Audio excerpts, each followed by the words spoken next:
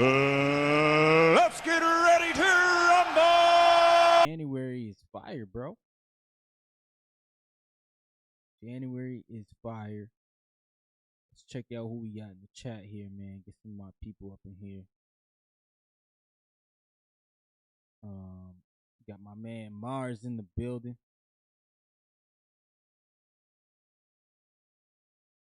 What's going on, family? Oh, he's playback, yep. I'm at Half Boxing in the building. Salute, salute. Eduardo, what's going on, man? Let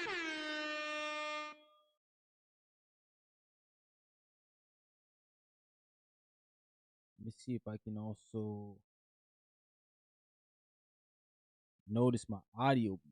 Oh, man. I don't know why my audio be so low, but let's see if I could pull that up a bit without killing y'all eardrums, man.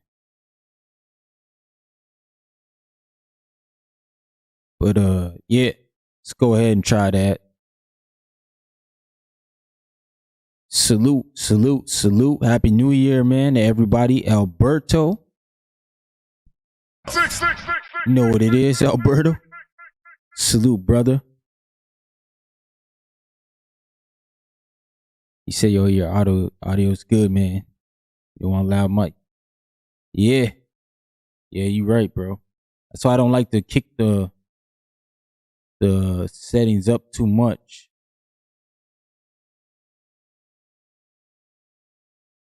Try to like keep it barely reasonable. But let me play with it. Make sure it's all goody.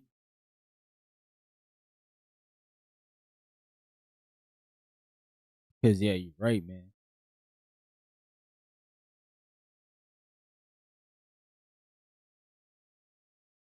All right, here we go. We ready to rock and roll. Somebody message me.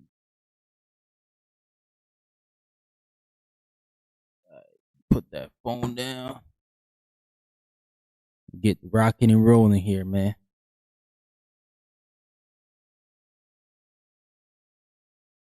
Salute to the chat. Salute to everybody in the building, man. I appreciate y'all. Yeah, man. We got a loaded January, bro. We got a loaded January. I can't remember the last time we had a January like this loaded, man. This is crazy. I think for sure this is gonna be fun, man. To start the year off right, bro. On the right foot. We got a lot of boxing to talk about, a lot of boxing to go over, and a lot of boxing to watch, which is nice. So we'll be doing a lot of boxing, man. My man Z Pacino in the building. What up, man? Salute, brother. See, you got the Border Wars thing going on, man. My man Z Pacino. You know, but it's gonna be a loaded month, y'all. A loaded month. And it starts this weekend with Amanda Serrano. She's back in the ring against Teles. And I believe that's a decent card, man. Up in PR. They got going on there. They bringing back, is it Ebony Bridges? She's on the card. I know Krista Rosado's making that comeback because, you know, she lost to Shredder Metcalf. We also got Henry LeBron, somebody who I ain't heard about in a while, y'all. And I gotta mention Henry LeBron because I remember Top Rank was extremely heavy on him, man. Like they were big in the Henry LeBron business. They were watching him, and then I don't know what happened, but it just seemed like they just became extremely disinterested in him. And I say that to say, like, Henry LeBron, man, I still think he's undefeated. Like, he was a good prospect. I think I watched him in William Foster fight. That was a good fight. Him and William Foster, especially William Foster had a good performance on the Pro Box card. He went into that fight. But yeah, man. Shout out to him, bro. You got Holly Holm against Stephanie Han. They fighting for a title. And then Yankel, man, Riviera versus Jonathan Gonzalez. Gonzalez, he's been inactive, but Riviera, he's been a good little prospect, man. Well, I don't even know if he's a prospect because he's got a lot of amateur experience with the PR national team. It looks like he's in a step up fight. So we'll see what he's made of, man. But as for that card, I think that's just a great start to the year. It's like a soft, you know what I'm saying, touch into the year. It's nothing crazy. But nonetheless, it's a good card, man. I like what I see from that card. I think for sure we can get, or we will get, bigger and hotter fights as it goes on, man. But I'm all right with that one. I'm all right with that one for now. That's on January 3rd, so that's on Saturday. Puerto Rico, right? As Amanda's defending her WBO and WBA titles, man. She still got belts. And then on January 10th, we got at the Barclays Center, obviously, Subriel Matias. He is fighting at the Barclays, man, in Brooklyn. The Puerto Rican destroyer, man, with the knockout power that he has. He defends his WBC super lightweight title against Britain's undefeated Dalton Smith. We know Matias, man, he's going to be walking you down. And we just got to see, can Dalton Smith be slick enough and hold his, bite down on the mouthpiece and in terms of fighting. Because we saw Liam Paro, the way he fought against Matias, even though it was a slippery performance for him, he still had to bite down and fight for a few of those rounds and really, keep Matias off him. So I got to ask y'all, man, who y'all got winning? You got Matias by KO, or can Dalton Smith pull up the upset, man? I don't know, man. I don't know. I got Matias, but y'all let me know, man. How y'all feel about that? We got my brother Eduardo. He's picking he say he's picking Chio, man. All right. I ain't mad at that. Salute Roger that in the building. What's going on, brother? Salute Bones. He said Ryan from the 6, man. Salute to both of you, man. Happy New Year's, fellas. Hope y'all doing well out there, man, and enjoying your holidays. Then we gonna fast forward all the way to January 24th. Obviously, there's some things in between there that are gonna be fun fights. But I think another one that the general public or more of us are looking forward towards is the Raymond Muratalla versus Andy Cruz. It's first title defense for Muratalla. It's the first time Andy Cruz is going for a belt, man. He's always trying to chase Keyshawn Davis. This is his opportunity to really make some real moves by winning a world title at 135. He's got crazy amateur pedigree. Andy Cruz got the technique to win, but we know Muratalla's got a lot of power, man. He got a lot of early KOs in his career. He's been showing a little bit of decline, I would say. Muratalla.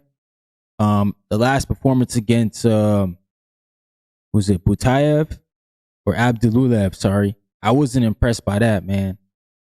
I thought he should have got dude out of there, but he didn't, man. And it is what it is. I get it. The competition gets better. It's harder to get stoppages, right? But man, you got to look impressive, especially when you're going in there for IBF interim belt. Understanding the whole thing that, Lomachenko may not be around for much longer, so I might get that fight. or I might get elevated should he leave. But what's better said than done is that the fact that, Loma left, Muratalla got elevated. Now he's in a real dogfight. And he got to show and prove, man. And then January 31st is the biggest one, obviously, of the month. That's the one we kind of all looking forward towards to. And I think a lot of us want to see that fight. Teofimo Lopez versus Shakur Stevenson for the WBO and Ring Magazine 140-pound belts. A lot of stakes on the line, a lot of accomplishment, accolades. Obviously, for Teofimo Lopez, beating Shakur Stevenson will give him one of the best resumes in boxing. Those are three big, huge wins. Lomachenko, Josh Taylor, Shakur Stevenson. That would be very impressive. And for Shakur Stevenson, it'd be his first, in my eyes, signature win. And I say, like, that's a guy we can look back at and say, Shakur beat Teofimo Lopez. It's only going to boost his accolades, of course. He'll be a 140 champ. I think he'll be a 4-division champ if that happens. And, he'll be a Ring Magazine holder, I think, in his 2nd division. So 2-time. And yeah, for Shakur, it'd just be an amazing win to boost your profile, beating one of the guys who are, one of your peers. And quite frankly, one of the best fighters in the sport, Teofimo Lopez, in around your division, especially he's the guy at 140. So for both guys, I think this is a huge fight, a huge moment. I want to see how they both approach it. I think Teofimo Lopez is known to fight better when the pressure's on. But we'll see, man. We'll see where he goes with that. We'll see where Shakur goes. It's a massive fight in the Garden, in the big room, not the small room, bro. It's in the big room. They almost got that thing sold out. So the general public is excited. And Turkey Alashik, I hope you're watching, bro. I hope you're seeing that the people are showing up because you're giving the fight fans what they want, man. This is one of the fights we've asked for. We've asked for any of these guys to mix it up. Teo Dev, Shakur Teo, Shakur Dev, Tank, Shakur. We've asked for all these fights, man. Hopefully this year, 2026, gives us some of them. It's a busy month, man, for sure. And I'm excited for it all. I'm just like, y'all, man, I'm gonna be watching. January is loaded, man. January is loaded. Shout out to Alberto. He said we got a loaded January, Ryan. I'm excited. Hell yeah, man. It's dope, man.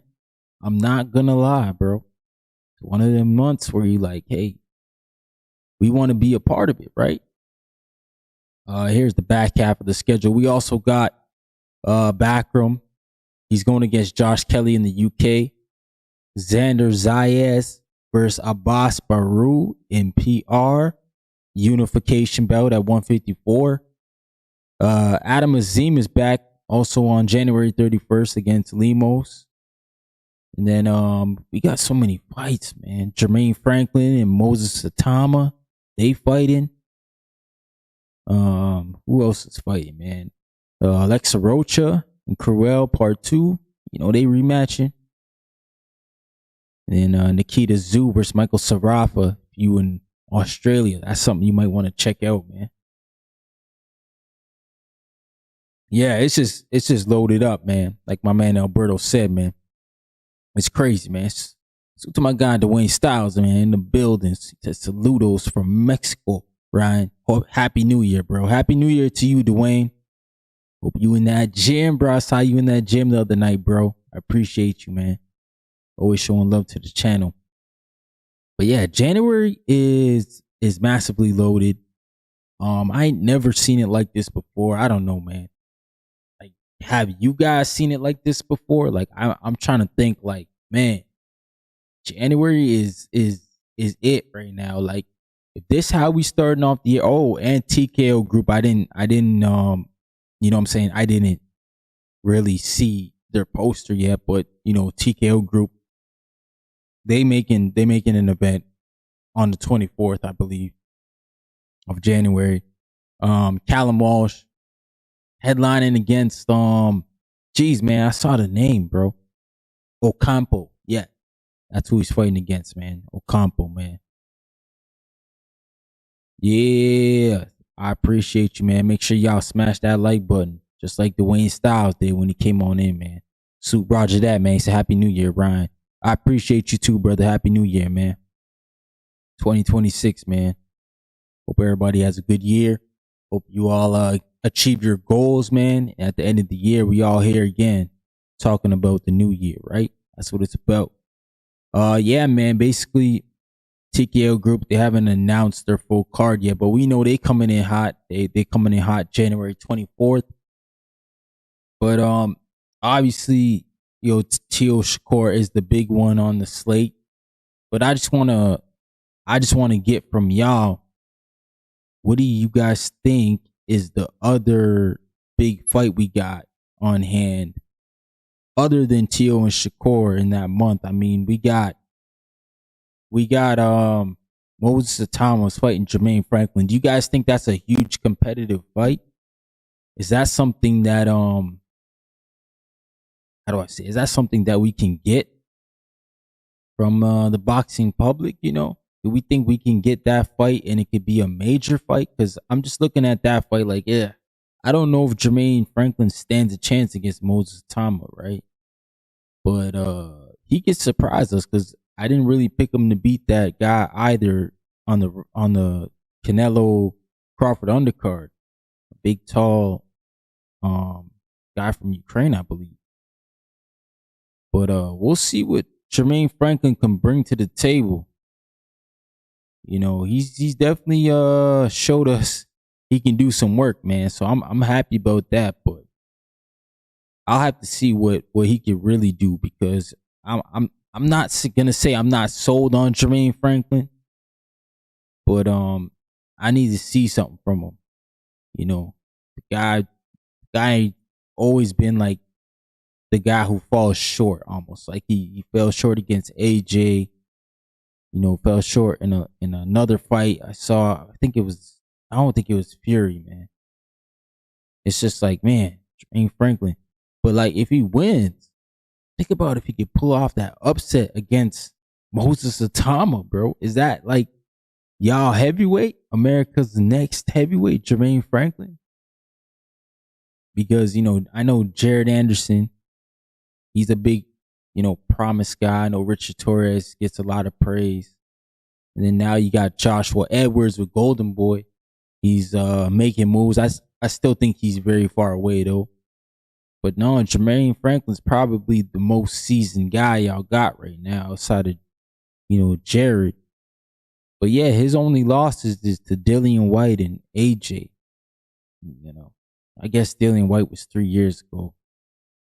And that was a majority decision. So I don't know, man. I don't remember that fight, so I can't say if it was a robbery or not. But it was a close fight with Dillian White. So maybe Moses gonna wipe the floor with this man too, bro. You know what I'm saying? Like that's rough, man. That is rough. Sabril Matias and Dalton Smith. How y'all think that's gonna go? Y'all think Dalton Smith got a shot?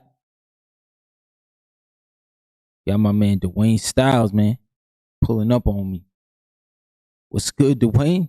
Saludos. What's up, Brian? Can you hear me? Yes, sir. We got you, man. You on the channel, brother. Damn, appreciate you. Can you hear me, or is there a slight delay? Yeah, it's a little delay, but yeah, we can hear you.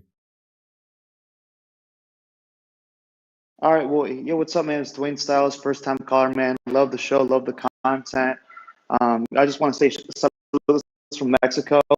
And yeah, man, I shouted you out on when I was on DHS a few days ago. I shouted you out because Thanks, you always show me love and always appreciate the content. So I'm just dropping by, yes sir. Just dropping by saying what's up. And I was gonna ask, are you going to that Teofimo Lopez versus Shakur Stevenson fight? Yeah, I'm trying to get credentials to go, man. I'm trying to go. It's not a far drive from where I'm at. It's like 6 hours, so I can do the drive for sure, man. It'd be nice to go and just experience that environment. Yeah, I mean, I'm planning on going too, but right now I'm in Mexico, so I'm planning on like leaving like the last week of January, and then go on Friday, go to the Pro Box TV card, Okay. on Johnny's behalf. Get my DHS credentials, and then that's on Friday in Maryland, and then Lamont Roach's little brother is gonna be fighting on the card. It's co-promoted by Lamont Roach Senior, so Yeah. I'll definitely be there, and then I think me and my dad, we might head to the Shakur fight the very next day. Gonna take the bus from Virginia to New York. So hopefully I can, meet you and then Johnny and Marco. Yeah, for sure, man. That'd be awesome, bro. I mean, yeah, that's not a far drive, Maryland to New York City. No, that's a good little drive, man. Yeah, Yeah, that should be a not at good all. run And for you like then. hell yeah, man. I'm ready, man. It's 2026, man. It's time to live more, you know what I'm saying? And yeah, I'm really excited for the card. I don't know why people are complaining. It's really good. Bruce Carrington's gonna be fighting Carlos Castro. If you don't know Carlos Mm-hmm. Castro, he fought Stephen Fulton last year on the Canelo versus Edgar Berlanga undercard on the prelims Right. actually. And Carlos Yes, the Castro prelim. he dropped Fulton and he almost stopped him. And Yep, I think I it was a remember robbery. that. I think Castro's a good fighter, and maybe he can get the upset. I mean, I like Shushu, but I think Carlos Castro. I think he could do it again. Hopefully the judges are right. I hope they're fair. They're in New York, and yeah, and I'm really excited. Hopefully we get a lot of upsets, and yeah. So who else is on the? We have Keyshawn Davis against who? Who's he fighting again? Jermaine He's at one. Ortiz. Jermaine, yeah, yeah. So I think Keyshawn should win that. Lord willing, he makes weight. So I'm looking forward to that one. He's from Virginia too. He's from Norfolk, so that's about a good Mm-hmm. 3 hour drive from me. He's from the beach part of Virginia. So who else? So that's Carlos Castro, and then we Carlos have a big Adames. baby. Yeah, yeah. Yeah. I don't even know who he's I mean, fighting. this is his. Yeah, me neither. I think the last time we saw him in the ring was what on the undercard of Crawford versus Madrimov, where he fought Andy Ruiz, where he fought to a majority split decision or majority draw. Yes, that's the last time we saw him. You're right.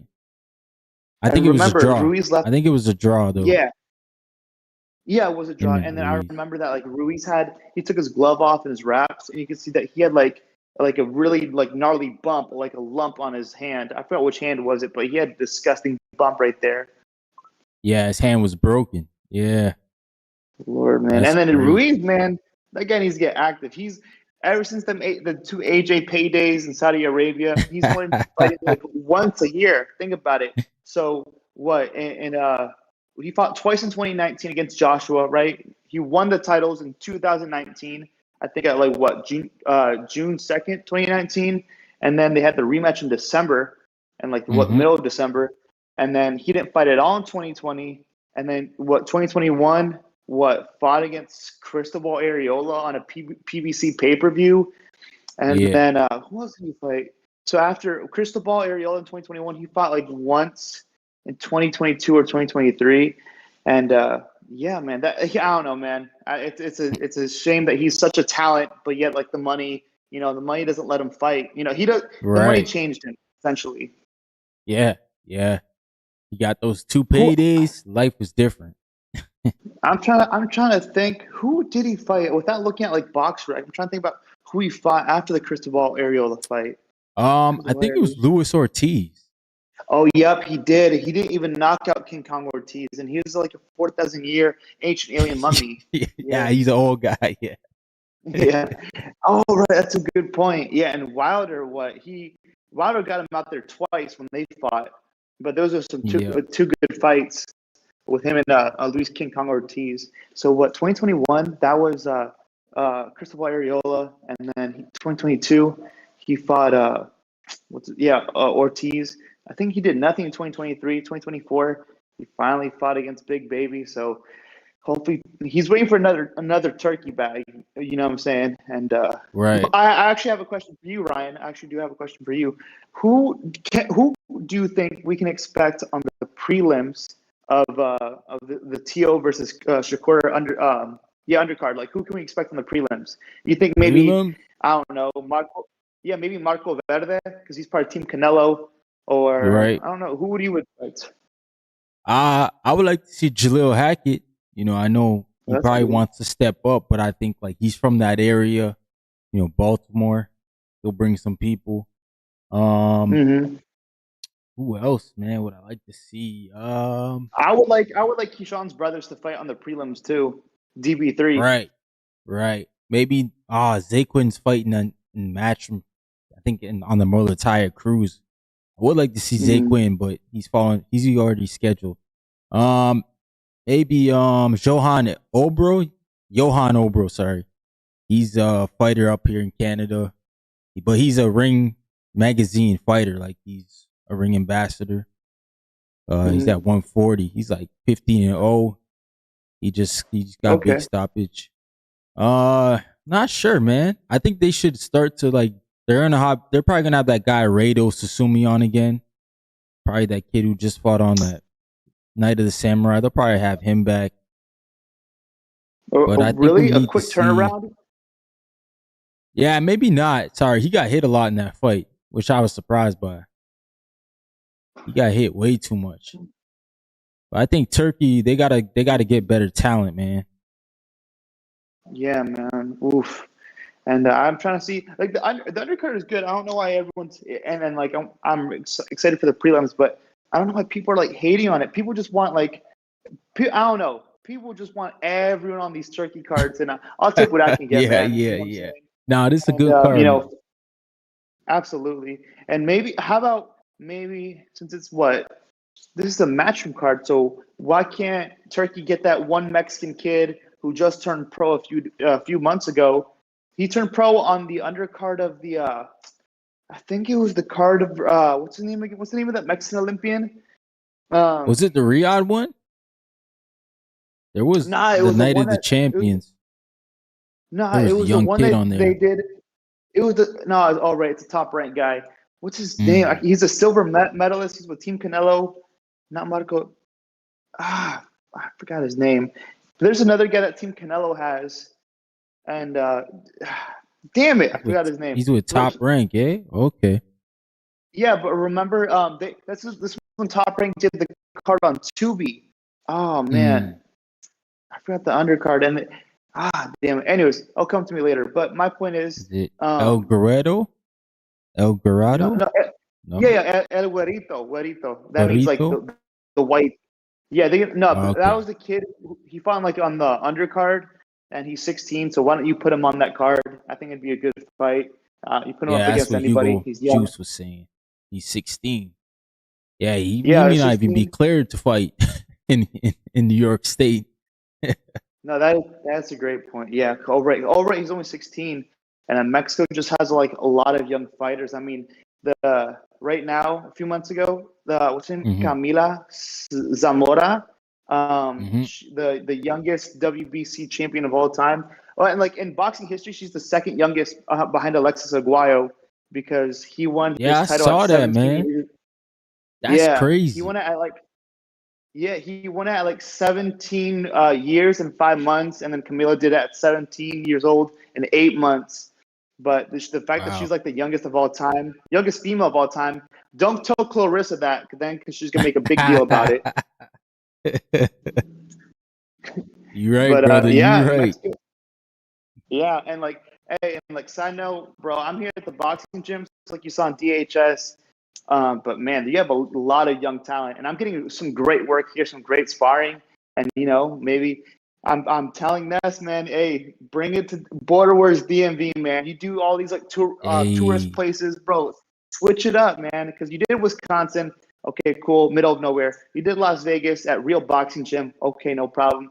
You're going, you just did it in Atlanta, okay, cool. You're doing it in Orlando, all right, cool. When Virginia warms up, we get all 4 seasons in Virginia. So I'm just saying, hey, summertime, you should do it maybe June or July or whichever part in August. So I can get right now. I'm getting to I'm in like pre-fight camp, and yeah, I would love to get on Border Wars and like do my thing because I have no experience, but I'm moving pretty decent. Nah, that's the good thing about Border Wars. It's like a lot of the people don't have experience, so it's not like you're gonna go in there and get killed, man. They shouldn't, at least. Exactly. And then who else? I think, I'm from Virginia. Quest the Best is from Virginia. Who else do we have? Tip Bayless. Yeah. He's from Maryland. Got Who all the else? guys from New York who can come in. Like, yeah, the DMV is Exactly. a And then, really yeah, for the East Coast, it's a good hub, man. yeah, and I would love it, man. I mean, I know that Ness. I was listening to TBV in December, or I think Mm-hmm. November, where he had one of the Russell brothers on the show. I don't know, because it's Gary Antoine Russell and there's just Gary Russell Jr. There's just like, yeah, I don't know which one it was, but they said that they have a gym up in Maryland. I mean, I'm sorry, up in Yeah. DC. I don't know what part of DC, but it's right there. And so I just want Ness to do his thing, but Ness wants to, build a building, like a la Pro Box. Pro Box TV Yeah. has their Oh own yeah. thing in Plant City. Yeah. So I know Ness has been talking about working on that. But I'm like, damn, just give us a Virginia one and we'll pop out, man. It will be a lot of fun. And I'm saying, hey, I could fight Quest. I'm 25 years old. He's 24. We both have no experience. We both walk around 180. I think it'd be a good scrap. You know what I'm saying? I don't take him lightly. I think this would be a great challenge. And, if it doesn't challenge you, it won't change you. And he's a great challenge. So yeah, man, feeling good, feeling great. But yeah, that's That'd my be that's my awesome. call, Ryan. I love the show, love the content, man. And yeah, man, saludos from Mexico. Today the gyms were closed, so I just went on like a little jog today, Nice, little nice. active recovery day. But yeah, man, I'll keep tuning in, man. Thanks for having me on, and saludos from Mexico, and I'll see you on the next. God bless. Yeah, thanks, Dwayne, man. Always welcome, brother. Oh, Ryan, hold on. Oh, yes, sir. Hold on, Ryan. One more Yeah, thing. yeah. One more thing. Yeah, I Canelo got you. Alvarez is the face of boxing. Easy, man. It's Yeah, all you love. right. Peace. Yeah. Peace, man. My man, Dwayne Styles, man. Know what it is, but salute to Leonard Sterling for dropping that 5-piece on me. Salute, brother. He said, man, you forgot about William Skull is back January 31st in Denmark fighting Jacob Banks, 17-0. Probably a primetime boxing card on the zone. Spencer Brown manages Bank. Oh, okay. All right, man. I need to talk to Spencer Brown because he got a fighter that, my brother want to fight, man. We want to fight that Commonwealth champion guy over there. I think he just lost to what's his name, man? Freaking my man who always be getting shots, bro. Man, his name slipped my mind right now. But yeah, man, salute to you. Leonard Sterling, thanks for tuning in, brother. You a real one, brother. I appreciate you. You had another question as well. If I could just find it here. There it is. Said Tiana Walters she beat Crystal Rosado. Yo, she might have a shot, bro. She might have a shot because Crystal Rosado, I thought she was gonna beat, Sharetta Metcalf. But Tiana Walters, respectfully, never been near championship level. But if there's one person she could beat, it could definitely be Crystal Rosado. Yeah, I'm not giving out betting advice, but if you was a betting man, I'd sprinkle some money on Tiana Walters for sure because Crystal Rosado, she had that bad loss, man. It didn't look good. She looked really bad in that fight against Sharetta Metcalf. For somebody who was supposed to be, a big next star, it just didn't sit well with me. But to each his own, man. I think it's gonna be a good fight card. That's going down Saturday. Oh man, Hugo Juice in the building. He said he fought or he messed with or he fought on the Benavidez undercard. Okay. Yeah, he was that guy. I do remember seeing him, man. He said he messed with Canelo and Benavidez. Okay. Yeah, I saw that, bro. My man Roger that said, I'm surprised they brought Skull back. Yo, somebody gonna pay for it, you know what I'm saying? That's what's up, man. Shout out to Skull, man. He said, my boy, what's going on, Malcolm? Malcolm in the building. Happy New Year, brother. Happy New Year. Dwayne Styles, Canelo's face of boxing. I love the Canelo fans, man. Gotta love the Canelo fans. But yeah, I'm surprised. I'm kind of surprised too that William Skull's back. But hey, they gotta, his promoter gotta put him in, man. The dude was number one in the IBF. He did get a shot at Canelo Alvarez. All that stuff is real, man. That stuff just didn't, you know what I'm saying?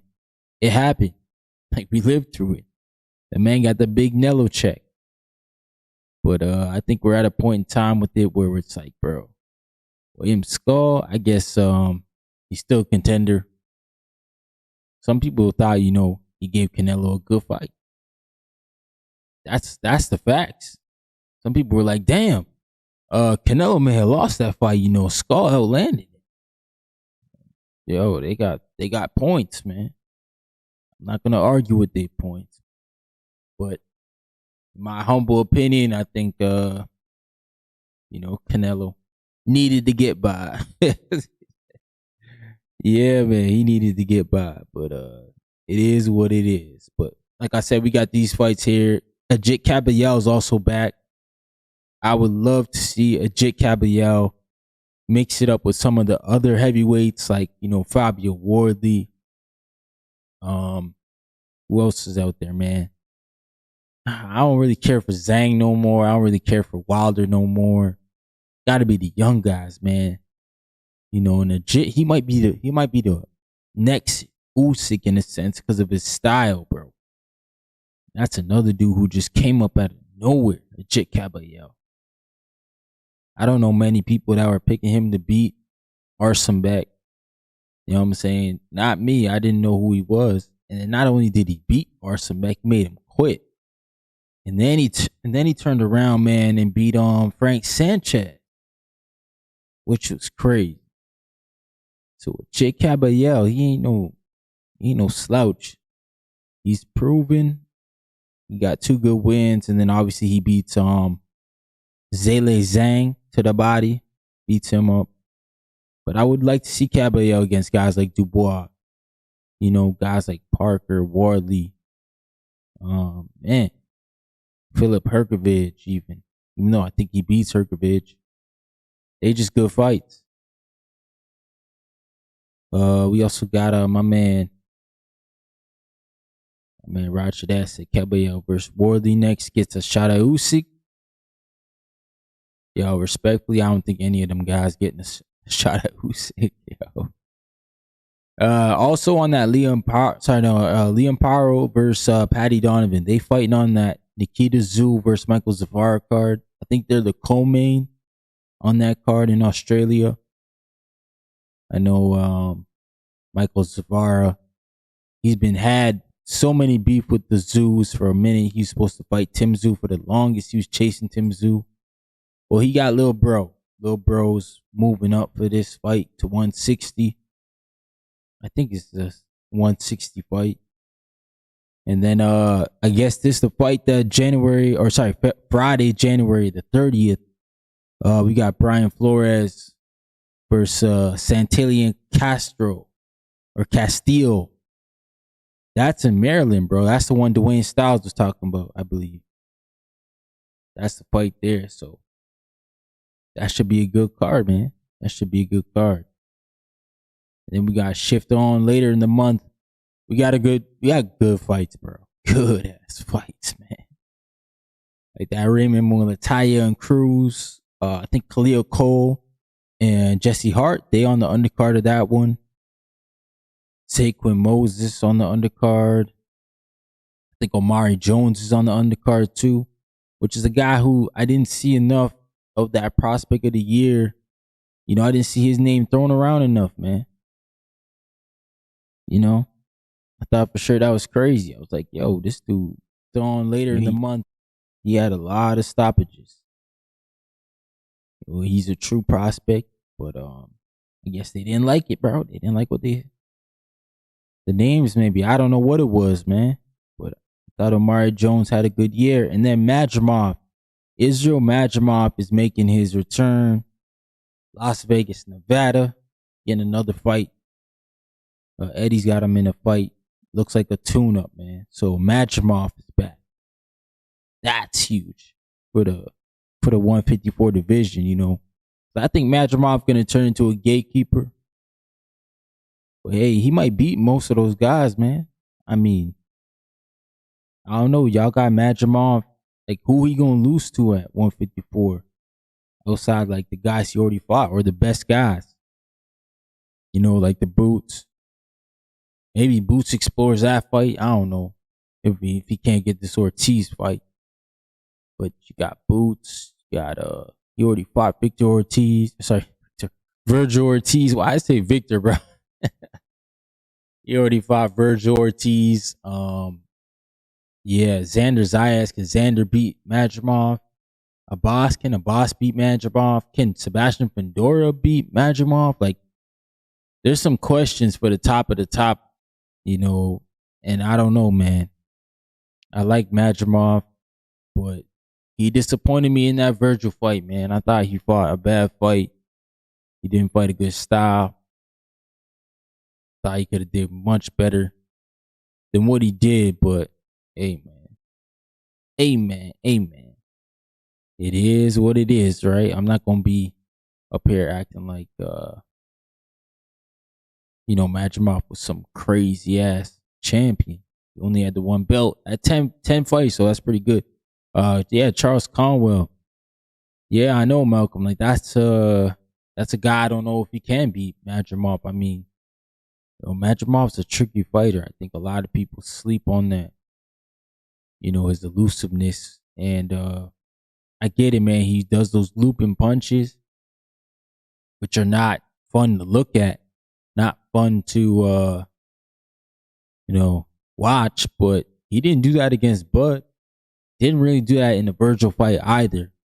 You know, Bud Crawford, he was kind of like, he was a whole different fighter in that fight, actually. I feel like if he took that same game plan and applied it to Virgil, he probably could have won the fight, man. But you know, people say that Madrimov was hurt or sick or whatever they say. They always give these guys excuses, man. And I'm just not gonna do it. Madrimov lost, fair and square. It is what it is. Sabril Matias. Is Sabril on upset alert? Is he on upset watch? Y'all think Dalton Smith got the boxing style to, you know, go 12 rounds with Sabril and win most of the rounds? Because that's what it's gonna take, man. I mean, I ain't never seen Sabril hurt. I ain't never seen him dropped even. I don't think Sabril been dropped, has he? Maybe. I ain't seen him get dropped, but you know, he's a machine, bro. Literally. The dude just walking forward the whole fight, applying that pressure, that mental pressure. And yeah, we'll see, bro. We'll see, man. My man said, I swear Zafar just fought. I feel like he did too, man. Big money. I feel like he just fought on that Tim Zoo card. That was like last month. But I'm not sure, man. Or not that one, the Jay Apatow. When was the Jay Apatow one? That was the same weekend as Lamar Roach and Eastside Cruz, which is in December as well. But let me look on Fox right here, see when Michael Safar fought last. Cause I feel like we in the same boat with that, bro. The man just fought, but hey, man, if that's what he want to do, I'm not gonna be mad at it. No. I guess his last fight was in August. Okay. Yeah, Michael Zafar fought in August. I don't know. Maybe we confused him for Tim Zoo, maybe. Because you know they've been on a collision course. But now Michael Zafar, he fought last in August. So it's not him. But hey. Yeah, man. Sabril Matias is the on a, you know what I'm saying, upset alert. What about the Khalil Cole and Jesse Hart, man. I know Jesse Hart hasn't been really in the big fights lately. Hasn't really been talked about that much, but that guy, he is tested. He's been in some big fights, man. Can he upset Khalil Cole? Because, this is Matchroom, so they are rocking with Khalil Cole, man. You know what I'm saying? I don't know. We'll have to see. Yeah, man. Jesse Hart, he might be able to do it. Z Pacino. My man said, can Xander beat Baru? Now, that's a fact, bro. I'm asking myself every day about that because Abbas Baru just, he came out of nowhere essentially, but his style is very, very, very tough to deal with, man. And I think for sure Xander Zayas, yes, he's the title holder. Some people consider him, some of the weakest title holder outside of Abbas Baru. But I just look at Abbas's style and I say, man, that can cause big problems, bro, with Xander. I don't know if Xander been in the ring with a guy like Abbas Baru, just gonna come forward with that grit and just try to put hands and full hooves on you, like my man Tree said, man. I think Abbas Baru's got the style to spoil Xander's night in PR, man. And we'll see. We'll see if he can really do it. It's a unification, so it's a big fight for the division. It's moving it forward. Man, I like it, bro. I like it. That's Xander and Abbas. Man, Z Pacino said, you just reminded me I need to film study on Hart. Yeah, man. Jesse Hart might be able to do it. I mean, we've seen Khalil Cole take an early loss before, so it's not out the realm, right? Shout out to Alberto. He said, Xander not like that. He's getting exposed this year. Okay. Damn. Alberto not a Xander fan, man. That's all right, man. I mean, shout out to Xander, though. Here's what I will say about Xander. Even if he loses to Abbas Baru, his energy was not like some of these other guys, man. He jumped up, got the belt. When he got the belt, they tried to offer him Santillion, moving up from 47. This man said, nah, I don't want that guy. Get me a champ. Abbas Baru, he's probably the easier one to work with because he's with a smaller promoter. He's been off already. He fought before you, so he's been off. And, Sebastian Pandora and Thurman at the time were in talks. And where's the other belts? Who has the BA? They had the BA, the BO, the IBF, Backroom Muratalla. We know Backroom was trying to fight Lubin, who was his mandatory. That didn't fall through. So basically, Xander went the right route, man. He went and got a unification bout. And I think this is a far harder fight than fighting Santillion. You know what I'm saying? Who's going to move up in weight from 147 as your first defense in PR. All that pressure, bro. So shout out to Xander because some of the, these other guys who move up or other guys who get belts, they want to go get a free tune-up, man. And then Xander was like, nah, I want unifications immediately. And, he forced Top Rank's hand, man. They had to send out that notification to Abbas Baru, like, yo, we need you over here, bro. What you need? Xander's one of the last guys I think that are with Top Rank that can make them is one of the stars. They think about it, man. If he can get PR popping, I don't know what costs to do a show out there. I feel like it's fairly cheaper than probably the US. You can go ahead and build Xander's name in Puerto Rico if he's selling out these shows. And now you on Tubi or you're getting the ads. Maybe it might work out, bro. We could be watching Xander Zayas, do some things, bro. As a champion. Make some things move, man. Xander had Baru in 2 of his past camps when he fought Spoomer and Damian Sosa. So they know each other. Yeah. Nah, but the problem about the sparring is when you go to sparring, I don't know how everybody goes to sparring. I just know when usually when my dad brings in people in camps or my brother goes to camp, you're supposed to emulate somebody. So you're not really going in there to do what you do. You're going in there to do what they need you to do. Sometimes they'll bring guys in who like fit just the dimensions.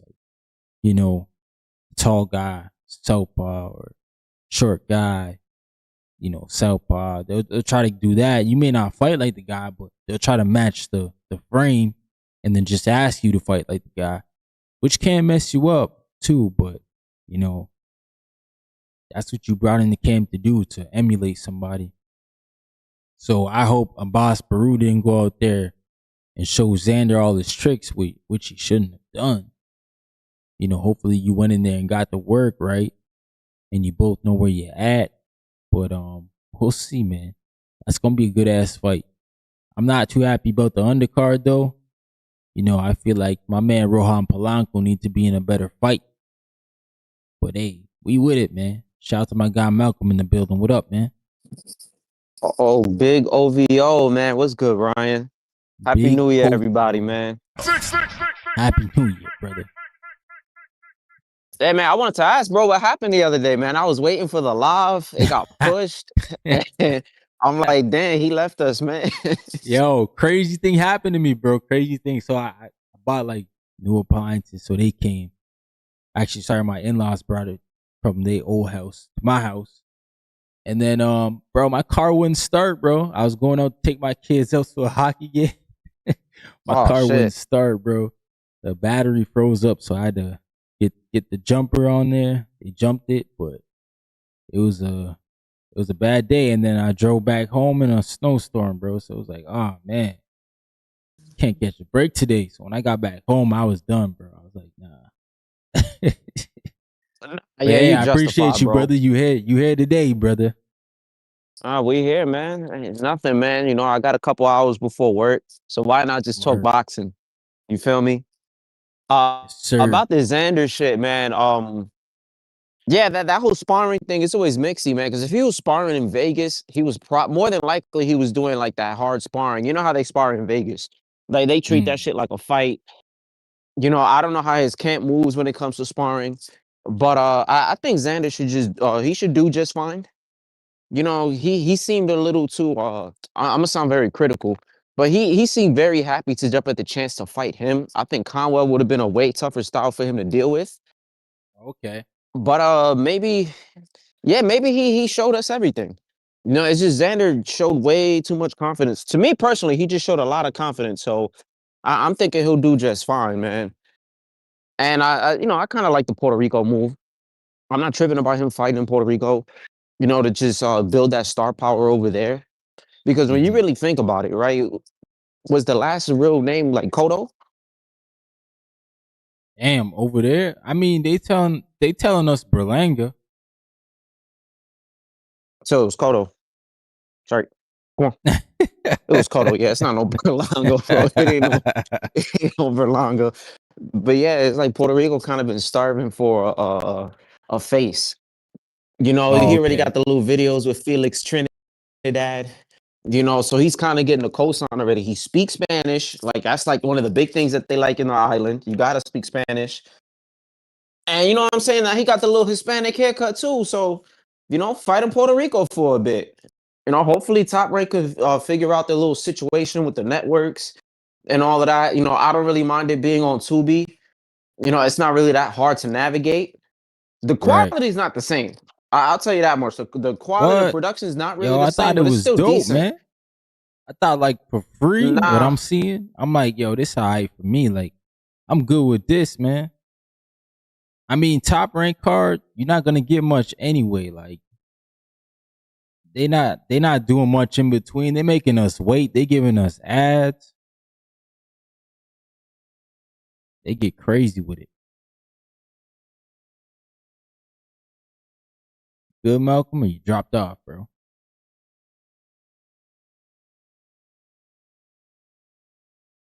I think Malcolm got a call, yo.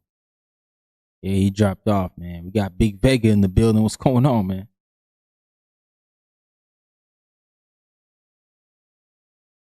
Yo, Alex Vega.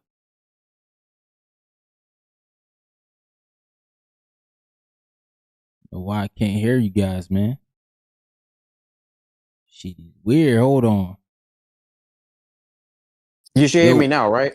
Yeah, I got you now, yo. Okay, yeah, no, it was the Wi-Fi. Okay. I was like, yo, what the heck going on? Because Vega came in too and same thing happened. Yeah.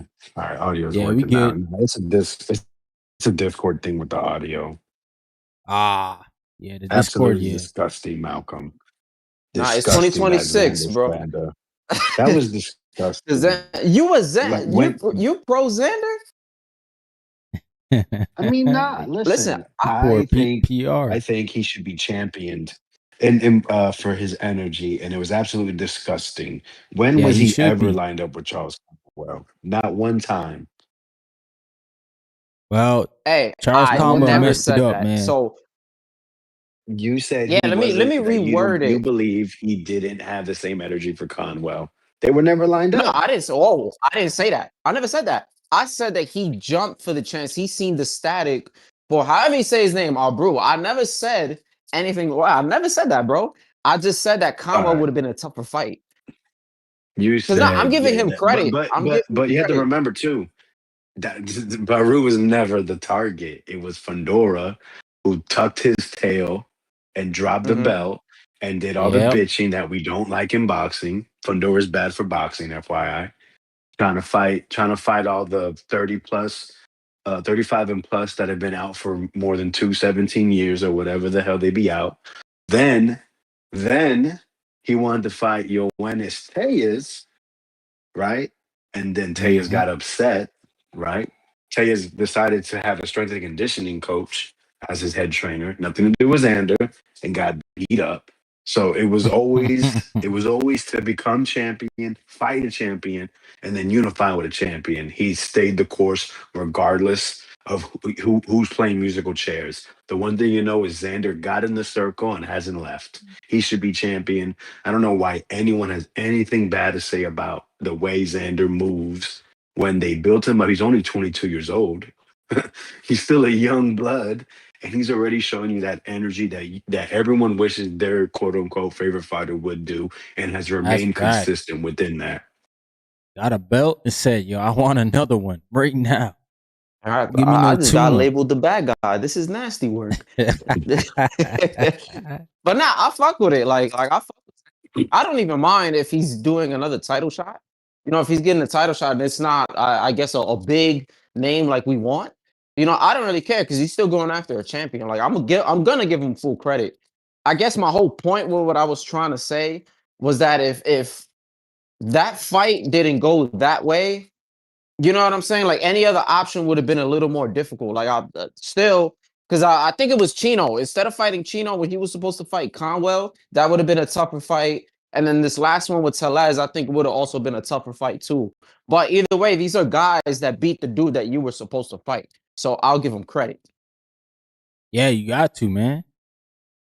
Like, Charles Conwell messed it up. Because if he would have won, he would have been in position. Good. Now you can I fight don't. Madrimov. Oh, man. Madrimov has a comeback fight. What card is that? Yeah, Is it he on the the Muratalla and Bakram? Cruz. Oh, No, Muratalla. Okay, Muratalla. yeah. Shout out to Yeah, him. Okay. he's on that. Who you fighting? Yeah, it looks like a Nobody. tune-up, man. Yeah, yeah. Oh, this He is one of deserves those. one. Hey, he deserves one, bro. He's got 2 losses. He fought the best fighter of his generation, and then allegedly was sick and got beat down in certain oh, rounds against Virgil. Hey, but oh, that that was being sick in Saudi is it's we lost another fight.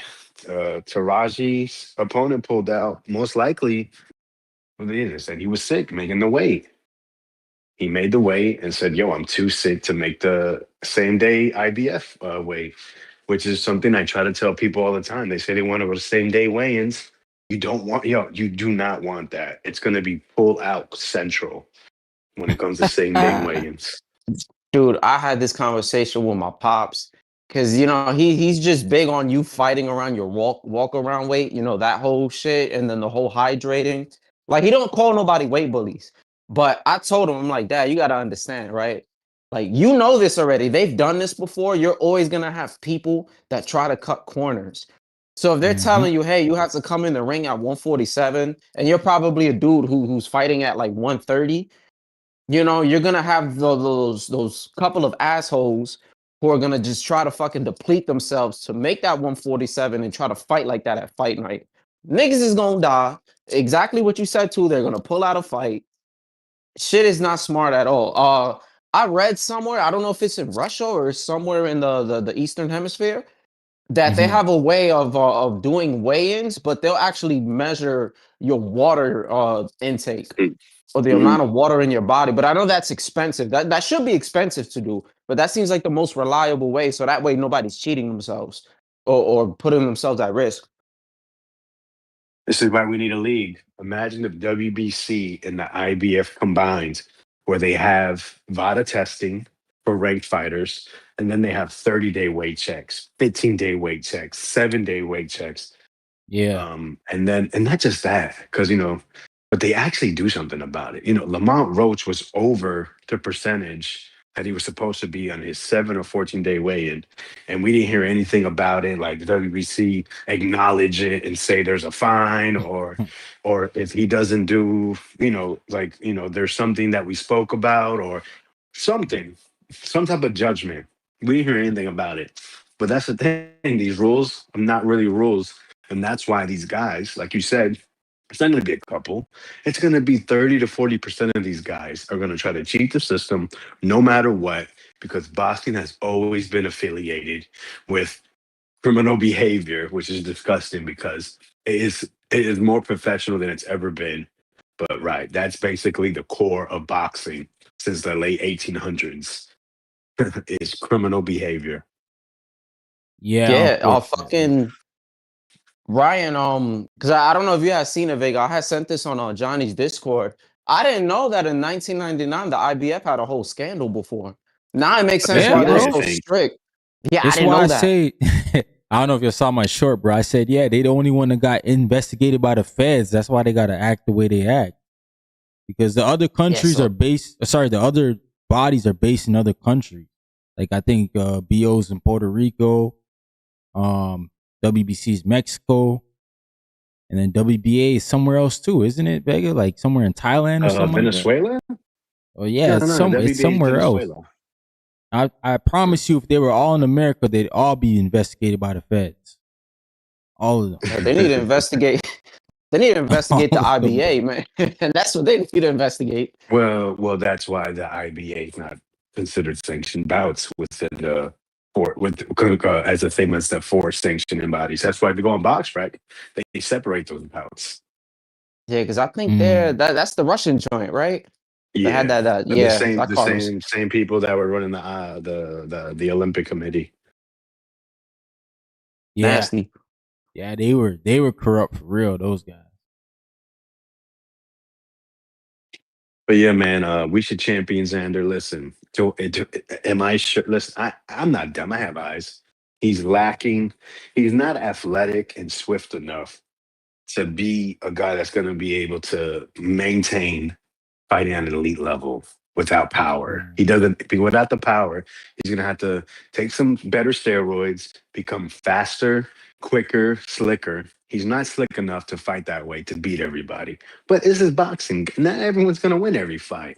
But if we want boxing to change, someone that's moving the way he is at such a young age. Yeah, he's been pro for 6 years, but come on, man, he was the youngest signing ever to Top Rank, which is basically the oldest I'm sorry, promotional company in America. Yeah, it's So the only. Yeah, for he's sure.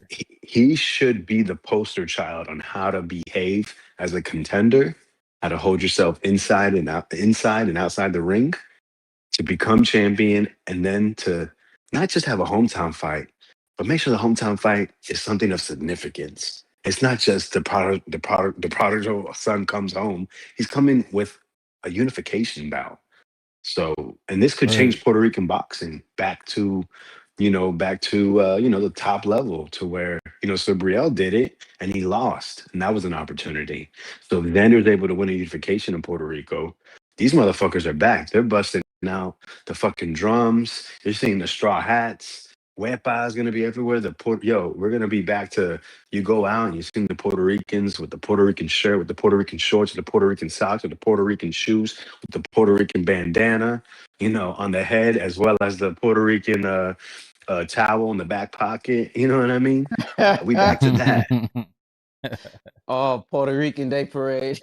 Yeah. Now, Ryan, have you ever experienced that with the Puerto Ricans? How ridiculous they get, specifically the New Yorkers.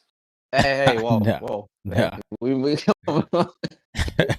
Nah, it's kind of the way he says. I'm not gonna lie. Because he's Puerto Rican, I won't take offense to it. But No, yo, it's I'm not gonna lie, ridiculous. it's like that.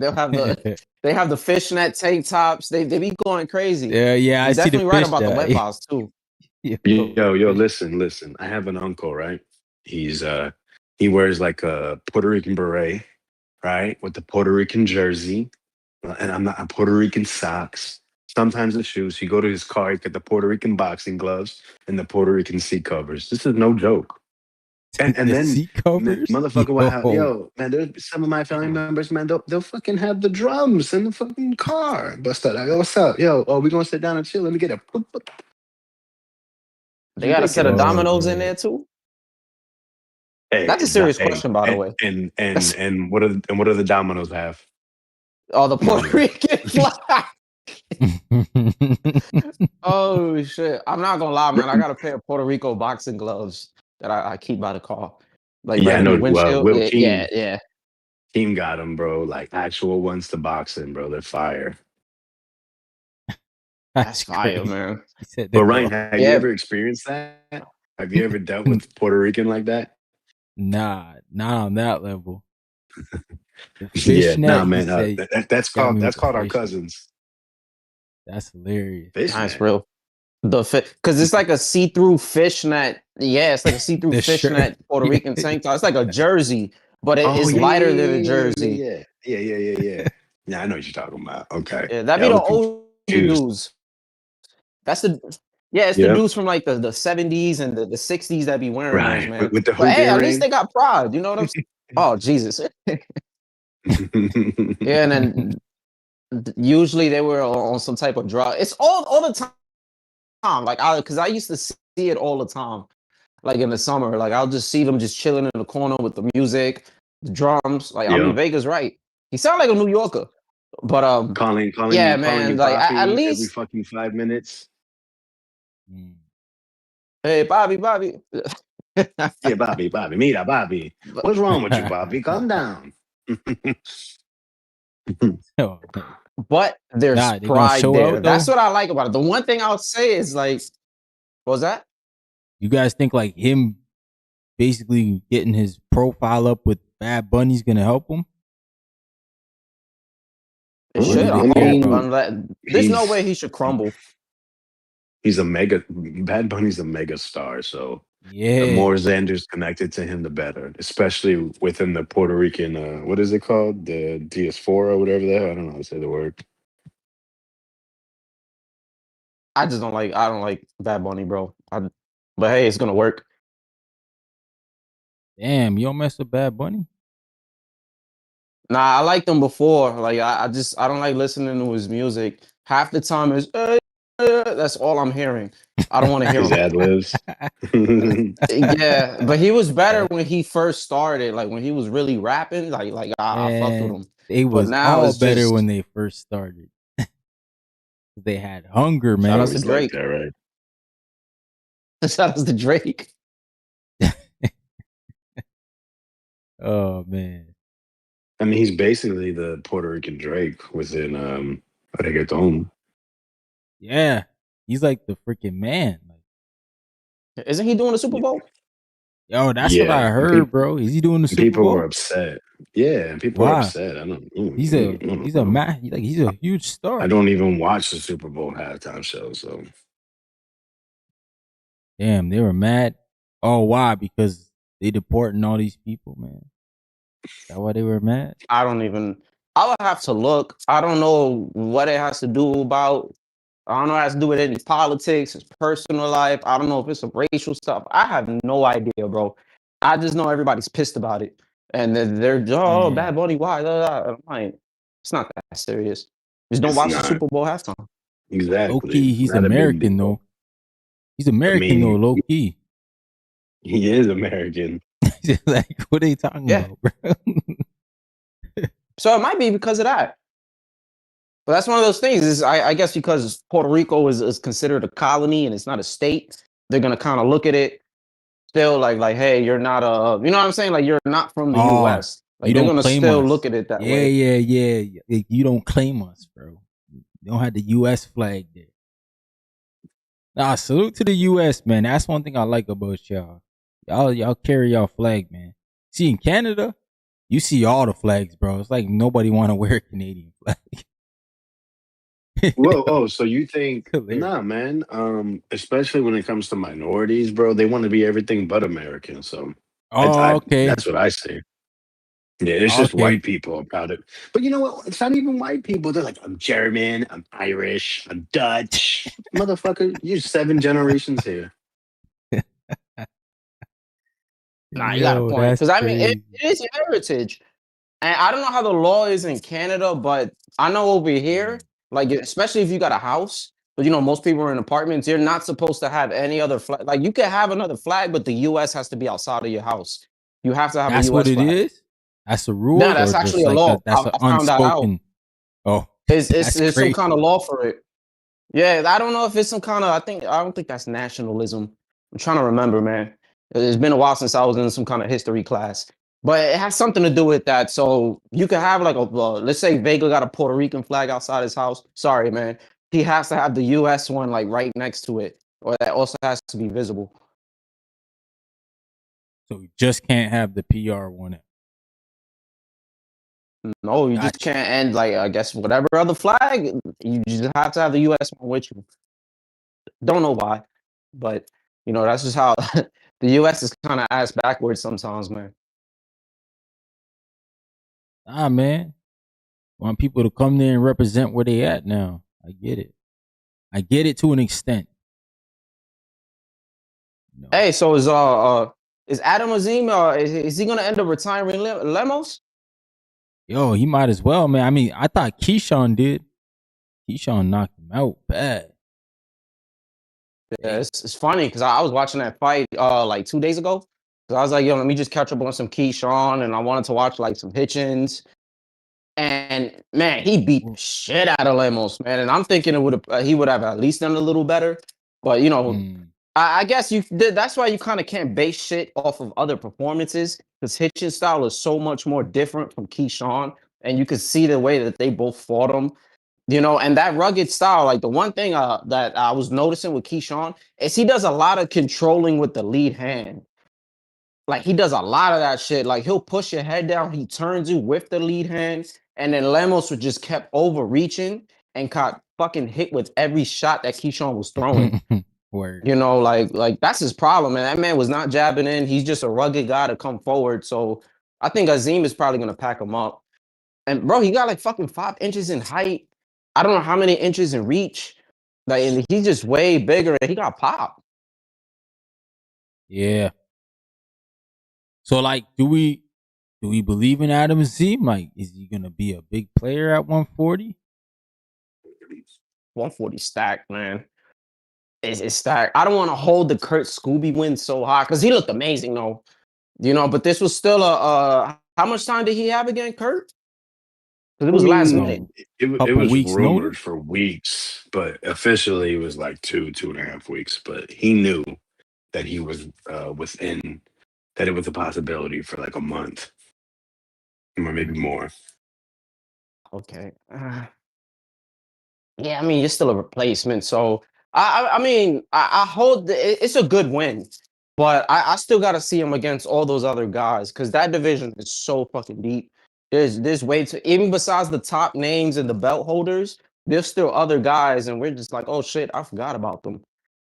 Yeah. You know, so I think yeah, he could cause a little bit of havoc, but hopefully he doesn't do the typical the UK guy that lets us down.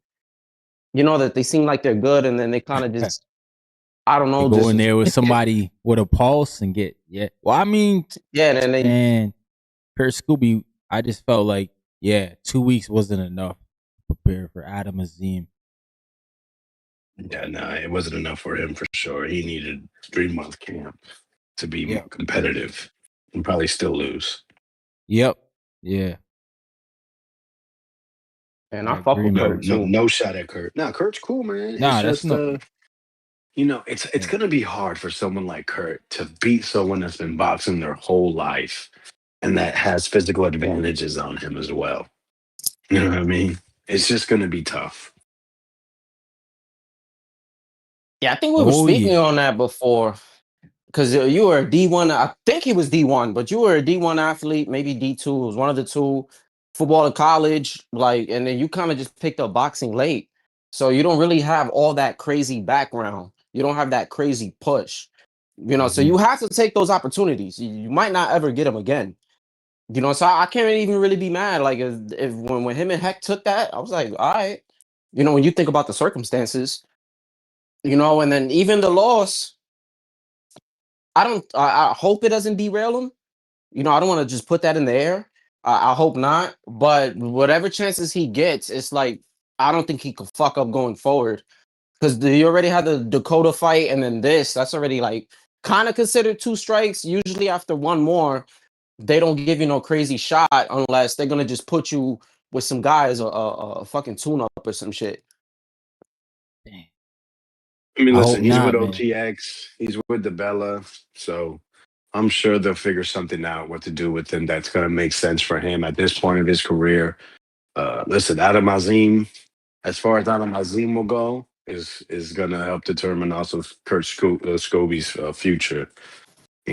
So the more success Adam has, the more opportunities Scooby's going to get. But it's going to be interesting to see how he gets those opportunities, such as a late replacement on a big card, as we saw with that Azim fight. So, I doubt they're going to let a prepared Scooby fight someone such in the position of Azim. It'll probably be someone that's a little more seasoned, if that would be the case. Salute to my brother Martin Brown. Happy New Year's, man. Joseph Brown. I don't know if you guys ever watched Joseph Brown before? The boxer, the guy that's he signed he signed a Mayweather. He's a prospect. Yeah, he's like highly skilled in like 5 different disciplines. Yeah, man, a combat kid. Yeah, he's fighting on February 7th, man. Mexico. Okay. All right. Salute to him, man. His dad just messaged there on Instagram. That's what's up, man. We want to see Joseph active. We want to see TMT fighters active, man. All them young cats over there. They gotta be fighting, man.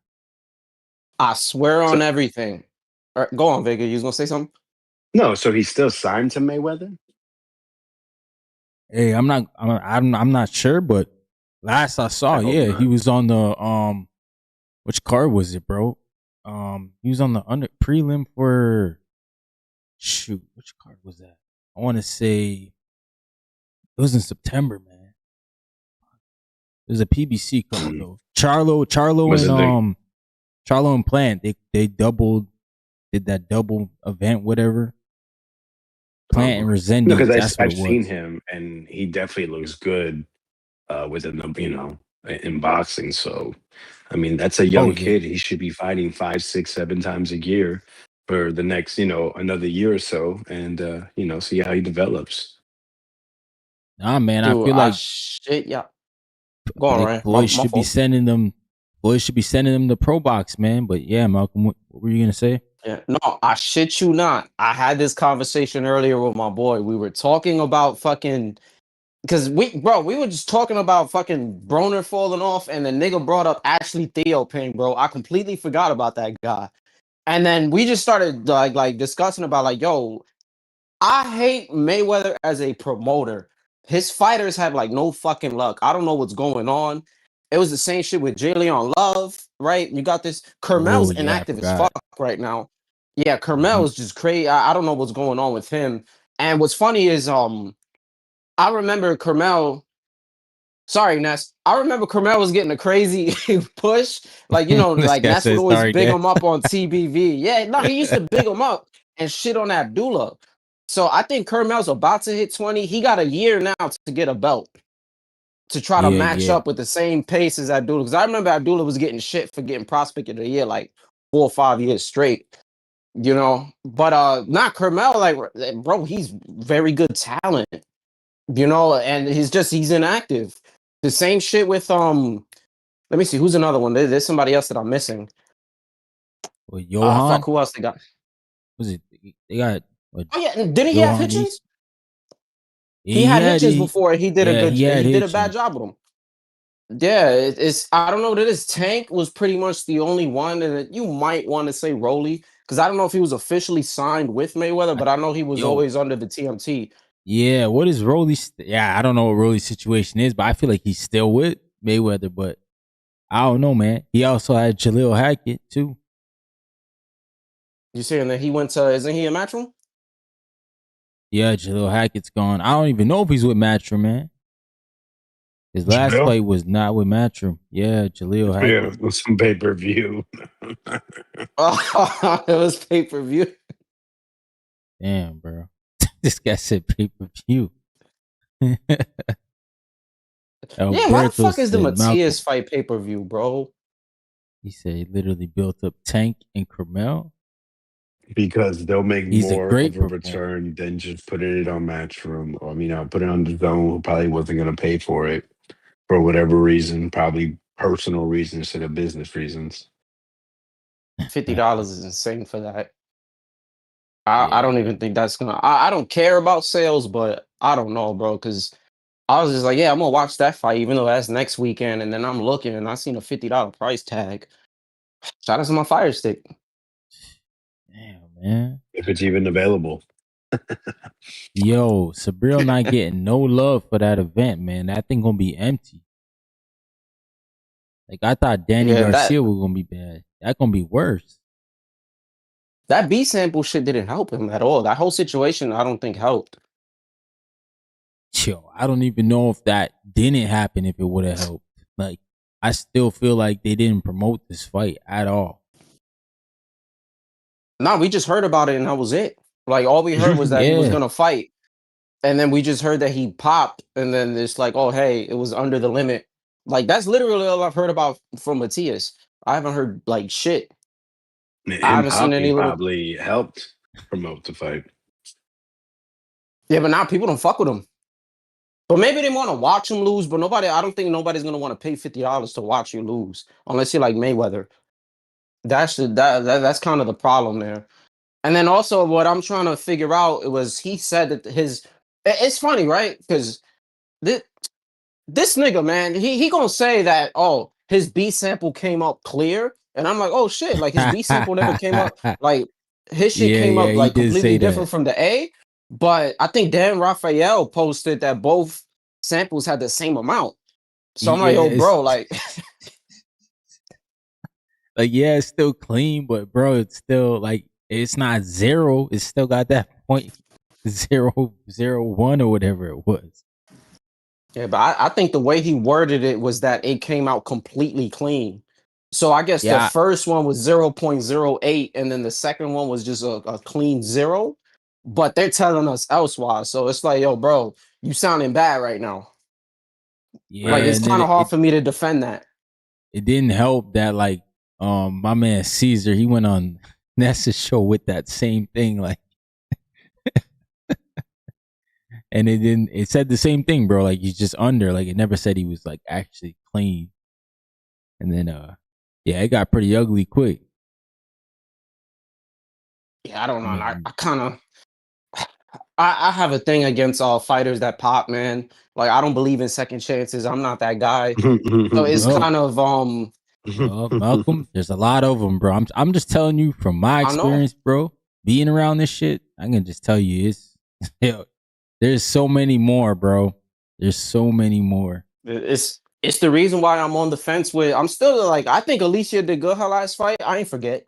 I stopped pushing for Ryan ever since he popped. You know what I'm Mm, saying? And it's just my thing. Like I've always said, is this is the sport where you could kill a motherfucker, you could decapitate them. Before you take those steroids, you're aware. Like, there's that thing, like, hey, I could probably do some crazy shit. And you decided to take your steroids. Fine, you get caught. Nah, I think you should get banned. That's just me personally, because you playing with people's lives. Then you got dudes like fucking Gerald Miller who pop like 3 or 4 times and they just keep Yeah, coming that's back. crazy. Yeah, that's crazy. Like Gerald Miller, like he always gets opportunities, man. I don't know, man. There's just like I feel like if you don't fund the money to do the drug testing, that shit don't even happen probably, bro. Like just think about the guys who's like fighting 6 and 8 rounders. You think they tested? Like, it's Fuck crazy. no. How expensive is that anyway? To do it, it can get pricey because then the people got to travel to you to do the testing. You got to pay for all that, man. I don't know where they're based out of, and then they got to bring it to a lab. It's got to sit in the lab. Yeah, man, that shit probably does add up. Damn, so you got to pay for Vada Flying Spirit? I'm sure you do, bro. Or it factors into their crazy, pricing, bro. I'm sure. Oh shit. And then they that's pulling kinda up nasty. at you anytime, bro. Could be late in the night, early in the day. Shit. Could be on the toilet taking a shit. They pull up, man. You gotta just give blood, man. It's crazy. Yeah, man, that's why I agree with Vega on the whole league thing. Like, I think it takes time though, but if they had a league with all that drug, I'm perfectly fine with it. Yeah, I'm if you have a perfectly fine, but league, it takes time. you can have a union and you could do it, yeah. But you got to do it like Olympic style, year round. Pop up anytime. Yeah. Like UFC. Yep. That's what UFC does. Dudes be popping in the Mm-hmm. UFC too. My man John Yep, they Jones be getting caught. pop for that cocaine. I was laughing, bro. And then when you fail, you get tested more, like it should be. Not to say that the UFC is full of angels and they're the best ever, but it's better than we No, have now. Fuck these but sanctioning that's a bodies. Fuck structure. their belts. Fuck them all. You know, It's just too corrupted. I was thinking that's what TKO was gonna try to do, or even though it hasn't really like they haven't really fully settled everything. Because the whole thing, like, look, people don't like Dana, right? The main reason is because of the money, the whole money situation. Like he don't really pay his fighters. Turkey pays his fighters. Turkey don't really Mm, know. He's more of a casual when it comes to just putting on cards, and he gives us names. right, But right. Dana was always a pretty good matchmaker when it came to the UFC, and he made sure guys were fighting the dudes that they were supposed to fight. So if you have Dana White and you just change the money thing, and it's like let Turkey do the funding, and with TKO, like they have their own little boxing shit, and they make sure they got a rank. You know what I'm saying? They got the ranks going perfectly fine. Everybody gonna get paid right if you got Turkey. Like you just got to keep Turkey out the fucking matchmaking. That's it, because he's just gonna want the What? two popular guys. Well, I That's mean, the thing, but look. that's What? What's Dana think White about gonna it. bring us, bro? Because I don't know. I he's supposed to gotta. be the matchmaker or the guy who's kind of like Exciting fights. moderating. That's the Yeah, thing. because Turkey's just a casual. He said it. He's just a casual. But UFC, man, I mean, they've lost stars, That's and what. now I don't know, man. they're hungry for it, and now even their matchmaking is not the same. But their product has become watered down, just like everything. We see it Yes. all the time in boxing. People come, they come in the game, they start throwing money, and then they don't get their return, and they end up being like everybody else. Look at Turkey. I mean, the Moses Atama Dillian White, that was a Turkey card. Look at the Yo, ring trust. card with the Japanese. Look at the Teofimo versus Shakur card. It's not like the other things. There's already a change. It's already enough sample size to show you it is not like what it used to be. And that's because boxing is dirty. Yeah. Straight up and down. But Turkey just need to hire better matchmakers, bro. I don't know. He make that shit difficult. Yeah, he need to get a Brad Goodman, man.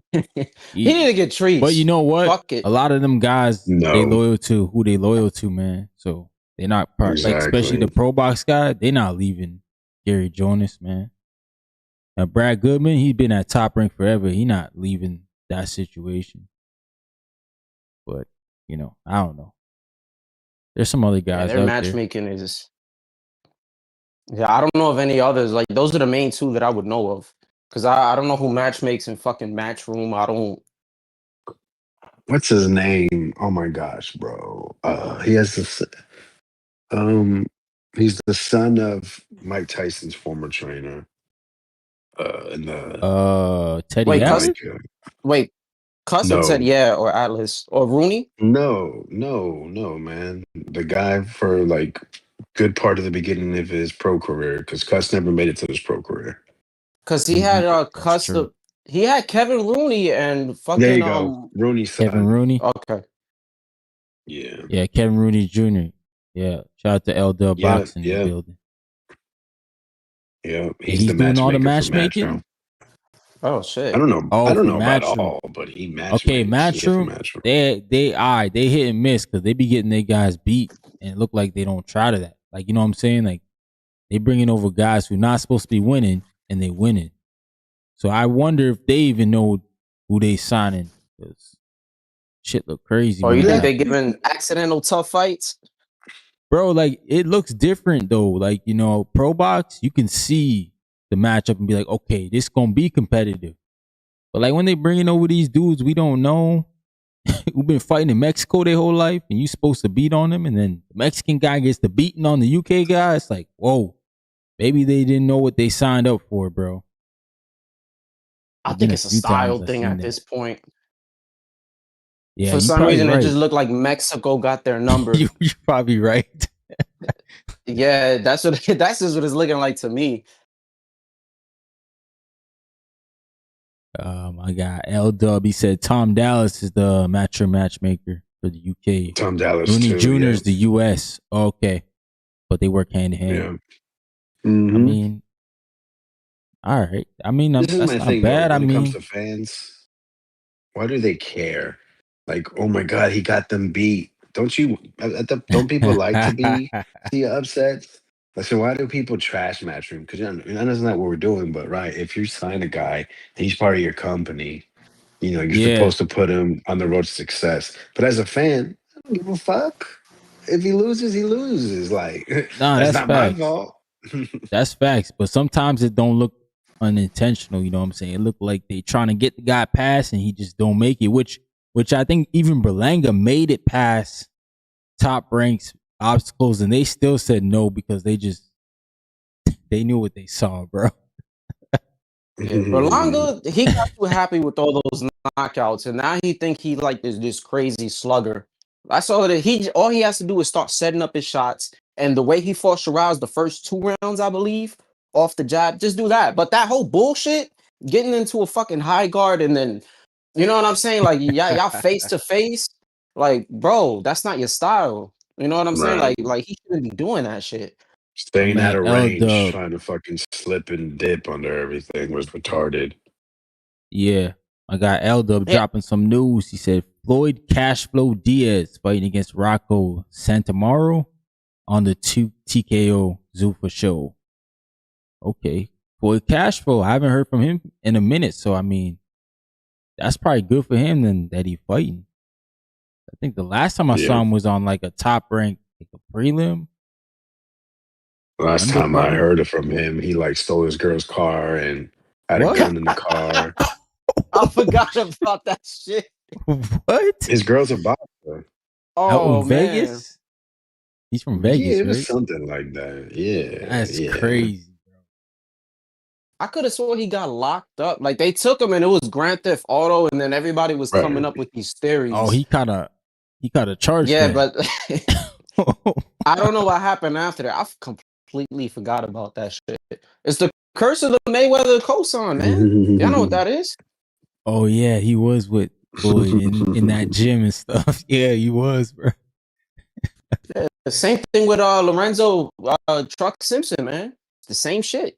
Even though, it's kind of just his career and him losing fights. But he had that Mayweather cosign, man, when he bumped into him in the, I think it was on ES News. And Mayweather's like, oh, No you're a way. fighter. And then he tells him his record. You never seen that clip? Nah. A Trump? A Trump? No, I Chuck was talking about Simpson? I was saying Floyd and Truck Simpson. It's when he was in the amateurs because he had a crazy record. I think it was like 100 Yeah, something and like 10. 400. He had like 400 fights. You sure it's What? 4? Because I thought it was like 100 and Yeah, it was 100 and some bro. change, bro. Like It wasn't 4. 400 fights Truck got.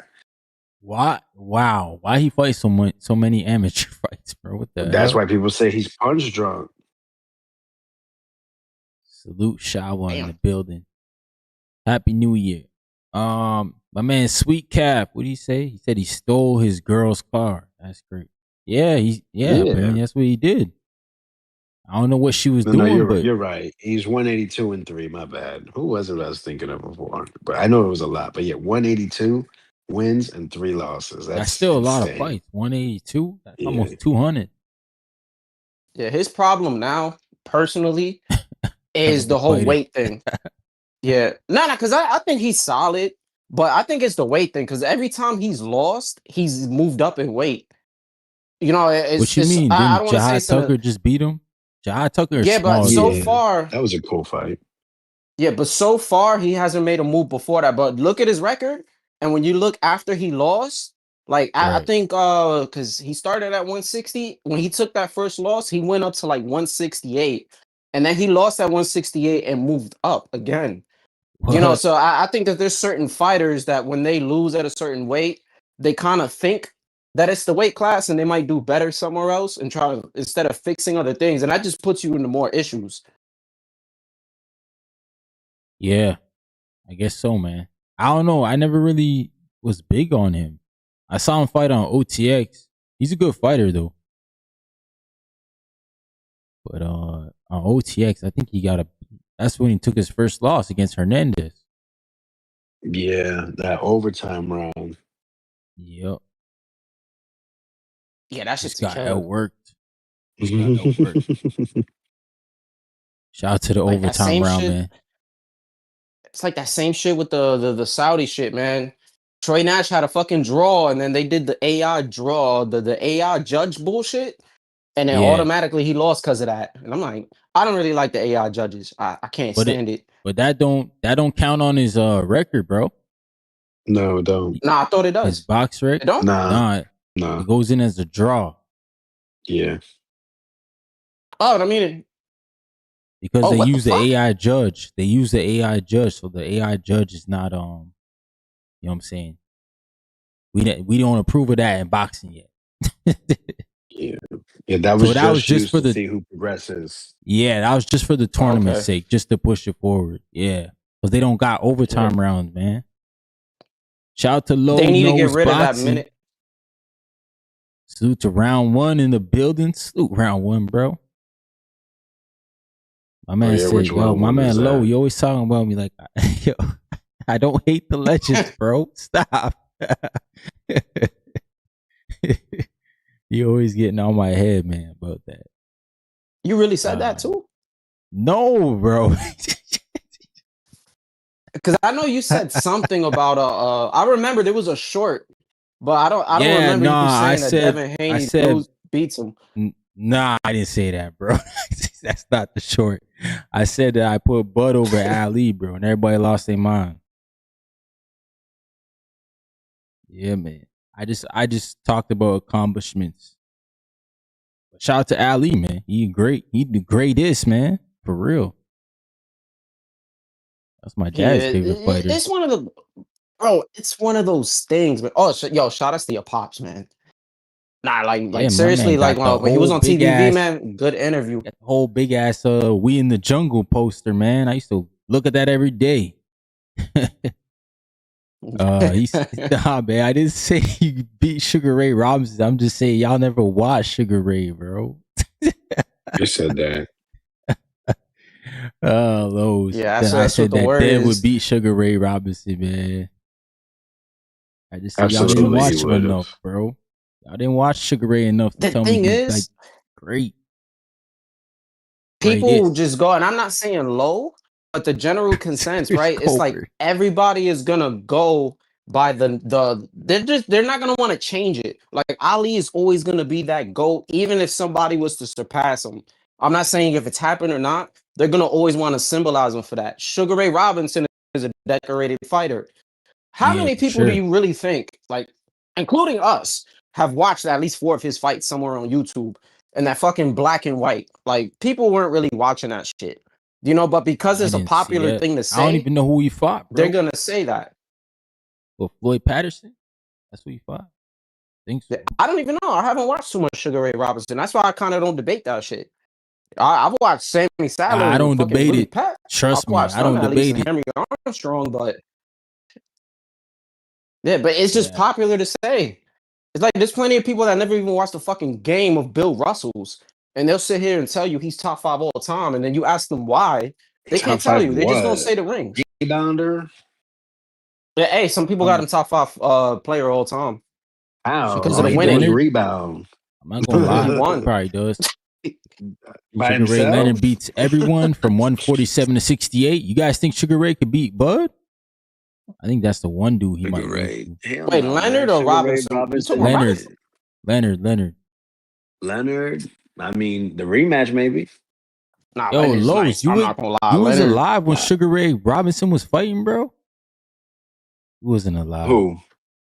Lowe. He said he watched Sugar Ray Robinson. He wasn't even alive, bro. Yeah, you can see him at middleweight. You can watch it on YouTube at middleweight, and they said welterweight was when he was at his best. Oh, I see what you're saying there, Vega. There's no footage of welterweight. Not that I know of. I mean, maybe there's one fight, but I mean, come on, bro. Like, that's the thing is, right? Even if you just see one fight, that's not enough. Like you said, Leonard, we can watch his pro debut all the way to his last fight. Right. You know what I mean? Exactly. So we see the progression, we see the flaws. With Duran but these other guys, they're just watching highlights. They're watching the best of him. And then they're going off of writers. Bro. But these writers are, you don't think writers can be, excuse my language, dick writers?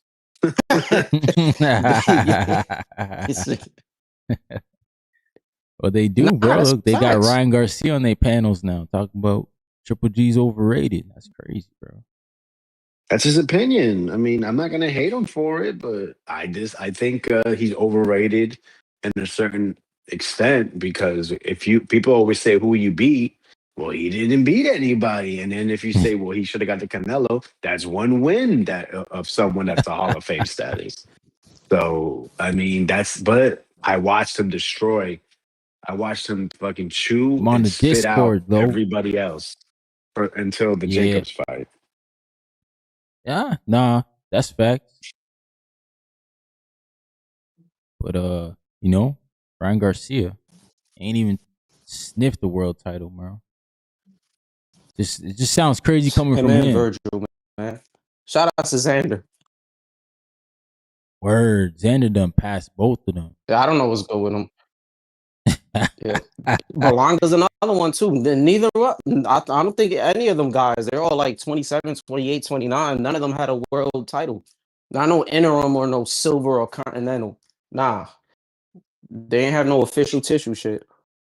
But you would say that Virgil has a better resume than Xander. Oh yeah.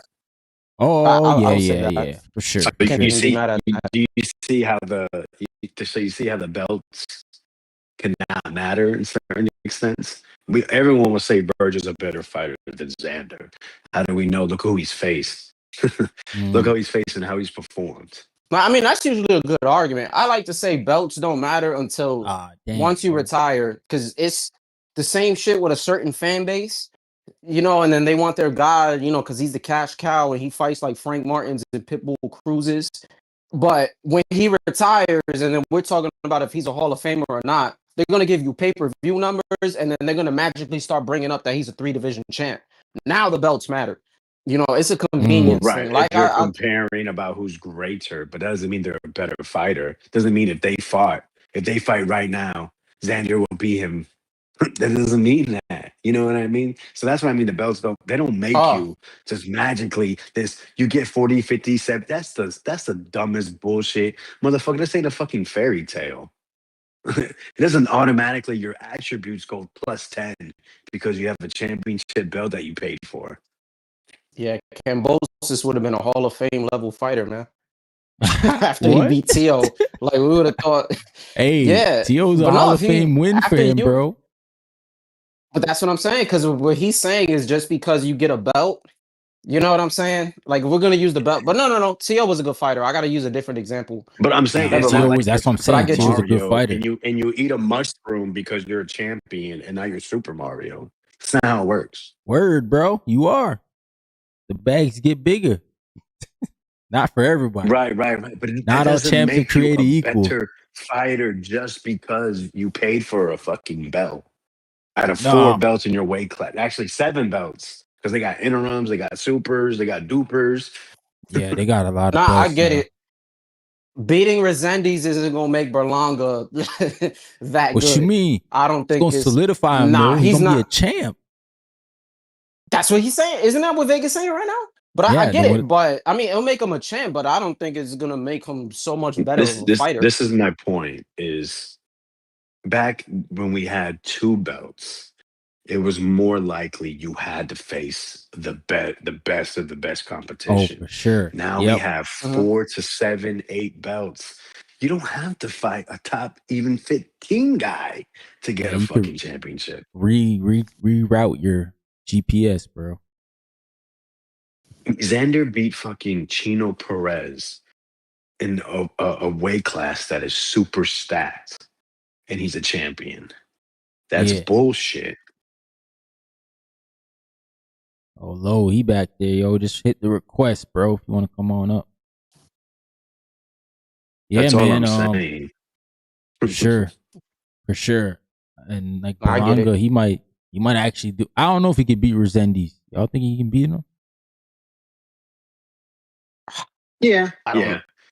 yeah, yeah. I don't think Resendez. It was just a style matchup with Caleb. I don't think he's this good 168 pounder compared to the. Even though 168's top heavy, Damn. Berlanga could beat him absolutely. Okay. Salute to Shawa joining the club, joining the membership. I appreciate you. My man, Low. You all right, bro? Try to get him all. There we go. Get the invite, man. Salute, Low. Yo, What's good, champ? yo, what's up, man? What's good? How's my audio? Yeah, you straight. You Good. straight. Good. He's good. I never really been on Discord like that. What I wanted to elaborate on was, y'all said Sugar Ray Leonard. Before we talk about this Bud Crawford and glorify him, he's a legend. But Sugar Ray Leonard, what I seen Sugar Ray Leonard do, he conquered Thomas Hearns, right? Which is a style that I've never seen Bud nor Floyd Mayweather fight.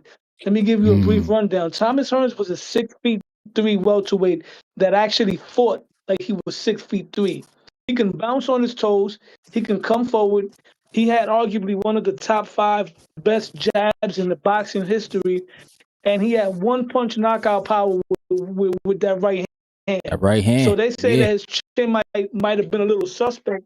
Yeah, but you had to get to that chin, and to get to that chin, you're putting yourself at risk of being thoroughly outboxed and then put to sleep. And Sugar Ray Leonard and Thomas Hearns, stylistically, that's one of the greatest fights in terms of ebb and flow. You know what I'm saying? Changes of the flow. At first, Hearns was the stalker. Ray was moving around. Ray hurt Hearns. Hearns got on the back foot, started putting a boxing clinic, and that's when Ray Leonard showed what a lot of these fighters today cannot do. He could do both. He can box and be slick, and he can cut the ring off. How many slick fighters that are gifted today shown they can't cut the ring off? Jaron Ennis, Teofimo Lopez, Shakur Stevenson, when he fought some white dude, he couldn't cut the ring off on him. A lot of fighters today don't know how to do both. You feel me? Sugar Ray Leonard's from a different cloth.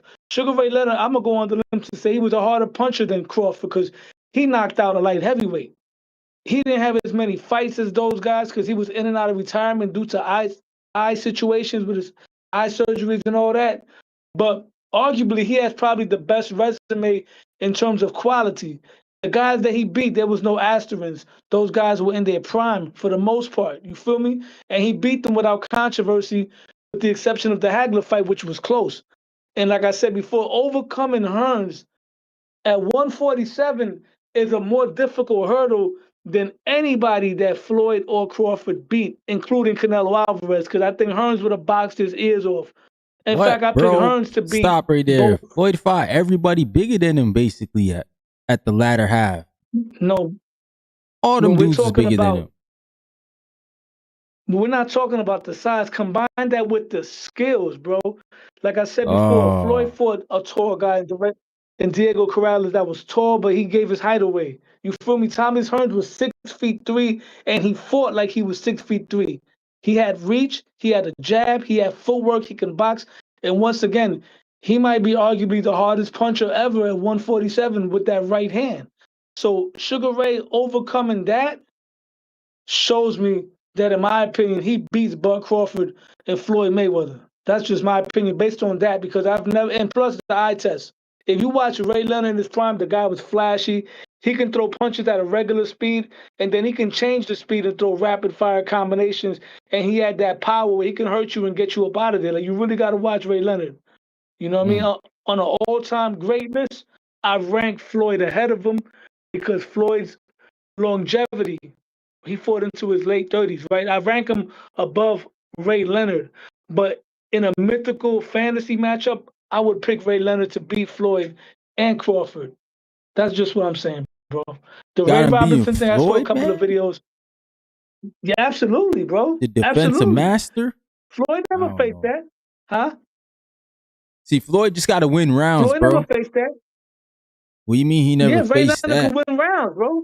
And Ray Leonard Ray never Leonard could faced do no all this shit, Floyd. What are Floyd. you talking about? He never faced no He fought Floyd. his daddy. What you talking about? He beat his dad, daddy bro. was not him, clearly. Yo, Thomas Hearns. that's wild, Tommy bro. Hearns is a harder puzzle to solve, bro. Hearns is a tougher puzzle to solve than Floyd. Like I said, you gotta cut the ring Nah. off on that dude. You The gotta cut the only, ring off on I that mean, dude, bro. We honestly, talking about the one. advantage that does Mayweather have on Leonard, though? Defense. Other than That's it. that, That's Leonard, defense, Leonard, Vega. man, Yeah. Leonard is probably the greatest combination power punch I've ever seen in my life because I can go back and rewatch his fights. I tell everyone this: the best fight I've ever seen in my life is Sugar Ray Leonard. Him at his top, I don't think there's a guy that can beat him when he's on point. Yeah. Vega, But oh, I you think on my Man. him side, versus Vega? Bud, Yeah, I good. You think on my side. Bud is really, man. I mean, if you watch all of Bud fights and just have no opinion about him, the adjustments he makes, his positioning, his hand positions, the punches he throws, he can't even explain to you. If you watch his interviews and he said what they asked him, why'd you throw that punch? He can't even explain it. He might have the greatest instincts I've ever seen myself. So, but Bud has been more vulnerable to lesser competition than Leonard has. And I think that would be the most intriguing matchup you can make outside of any, what you call it, Mythical matchup. mythical fight outside the heavyweight Fantasy division. matchup. Fantasy Yeah. fights. Yeah. Yeah. Vega, I'm glad you said that because usually we don't agree, but we agree on this one. You was around. I don't know how old you are, but I know you. I know you was around and watched Sugar Ray Leonard, which you just stated. You know what I'm saying? And I watched him as a kid. Sugar Ray Leonard was really that dude. Like, his combination game was crazy. His hand speed was crazy. His defense was elite. It probably wasn't as good as Floyd, but he had better offense than Floyd. He'll throw punches and combinations. Even it would be a tough fight, but I don't think he'll stop Floyd. I think he would outwork him. His flurries would do more than his Floyd's pop shots. Because remember, we're talking about 147 Floyd, because that's where this fight would be at. Because Floyd was at 147 and Ray Leonard started at 147. I got Ray Leonard. Yeah, man. Once again, That's what Tommy Roberto Mayweather at his Duran beat him best. there, right? Wasn't it Roberto Duran that beat him at 47? Yeah, Yeah, Mayweather doesn't fight like Durant. Yeah. No, To but be that's what fair that's my whole though, point. It's gonna be harder to but hit I'm gonna tell you, Floyd. but I'm gonna right, tell you hold on, something though. the my bad. The whole thing with Duran though, well, and Duran's like, I'm actually a big Duran fan, but Hell the yeah. problem was Leonard fought his style of fight. I Exactly. think that was the big issue because he kind of got low key. He got into his head prior He with all did. the antics and everything. So he tried to trade with him, and then even though in the rematch, they called him after he was partying and all that, you could still see that he fought completely differently. And I think He even did. if Roberto Duran was in shape, maybe he would have looked a little better. But Leonard would have just boxed his head off. He I was too agree with light on you. his toes, and he stuck to a very good game plan. So we got to kind of put a little asterisk right there. I agree with you on that, right? Once again, you still can't take credit away because Duran got him to fight that fight, but they fought twice. Ray Leonard with his best style beats Duran at his best style. However, Duran's the type of dude that he could beat anybody on any given night. If that That's remember, a like you fact too. said, Duran that night felt like he got into Leonard's head. Leonard was still younger, even though he was the champion. And Leonard and Duran fought on the inside. Duran is one of the top 3 best infighters of all time. Now, with that being said, if you put Floyd Mayweather, the one that fought Miguel Cotto, the one that fought Marcos Maidana, against that version of Duran that beat Leonard, I'm picking that version of Duran to beat the Floyd that stood in the trenches with Maidana, that stood in the trenches with Miguel Cotto, and struggled against Jose Luis, which is the one that fought him, Vega, at Castillo. 135. Castillo, Castillo. yes. So Yeah, Duran, yeah. at the end of the day, Duran's someone that's capable of beating Floyd. Floyd will probably beat him more, but you give him 3 fights, 4 fights, Duran would at least win one of those fights against Floyd. Because I've seen Floyd in fights where he had trouble against the ropes when he fought in the pocket against certain guys. And Duran was a better inside the pocket fighter than all of those guys that Floyd fought, including Miguel Cotto. You feel me? So, once again, that's greatness. Dude, his guard I ain't. manipulation and the way he would manipulate your hands and the inside was disgusting. And his defense was elite. His Yeah, defense was that shit was crazy. crazy. And his feints. You talking The way about he would Durant? feint you out of position. Durant, Yeah. yeah. The thing with the Absolutely. Pitch perfect, like you said. Like it's like how do you do inside defense? Is yeah. that's how you want to do it. That's how everyone should be taught. That's why you see him. He goes to all the boxers and he shows them something, and you can tell most of them don't fully grasp the concept No, first no. couple tries. Who was There I he was a think. I training? think James Tony was on that before James Duran. To be Tony was honest, not before Durant. Well, James Tony no, wasn't Durant around before Durant. fought before Yeah. Tony, so but not I Interesting. feel like Tony. James Tony's Tony did it gifted. better though. Nah, Like it was this. more flashier because of the shoulder roll. But James Tony, right? Listen to this. James Tony, one of his best wins is Iran Barkley. Past his Absolutely. prime, Iran Barkley at that, right? He hit him with everything but the kitchen sink. Mind you, Duran at 37 years old, as a lightweight, moving up to 160, beat a prime Iran Barkley and sat him down. So that's Nah, bro. comparable there. You know Yeah, what I mean? man. I fuck with Yeah, that. Like, that's my father's favorite fight. He Yeah. says, man, he says the Duran versus Barkley. It's because what we were just talking about, that inside fighting was just. I mean, it makes you stand as a boxing fan. It makes you just stand on your feet and clap. Like honestly, And why? Let me tell you a story. This might sound funny because I'll be always going at you for going at the legends. When I was a kid, I didn't really think too much of Duran because when I started watching him, he was at the tail end of his career. You know what I mean? And I used to always tell my uncle, why everybody keep talking about him for? Like, all I see him doing is lose. He don't look good. Keep telling me, yo, Papa, you got to watch his fights when he was a lightweight. Watch the fights when he first moved up. And then I did my due diligence over the years, and I come to realize why he really was that dude. Because at the time, you could not tell me he wasn't.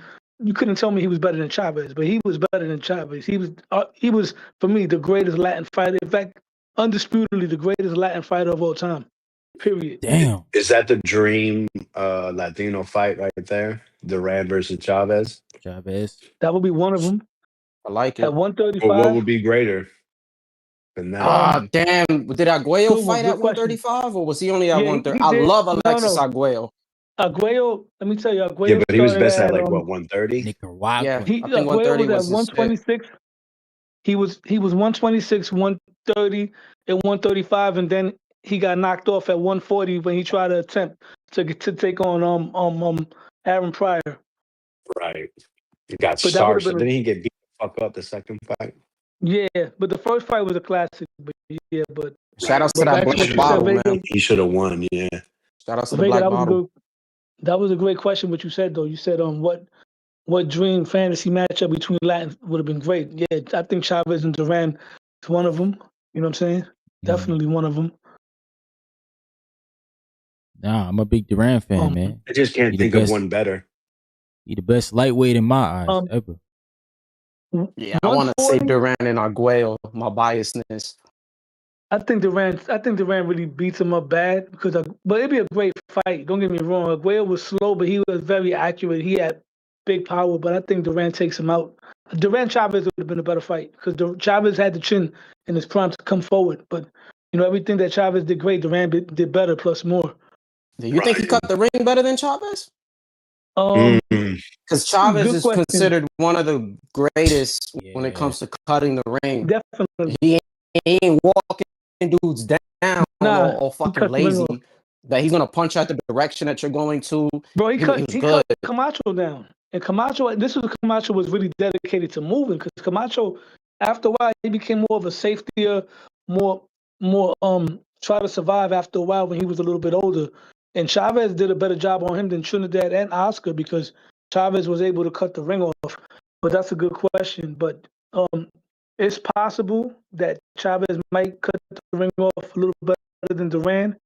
But Duran was a bigger puncher. Chavez got underrated defense. I think Duran got better defense. His defense is just more conventional. And Duran's his body punches were more sneaky. Like Chavez would give you the typical Mexican liver shot, whatever. Duran was more like a sort of like Bud Crawford and sort of like Mike McCallum. He counters to the body. When you punching somebody and you getting hit to the body while you're punching, remember you're breathing out.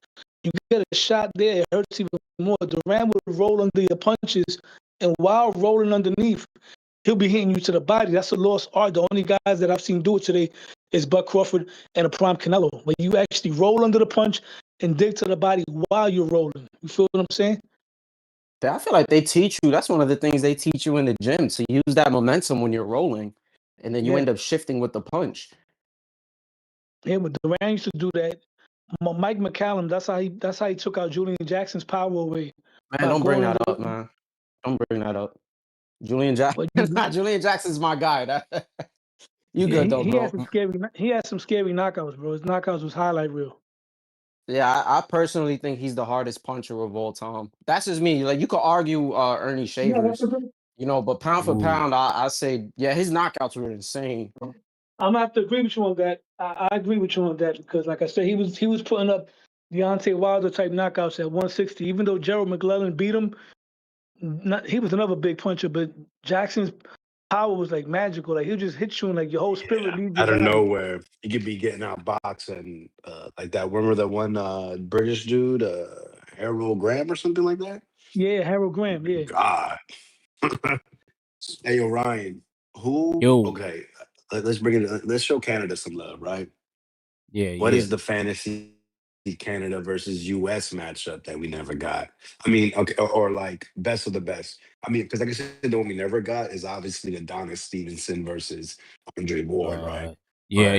Because I know also Canada doesn't have the quantity of great fighters, right?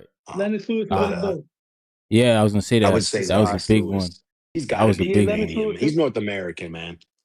Yeah, he is. Lennox Lewis, sure. That's the heavyweight fight that I think we should have got that we never got. And you know what's a good question, being that you asked some thought-provoking questions? What about fights that we could have gotten that were actually around the same generation, around the same time, but we just didn't get them? Like I said, Adonis versus Andre Ward, man. Everyone knew Adonis everyone knew he was going to lose, but he was, I mean, talk about a puncher's chance. That was danger all 12 rounds, and we never got it. Well, you're talking about two generations that's like right next to each other? No, I'm talking about people in the current. All right, example: Riddick Bowe and Lewis. They were in the same era, same generation. It didn't happen. Just like Leonard and just like Leonard and Aaron Pryor. I was gonna say that, but Aaron Pryor I think was a little younger, and there was the trajectory and shit. Well, it actually did get signed. Aaron agreed to it. Was making his way over to a press conference, And then Sugar Ray, while he was there, announced, in the media that because of his eye, he was retiring. Who would have I won read that that fight, somewhere. Vega? Who you Sugar think Ray. would have won that fight? I don't know, man. I think so The too. Yeah, when Hawk I was watch crazy. Aaron, I'm like, The yo, Hawk he was makes crazy. mistakes. But I god got Ray damn, beating is him. he a fucking problem? I got I mean, Leonard. he is. The harder you hit him, oh my god, it's like Black Panther in the second one. Uh, no, Yeah, where he has that suit where he absorbs energy. absorbs That was the Aaron yeah, Pryor. yeah, for real. He's coming right Yeah, you back know with what other it. fight we could have got that we didn't get, bro? I would have loved to see Trinidad versus Ike Forte. Mm, Ooh, yo, Ike I'm Forte not was gonna good, lie, man. man.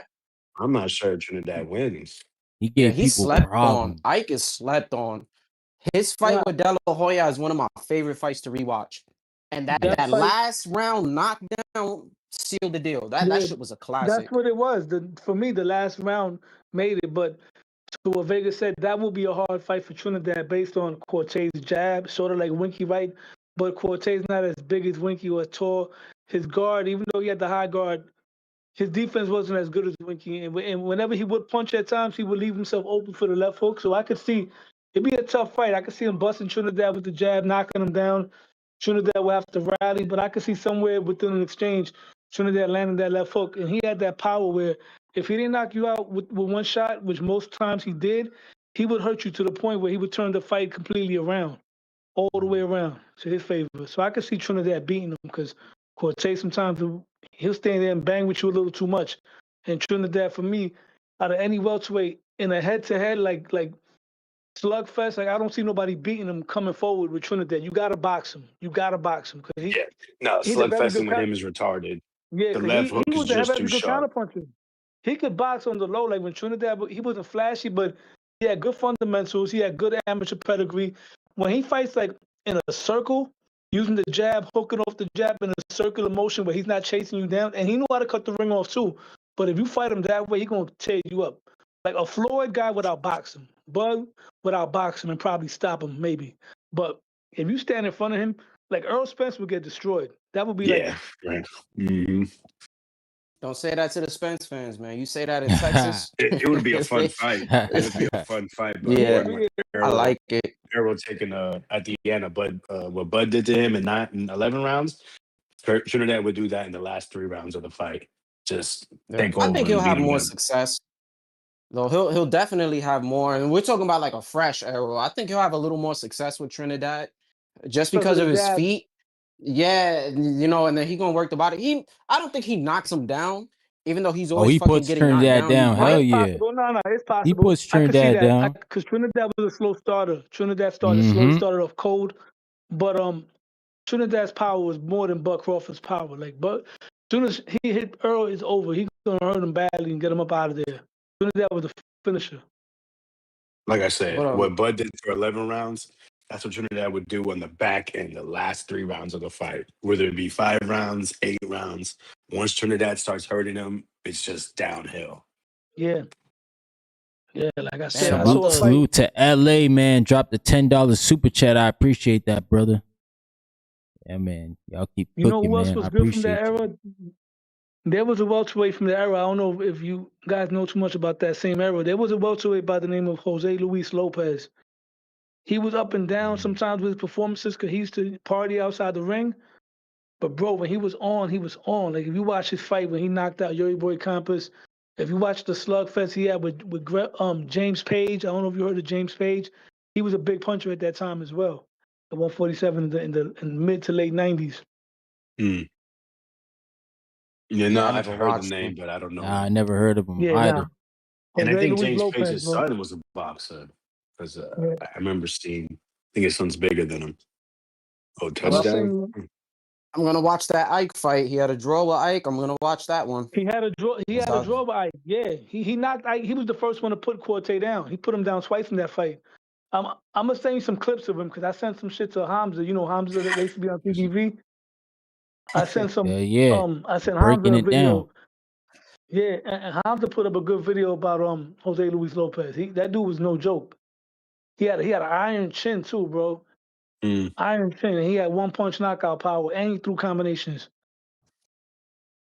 Damn. about these fights we never got. It's a little more modern. I have two, one lesser than the other. I would have appreciated just because of the 4 featherweights if we would have got a Marquez and Morales. That would have been great. Yeah, I agree with you, bro. But the main shit, Triple G Ward, nah, because of the weight class thing. I would say Loma and fucking Mikey Garcia. I wanted that fight. And yeah, I don't like Mikey Garcia. So, and I was a Loma fan before. Damn, nah, bro. I don't like Mikey, man. I don't like. Nah, You he's got good, but Loma I always beating just him? rooted against him just cause.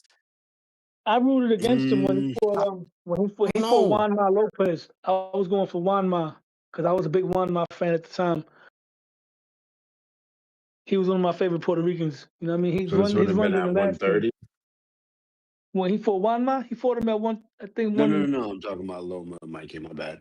It had to be That at would've been 135. Yeah. Did Loma fight at? I mean, Mikey fight at 130 before? Yeah. Yeah, Nah, he right? did. Mikey, Yeah, yeah, I think Mikey he He did. fought at three 126. division, four Holy division shit. champion, bro. Yeah, he's a 4. Yeah, I'm he is a bugging. 4 God. division champ. No, yeah, 130, 135. My bad. Yeah, 130. I Yeah. just remember his 135 run and then the whole Robert Easter shit. Damn. I mean, Yeah, at Mikey- 135, I think he has a better chance to beat him. At 130, I would have Loma. And it just depends on the size difference because Mikey was good. He was very disciplined. He had solid fundamentals. It's just Loma's good feet power. are insane. The fucking feet, the angles, southpaw, like that whole shit is just his skill set is crazy. But The thing at about Loma, though, 135, what's up? he struggled with dudes that come forward like that. Like Loma though, is not really a back foot guy. Like if you know how to put pressure and cut the ring off Mexican style, you give him problems. Mm-hmm. Salcido showed us that. Nah, that man came in overweight.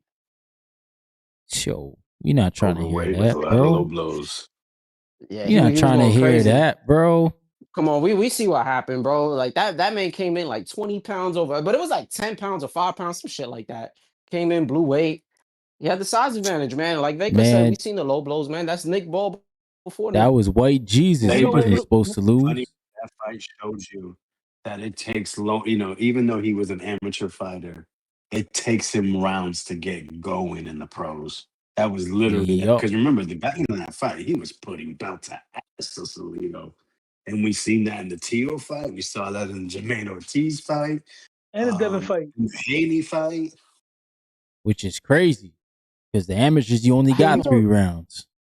Mm-hmm. You know what would have been a crazy fight, but they were not in the same era, but just talking about mythical matchups, 130 or I say 130 Hector Camacho against Loma 130 or even 135. That'd be nice. Yeah, Hector was cold, man. No, he was fucking Especially, good. especially pound before best the fighter Rosario. in the world at the time. Who? Say that again? Said Hector Macho. He was the #1 fighter in the world at 130. I didn't even know that. I know his run didn't last long at 130 because he went to 135 after he became champ, but I watched highlights of him. That nigga could fight, bro. He was nasty. Yeah, I need to watch some Macho Camacho, bro. I've only seen like the older, fucking blowing out his nose Camacho. You got to watch his fight when he became the champion, when he fought against Bazooka Limon, Rafael Limon at 130. And you got to watch his fight when he became the champion at 135. He beat Jose Luis Ramirez. And even the Rosario fight. A lot of people say that he lost. Nah, he won that fight, but it was close. But he Is showed that a the fight lot that of dog changed in it. him, they say? Yeah, but he showed a lot of dog in that fight. Like he got hurt for the first time. Let me tell you, to whoever don't know about Rosario, for me, Rosario's top 3 hardest punches I've ever seen at 135, along with Javante and probably I don't know who else. But his power was like that, bro. Rosario was a Look his beast. body. No, just Hell yeah. This guy. God, I'm fucking surprised hater. with some Canadians names mentioned, man. all this mythical shit. I'm surprised nobody brought up Edwin Valero. I completely forgot about that guy. Yeah, somebody did in the chat. Edwin Valero versus Pac-Man. Wasn't that like versus I hear that Pacquiao. a mythical matchup frequently Yeah, when Trini it comes to BX Valero. put that up. I got Pac-Man cooking him. Yo, Pac-Man was cold during that time, bro. I'm gonna be real with you. I was never really, man. I'm gonna get slack for this, but I don't care. I was never really high on Edwin Valero like that. I thought he was overrated. He was kind of wild. You know what I mean? I think AB would have beaten him probably at that time. Who? So let me Adrian ask Broner? Ryan, because Broner? Oh, Broner beat. 135? Hell yeah. I never that's really watched crazy. Valero. Yeah, Bro, I I don't know, know man. enough to know It's that by history, what we saw from Madonna, no, Broner would not beat What him. is he, like, Colombian or some shit? a Venezuelan, Venezuelan, I I think, think. isn't it? Venezuelan. Yeah. Okay. Venezuela. Did he kill himself or killed his wife or some shit? He was Venezuelan. He killed his wife. Yeah, bro. Killed his wife. Yeah. Yeah, and then he Well, took his life in burning. prison. Okay, yeah, burning hell. But Ryan, man, so I know like there's names like Sam Lamford, Tommy Burns, but who are to you since let's say 1960 or some shit? Who are like the three greatest Oh, Canadian boxers, pro boxers? 60? Oh man, we don't go like we Yep. don't have that like that. I mean, fuck man. I said three, That man. guy's name. 3. Sam I could Langford just before name he I could just before name the the 60s, dudes I bro. know, bro. Like John Pascal. He's definitely up there. Shit, Sam Langford. See, I didn't even watch him, bro, but they say he up there. Sam Langford since Yeah, no, the Lamford. I 1910s. said that's why I said after 60 because, like I said, Lamford is like on the list. Tommy Burns, like, I mean, yeah, like, nah, we come on, ain't none of us watched them, bro. No, So that's what I'm saying. Word. Like, who would you say? Like, you said Jean Pascal, right? Who else? Yeah. Arturo Gatti. Uh I will say I this mean, I guess about so. Langford. He Canadian? La- Langford is, for me, he could be in the top 10, top 11 all time great. And I say that because he was respectfully nominated as the fighter of the decade. For me to put you Right. on the top 10, you got to be a fighter of the decade to be on that list. And he was fighter of the decade. That's why the reason why Ray Robinson is also ranked so high because not only the fight, he was fighter of the decade for 2 decades. Nobody's ever done that. And he's arguably not only the greatest welterweight of all time, but a lot of people consider him the greatest middleweight of all time. Right. Yeah. Greatest So middleweight. yeah, Damn, the bro. Canadians I know. Yeah. And they say Sam Langford like was knocking motherfuckers out from lightweight all the way to heavyweight Yeah, Sam Yeah. Langford was a problem, bro. That's what they at say. five Yeah. five, 5'6". Yeah, the little I'm gonna send you giant That's the is what what they they list, say. call bro. him. Yo, I love Ryan. Ryan does not like the old fucking mythical shit. Yo, I love it. Yo, bro, I gotta see it, bro. I'm just saying. I talk about dudes I I'm with you, literally Ryan. watch in my I eyes, love it bro. when you downplay the old guys, bro. I'm gonna Got send to, you the bro. list. It makes me You know what the first mythical or that I like the reason why I'm like this because Mike Tyson. Y'all tried to tell me he was this god, bro, and then I found out he didn't beat none of his freaking high level elite dudes in his division. He didn't beat none of No, them. man, listen. What Not fucks it one. up was the personal issues. Like I thought he was that great, and then I was kind of like, wait, this motherfucker was getting cooked, And then I was younger, so the Word. first fight of his that I really watched was the. I remember my pops buying the Lennox Lewis shit, Lewis and Mhm. Tyson, and they He had was the nice rock. little is on shit. I remember that, and he got cooked, And I'm like, damn. But I've always thought Mike Tyson was good, So it's just once he split from Kevin Rooney and Teddy Atlas, because I think he split with Nah, Atlas first. I don't know. Atlas was gone when he was like 14. Yeah, Atlas was Oh his yeah, because of assistant that whole trainer. situation. Yeah. You're Yeah. right. Well, her Tyson's career was the prison time because when he had his run in his prime, right, he beat some guys that were good. Some of them were like heavyweight champions that were on their way out. But Michael Spinks was a very good win, and Larry Holmes turned out to Yeah. be a good win because Holmes went on to beat Mercer. But what hurt Tyson was he went to prison around the time the heavyweight division had an influx of young heavyweights like Bo. We talking about prime Bo, Lewis, Ray Mercer, Michael Moore, Foreman that came out of retirement. All those guys. Tyson missed that whole wave. He didn't get a chance to fight them, and when he did fight a couple of them in Evander and Lennox, he was already, he wasn't washed, but he was past his prime. He wasn't the same Mike. So he really missed that rush. You know what I mean? If he would have fought those guys and probably beaten those guys, we would be looking at him and talking about him a lot differently because he really missed that whole rush of young heavyweights that came up in the early to mid '90s when he went to jail. I don't He missed understand that why wave. people take credit away from the Spinks fight when Spinks was a two-weight champion, former Olympian. I believe he was undefeated. Yeah, He he had a was. big Yeah, win. Spinks Who did was, he yeah. beat He beat before Larry that? Holmes, bro. He beat Wasn't Larry it Holmes. Larry Holmes. Trevor Bibbit? And, Burbick? Man, well, Larry his big win was Holmes, what, Ali? yeah, that was on the way out, but I'll give him credit But for it. that's the thing is, it's like this is what I hate about boxing fans specifically, because in other sports, it's there, but it's not as extreme. It But man, diminished the these wins, mother bro. man, no one is good if they're not as good as Sugar Ray, Robinson, Lenders, not as good as Muhammad Ali, not as good as like if you're not that good, you're shit. It's like, bro, Michael Spinks, that's a great win.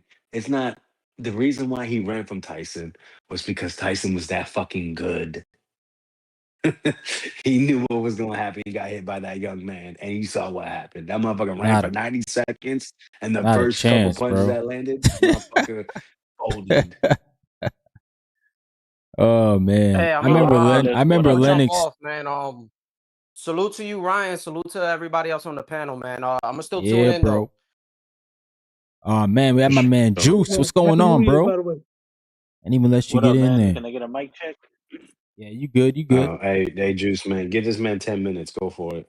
What's Nah, up, nah, Juice? nah, brother. I'm just hearing like right here is the historians, bro. I mean, I can't relate to any of whatever you guys are talking about. No names rings any bells except for Mike Tyson. But other than that, like you guys just keep going, bro. I don't want to, fuck up the flow right here.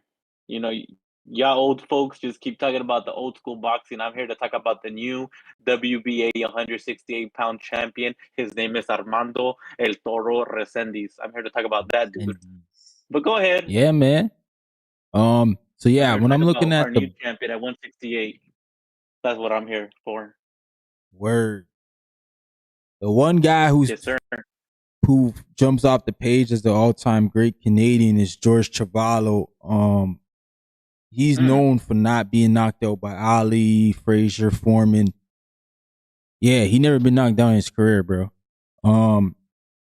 Yeah, I got to watch that Wait, guy. you said Ali, Frazier, and Foreman, and Yep. he didn't get knocked down. Yes. Now, That's I what mean, he's listen. known for. Obviously, he lost all three of those fights, as far as you No, know. he But that's lost him, still yeah. impressive. No, I'm He's saying that's impressive. Like, if he's the Cinderella Man. I don't know if you guys watched that movie. That's who the that's movie's him, based on. Him, basically, yeah. It's I didn't know that Cinderella obviously he man. was they Canadian. changed they The changed stuff in the Cinder. story, obviously, but that's who he was, bro. He was just known as the guy who just took all the fights. Shout Yes. out to George Chavallo, man, because I didn't know who he was for a long time, but he was in my life, my whole young life. He was always in my dad's gym. He has dementia now, so he Word. doesn't really know much. Yeah, man. George Chavallo to me was just a old guy I thought was my dad's friend, but as I grew older, I realized this dude's a legend here. Like he the man. He fought Ali twice, fought Joe Frazier, Foreman. Yeah, he lost to all of them. I think he fought Floyd Patterson as well too.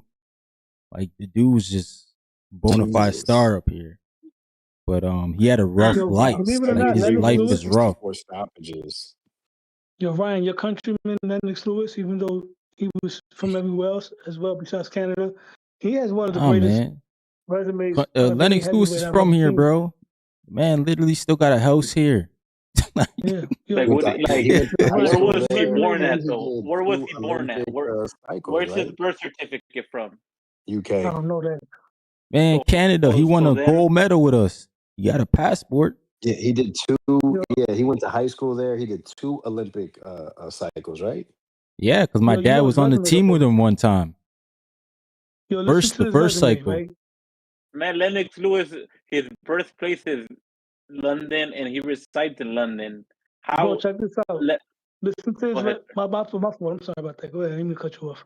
No. Go ahead, sir. Go ahead. Go ahead. I was gonna tell you. Listen to this resume, right? I'm gonna break down. This is Lennox's resume.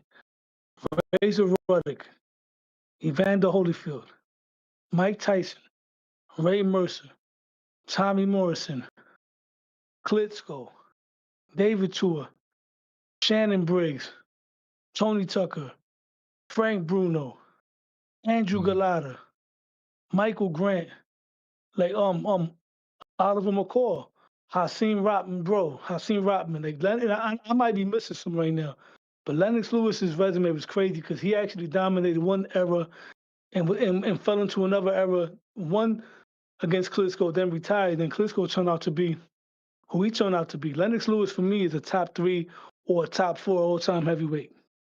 And I wasn't a Lennox fan growing up as a kid. I was always a Riddick Bowe fan. After Tyson went to jail in the heavyweights, I was a Bowe fan. I was really disappointed when he ducked him. You know what I mean? But I learned to appreciate Lennox over the years.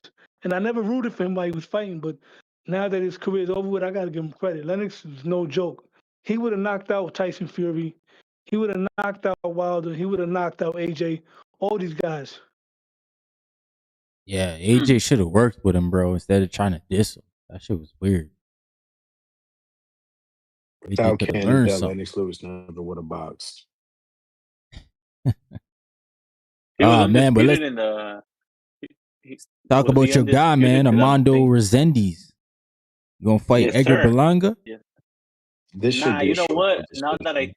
Now that I think about it, and now that I look at the rankings, I don't see a way how Edgar Berlanga gets a title shot because he's not even in the top 10 in the WBA.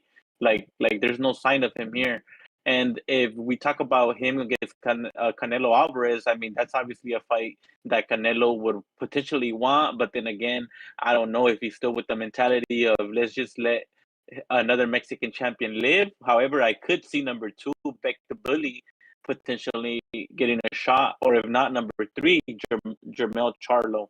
So either of those two, I see them lining it up versus Armando Resendiz. But if I think about it again, maybe Charlo, because he is number 3 in the WBA 168 pounds. What do you think about that? That's the problem, bro. You looking at the rankings. Mandatory. It's not the IBF. The IBF, the only one that respect their rankings. So if the WBA calls for Berlanga, that's what's gonna happen, bro. I Unfortunately. mean, Not of the WBA. If the underworld's call for Berlanga, he gets Berlanga. without him even being ranked in the top 10, I mean, He's in the top 15, so I mean, all you gotta Hey. do is by rule is say, "May we please do this," which means this is what we're doing. Especially if they say, "Listen, we already have a signed fight." Like, I mean, there's so many ways, but honestly, it's a WBA. but if Rules I'm not matter. mistaken, if you get elevated, you have to fight a mandatory. If you The get elevated, WBA right? doesn't follow rules. They don't never I mean, follow they're their own following rules. the rule I right. don't know why they have a rule book. They I don't mean, they're follow the rules. following the rules right now with Orlando Rolly Romero. He can't fight Manny Pacquiao. He has to honor the mandatory, right? I know it took a little bit, maybe like 2 times that they paid us Gias. What's his name? Shakur Giasov, but let me tell you Yeah, something. Giasov. Yeah. That's because there's not a good relationship between Pac-Man and the WBA president, most likely. You know Yeah, what? man. Pac-Man that was could be upset right, when sir. they stripped him and put him in recess. Speaking of Manny Pacquiao, what would he have to do right now in his career to surpass Floyd in the all-time great list, being that he's still A fighting? lot. Well, I Yeah. think a great achievement of him is if he would take a fight with the IBF 147-pound champion. What's his was it Patty? No, Lewis Crocker. If he Lewis would take that, Crocker. if he would take that fight with him in Belfast with over 60,000 people, and he beats him decisively. I think that'll be a great achievement under his resume because he'll be one of the oldest world champions today. Yeah, I agree with you, but that wouldn't put him over Floyd. Like for me, if he were to fight one of the young kings, like a Devin or even a Ryan, if Ryan had momentum, I'll say Devin. Because Devin's established. If he fought a Devin or if T.O. moved up there and he beat one of those guys, right now, that would be even bigger than him beating Keith. That would be crazy. Because Yeah, it would be. I don't think Floyd right now could come out of retirement and beat either of those guys right now. Just right now at his age. So if Manny was to do that, you know what I mean? It's a different story. Yeah. Word. Sure. No, No, yeah, that'll definitely be like, wow, look at this guy, unbelievable, right? Because if you were to come out and fight like a Devin, and he would, beat him decisively, yeah, I mean, like we can't argue that this guy is in the Mount Rushmore, bro. How old is he? Is he almost pushing like what, like 45? Let No, me bro, see. no, 46, no, man, 47. more than that. He should be about 48, maybe 47. Yeah, 47 between 47 and 48. Yeah, yeah, yeah. He's I think so. 47 right now, sir. He's 47. Floyd's about 40. Floyd's about 49 or 48. Yeah. Mm. He, Yeah. yeah. I don't know, man. I think Pacquiao's done, bro. Pack him up. Get him out of boxing. I agree Come with you on, too, dog. man. What do you mean he's done? He ain't done, bro. Trust me. He has another one fight run. I think he's gonna wait. He's gonna wait for one of these champions to give him an opportunity. It's a payday for the champion that'll give him an opportunity. Like I keep repeating, I think Lewis Crocker will be a good potential opponent for him. I got him beating Rolly. Damn. I don't know, bro. You know that Rolly has that pop. You know Rolly got that pop. Yeah, Rosie got that Yeah. punch, man. But the Rolly thing is got this that though. pop. But I could also see a world where Rolly would, because Manny has more trouble once again with counter punches. I could see Rolly running into a big shot, lunging in, jumping in, getting caught with a Manny Pacquiao left hand coming in. And Rolly's chin is not too Mm. solid. I could see Manny putting him out of there. Guys that would give Manny trouble right now, for me, the two guys that I mentioned, Devin and T.O., you know what I'm saying? Johnny kind of like disagreed with me the other day. I told Johnny that Manny's a bad style matchup for Brian Norman. I think Brian Norman will run into shots and possibly definitely get set down. You know what I'm saying? Because Manny could punch hard still to this day.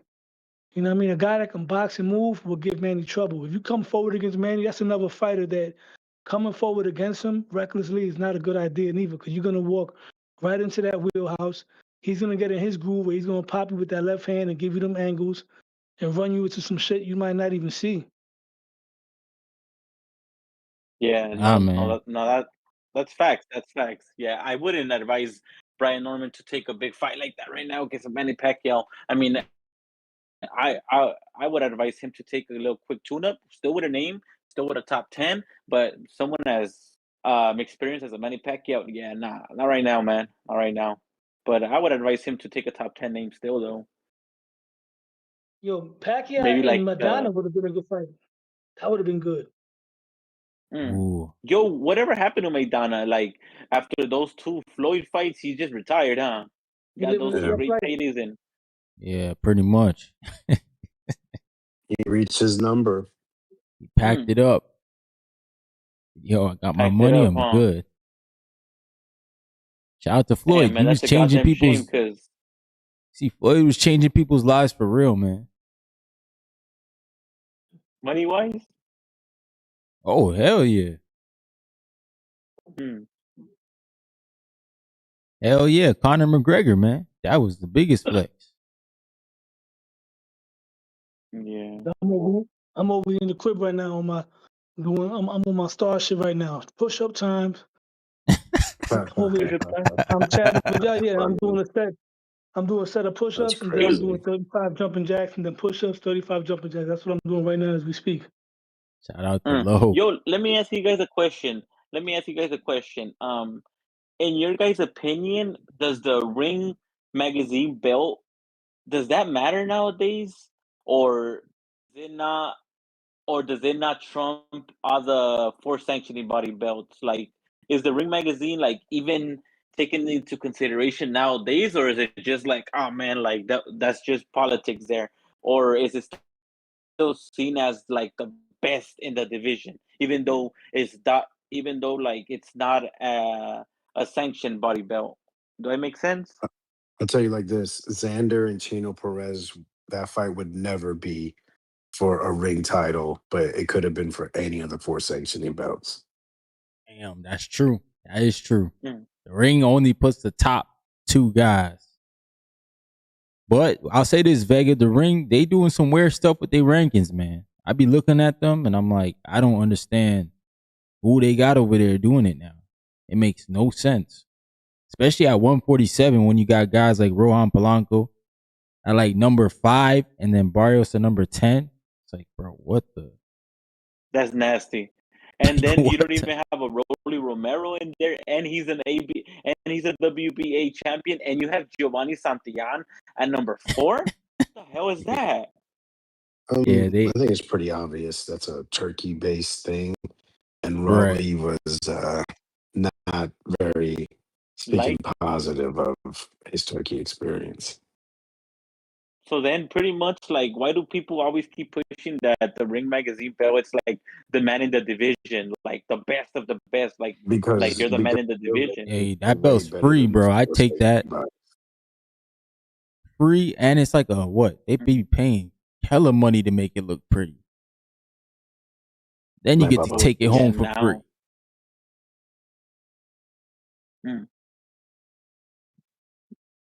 Then I guess it's not really what I thought. What do you mean? I thought it was like the 3%. most prestigious belt that trumps all the other belts. Like, I thought you were the man in the division, like the highest quality in the division. But now looking at the rankings and the way you guys are making it seem like that's just like a, okay, we like you, here's a belt. Not necessarily. It's just that's why Rolly's not ranked. But I mean, it's not like they just pick. It's not like they have bad relationship with everybody. I mean, but look at the other 16 bodies. It's all bullshit. I mean, out of the 15 guys, you specifically probably know like 5 of them on the top 15 in most of these rankings. I bet you know Yeah. you know more percentage of the rank guys. Let me see here. Salute to Trini BX. Yeah, Drop a super chat on me. Said the channel. Y'all cooking on the panel. Salute to Malcolm for joining the members. He said join the members. It's only $1. $1 per month, yo. Y'all. Man, Half Boxing. Whoa. Salute Join Half that Boxing. motherfucking The super membership chat. and hit that like button and subscribe to this motherfucking ass Yes, niggas. sir. What's going on, Yeah, Trees? tighten up. Hit that button. Hit them gadgets, man. Yeah, man.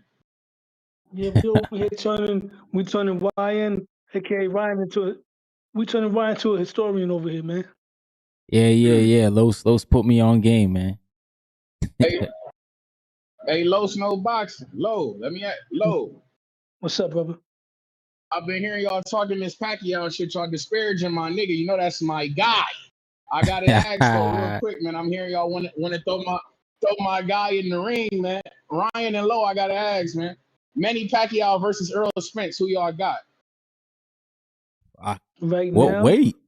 Right now, I think that's right now. 152. Fuck it. I think that should be Earl Spence comeback fight is Manny Pacquiao. I feel like if he's talking about really coming back, Shit. I want to see him and Manny Pacquiao lock horns. You feel me? That's the fight I need to see. I like that fight. You feel me?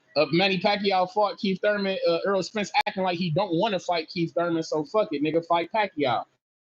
I feel like that's the play. He's a big enough name to get you out of retirement too, Earl Spence. So I think that's the play. What you think? Talk to me, guys. That's an interesting style matchup. I think Manny Pacquiao's footwork can give Earl problems with his angles, but Earl can come forward with that jab and put pressure with the jab. And once again, I don't recall when's the last time Manny Pacquiao fought a southpaw on the highest level. If anybody does know, please, let me know, because I know boxing, but I'm not perfect. Sometimes I miss things. But I don't remember the last time he fought a southpaw, really. And but then again, Earl been out the ring for a long time. And I don't know what kind of lifestyle he's living outside the ring, but I see Manny's in shape, Manny training. I would have to go with Manny Pacquiao probably, based on what I saw in his last fight. Earl, he's been through a lot of stuff. So I will go with Manny right now at this point. I agree, man. Just like most of the points Lo was saying, like we don't know what Spence is really doing. We don't even know who he's being coached by. We don't even know if he's in a gym. And then you want him to make 152, which I don't even know if he can make. Yeah, I got Manny. Hey, man, 150. He was talking that 150. He was talking that 154 shit for Bud. Oh, you want to fight me? You got to do it at 154. Well, motherfucker. Yeah. I got 152 with Pacquiao. Like I say, I know Tony Harrison was asking for the fight. Man, we want Tony Harrison and Earl Spence Jr. Cut We the don't want shit. that. We You don't know want that. damn well we want that. I'm trying We to take don't. that fight Midwest from Tony Mafia. Harrison. He deserved that fight. We don't want that. Tony Harrison wants Jesus Ramos, mi hermano. That's the fight You that don't we want want, that mi fight, hermano. bro. Trust. Bro, We trust. want You don't want Jesus that Ramos. fight. After I done seen from his, I done seen you, man. Like I say, man, we done went over this. Just I done seen you, man. Last couple performances. I won't say that I've been impressed by bro. He's definitely beatable than a bitch. I think Tony Harrison can fuck around and beat him for sure. Outbox the shit out that man. But I mean, that's what you were saying about Shane Mosley Jr. You said he was exactly a the same thing. And how'd that turn out? Your man won a split decision. He won a split decision. You act like he kicked his ass. He was Shane Mosley. That was He a had to won the unanimous. last 2 Man, rounds. you better stop it, Trees. That was a unanimous. That shit Let looked me go split ahead. to me, man. I couldn't. Man. Somebody look up the cut numbers. it Man. out, Trees. Cut it out. You know he boxed his ears off, bro. You know you were impressed with his boxing skills. Cut it out, Trees. Hey man, well shit. Let me ask you then, because I know you, me, Herman. I know you fuck with all your Latinos. So what you think about is Elijah Garcia? Is he ready for Jesus Ramos, man? Fuck it, Elijah Garcia and Jesus Ramos. Is that a fight that we can get? Elijah I Garcia think they already versus fought, Jesus didn't they? Ramos. No. No, they didn't actually. No. Uh, An Arizona yeah. showdown. What's up, though? You know what? Elijah Garcia, Tony Harrison, line that motherfucker up. No, we Oh, need that belt. shit. We need that belt. Line that motherfucker Wait, up isn't because Elijah don't think I Garcia forgot. at Don't think I 160? forgot. Isn't he at 168 now? Who? Oh, Elijah, he went up. He at 160. Nah. He at Nah, 160. He fought Terrell Gausha, which I thought he fucking lost to Terrell Yeah, Gausha. I but thought he lost I that thought he fight just too. moved up. He didn't move up. No, he moved up to fight Gausha. He was at 154 before. He moved up to 160. Yeah, I think he's at 160 now. But now that I'm remembering, they had your boy Tony Harrison lined up with Isaac Lucero on a PBC card, and your boy pulled out that fight. Talk about that one, Trees. Hey man, with nobody fucking with Manny Canelo out there, man. We don't know who the fuck he is, man. We just seen him for the first time on that prelims PBC card. We ain't really. My guy Tony Harrison is a former world champion, and we're of high elk, high profile. Gausha We moved up for that fight. Yeah, he Gausha did. was at Gausha. 54. Elijah's Garcia been was at at 160. He's been at one. Oh, well, he's still there. So him and Ramos, that's the fight. I need it. Him and Ramos, make that shit happen. I swore they That's the said he was Trees, going to stop move it, up. Trees. We're making Elijah Garcia versus Tony Harrison. Nah, The old man. pup versus the young pup. Like that Nah, motherfucker man. up. We're trying to make Tony Harrison 2-time. We're trying to get a 2-time champion. You feel me? Shout out Tony Harrison. We want him in the mix with a Jesus Ramos. We want him in the mix with a motherfucking maybe even a Carlos Adames. You feel me? Fuck it. Get him an opportunity to become 2-time world champion. You feel me? Yeah, my nigga Tony, because you know he older. You feel we can't be fucking around with these young niggas out here, man. Hell no. Tony Harrison, they need to be championships or bust for my nigga, bro. We can't be fucking with them young guys, bro. You man, Lucero and Elijah Garcia. Yeah, that's why he put out that fight. That's why he put out the Isaac Lucero fight. We like what's up. We like Bud Crawford because with Boots, we not fighting niggas outside our generation because we not fucking with that. My nigga Tony Harrison, he wanna fuck with a Eris Londi Lotta, shit like that. You feel me? He wanna fuck with Lotta, he wanna fuck with Adames, you feel me? Shit like them guys is outside my nigga generation. We ain't fucking with that. We don't need that, man. We don't need that type of shit. Y'all boys say everyone's name, but Lucero. Who's that? But Hey, man, Lucero. Talk about Lucero. Talk about that fight. It was lined up. It was the sign sealed, but it didn't get delivered. Hey, that's your job. Yeah, so Garcia was supposed to fight at 168 on the Roach versus Isaac Cruz fight, but the fight got canceled. Who was he supposed to fight at 160? Oh, I remember that one. Yeah, because that other making a debut. Yeah. Okay. But the word they used was test, so maybe. But remember, he missed weight terribly against Tyron Davis. Elijah. Yep, he did. And he still lost, right? Tyron Davis beat him.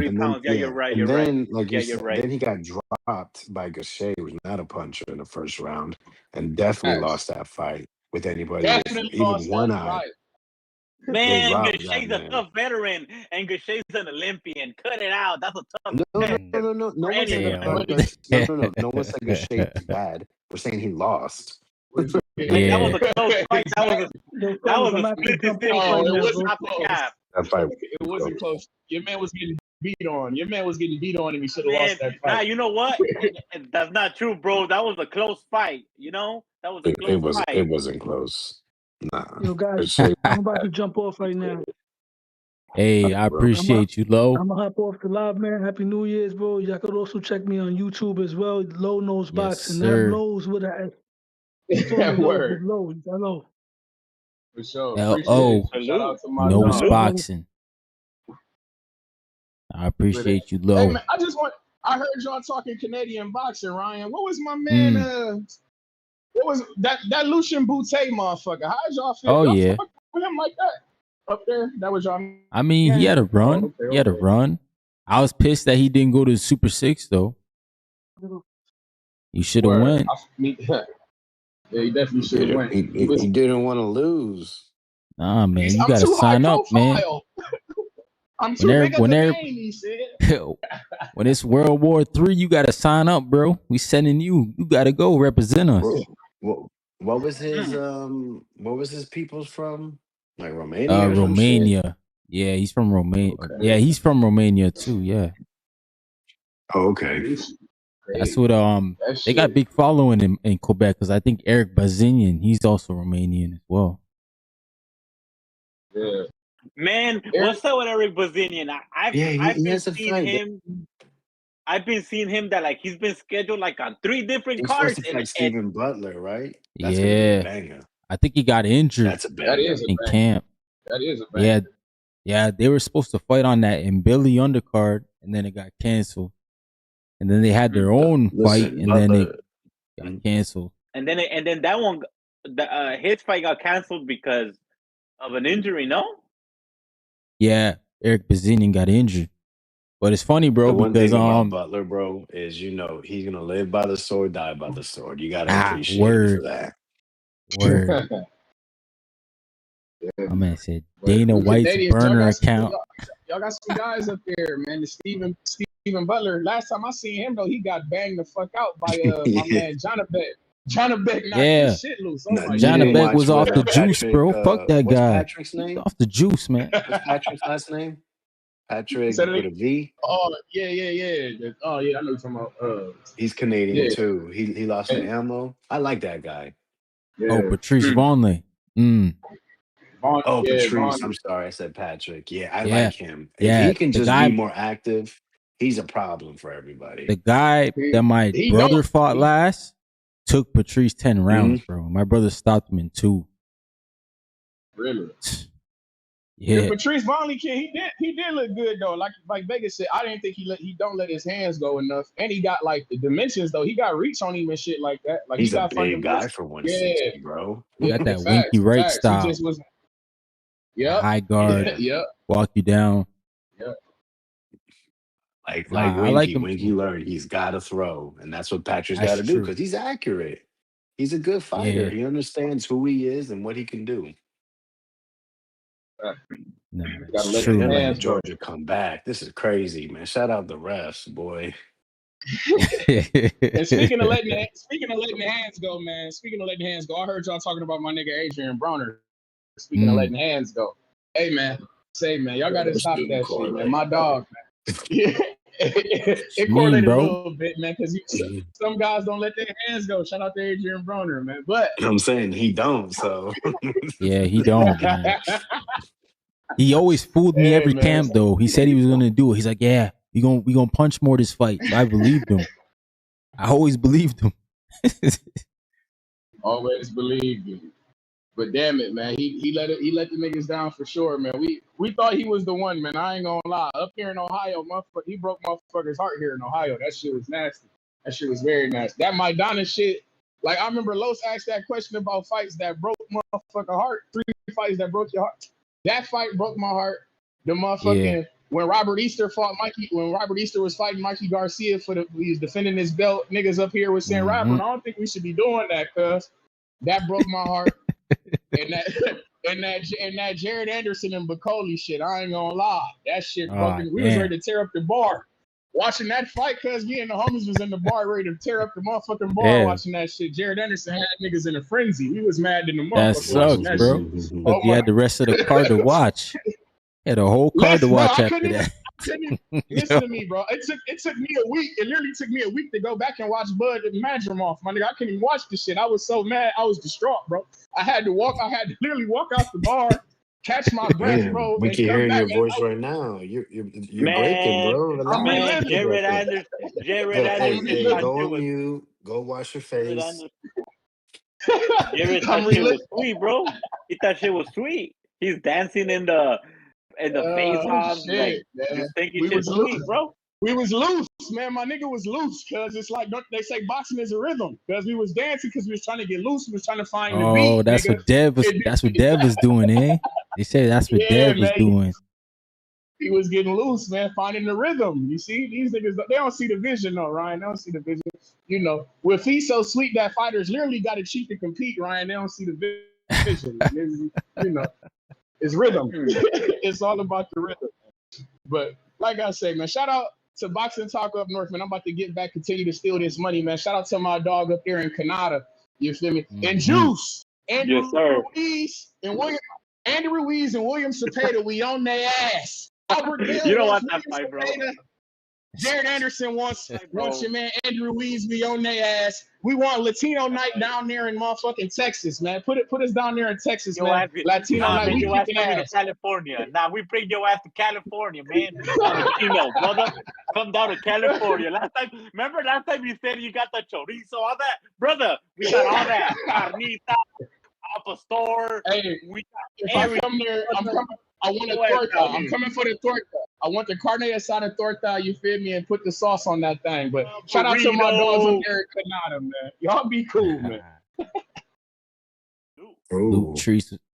We just had Trini BX jump in. What's going on, bro? Yo, what's good? Yes. What's good? Y'all hear me? What up? Yeah, Yes, you sir. good, man. Respect, salute, happy new year. First time trying out the Discord here. Happy New Year, man. I appreciate it. Well, you up What's there on your frozen, mind, huh? Trini? Chilling. Yeah, I He wanted said to he ask frozen. I was just talking to my cousin yesterday. He said he frozen up there in Toronto.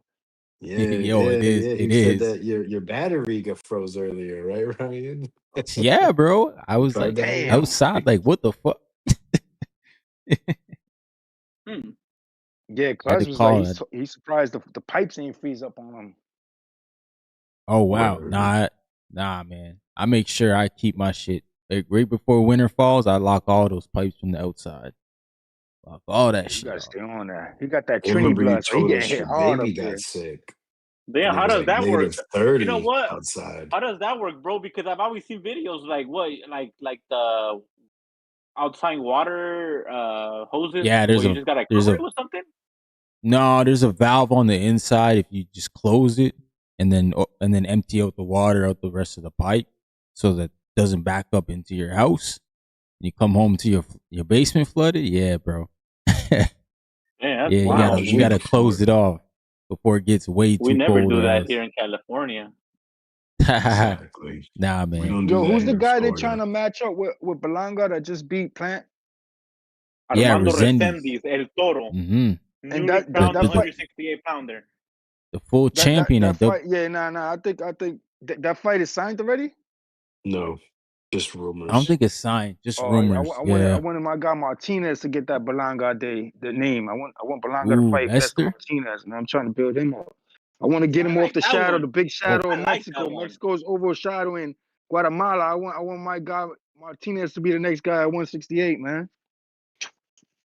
Bro, but like respectfully, Martinez had a great fight with Christian and Billy, bro. But that was his show party right there, bro. Like he was fight of the night, but bro, if he would have got his hand raised, trust me, there would have been more people following him and pushing him. But it was a draw, man. It was a draw. He had his time. Hopefully, it comes back around. You think a winner between him and what's the guy? I forgot his name already, man. The guy that just beat Plant? Resendiz, yeah. Well, the thing about Vega, Armando, you know I'm bad with the names, Vega. Well, the thing about Armando Resendiz, Vega had brought it up too, and now that I think about it, he's a smaller dude, bro. He's coming up from I think 154. So that's going to probably be an issue for him. I know that he has a smaller frame, so Martinez has been at 168 for a while, so that'll be a good fight for Martinez. But I don't think PBC will make that fight though. Respectfully, I don't think so. Nah, I don't think so either. Yeah, man. Vomac in the game, we'll get to see more of that team as long as Lester Martinez is active. Man, we all know who Lester Martinez beat, and we all know who's avoiding him, dog. Christian and Billy don't want the rematch. He should be mandated to give Lester Martinez a rematch, and if it's going up to Canada to in Billy's home, Martinez will go, bro. Trust me, he'll have a one-way ticket over there, bro, because he's beating that ass. Respectfully, in my opinion, I don't know how Ryan thinks about that fight. Nah, you can fight him again, man. Just and Billy just got to make sure he buzzsaw this man again, because Lester looked like he was shell shocked the first half of the fight. So we got to see how Lester look now, because Billy may have took something from him in that fight, bro. I know you don't look at it that way, but let's be real here. He ain't never seen that. Well, what he hasn't seen is a 12-round fight that Christian and Billy didn't want to sign. I mean, bro, Christian and Billy about to get the Canelo fight. Bro, they might I ain't signing to fight no Lester either. Stop it. No, I ain't gonna sign no Lester. I'm gonna fight Canelo wherever he tell me to show up, bro. I know that bag gonna be heavy. Gonna be waiting on me. Louis Vuitton. Well, you might be waiting. Probably gonna be Netflix. You might be waiting for quite some time, brother, because I don't think Canelo is gonna fight him anytime soon. He'll stay in for a minute. He can be a champ again. They can fight for the full. It's out there. Bud didn't pay his fee. That belt's out there. He can be a champ again, Canelo. Because he's not going to fight Iglesias. He's not going to do no 10-pound rehydration. He's not going to fight Resendiz on some PBC card. Who else is out there? Who's the WBO? Oh, they already ordered that one up. Pacheco and Hamza. Yeah. I'm telling you, man. Unless he don't fight Eubank Jr. or Pacheco and Hamza. Yeah, I got don't Pacheco know, man. on that. They both suspect to me. Yeah, that's true, bro. Like facing each other, like you just don't know how they're gonna handle that. Right. Yeah, they're that's both. True, yeah, bro. Pacheco kind of let me down on the last fight.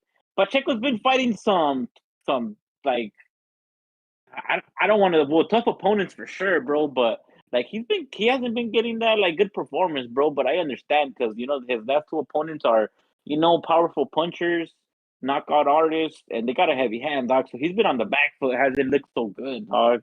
Pacheco, in my opinion. Yeah, that's true. No, you're right, man. Like the Trevor McCumbee fight was for me. I was like, what the heck is going on? Like, I felt like he should have stopped him. Nah, bro, you can't, bro. Ooh. He's a dangerous fighter, Trevor McCumbee. Let's remember how he fought with Caleb Plant, bro. Like Caleb, he knocked out Caleb Plant twice, bro. Caleb Plant stopped him by the luck, bro. In my opinion, that was a tough fight for Caleb. The luck, the luck is crazy, bro. He made that adjustment, bro. If you remember it though, bro. Like literally they stopped him and the bell had rang. Like they could have let him go back to his stool. Like, remember that fight, gentlemen? Bro, he was beating him down that whole like the whole last 30, 40 seconds of that round. He brought him on the inside and it was a wrap. Yeah. But fight was done. Keep in consideration that took a lot out of Caleb Plant, bro. That took a lot out of him too, bro.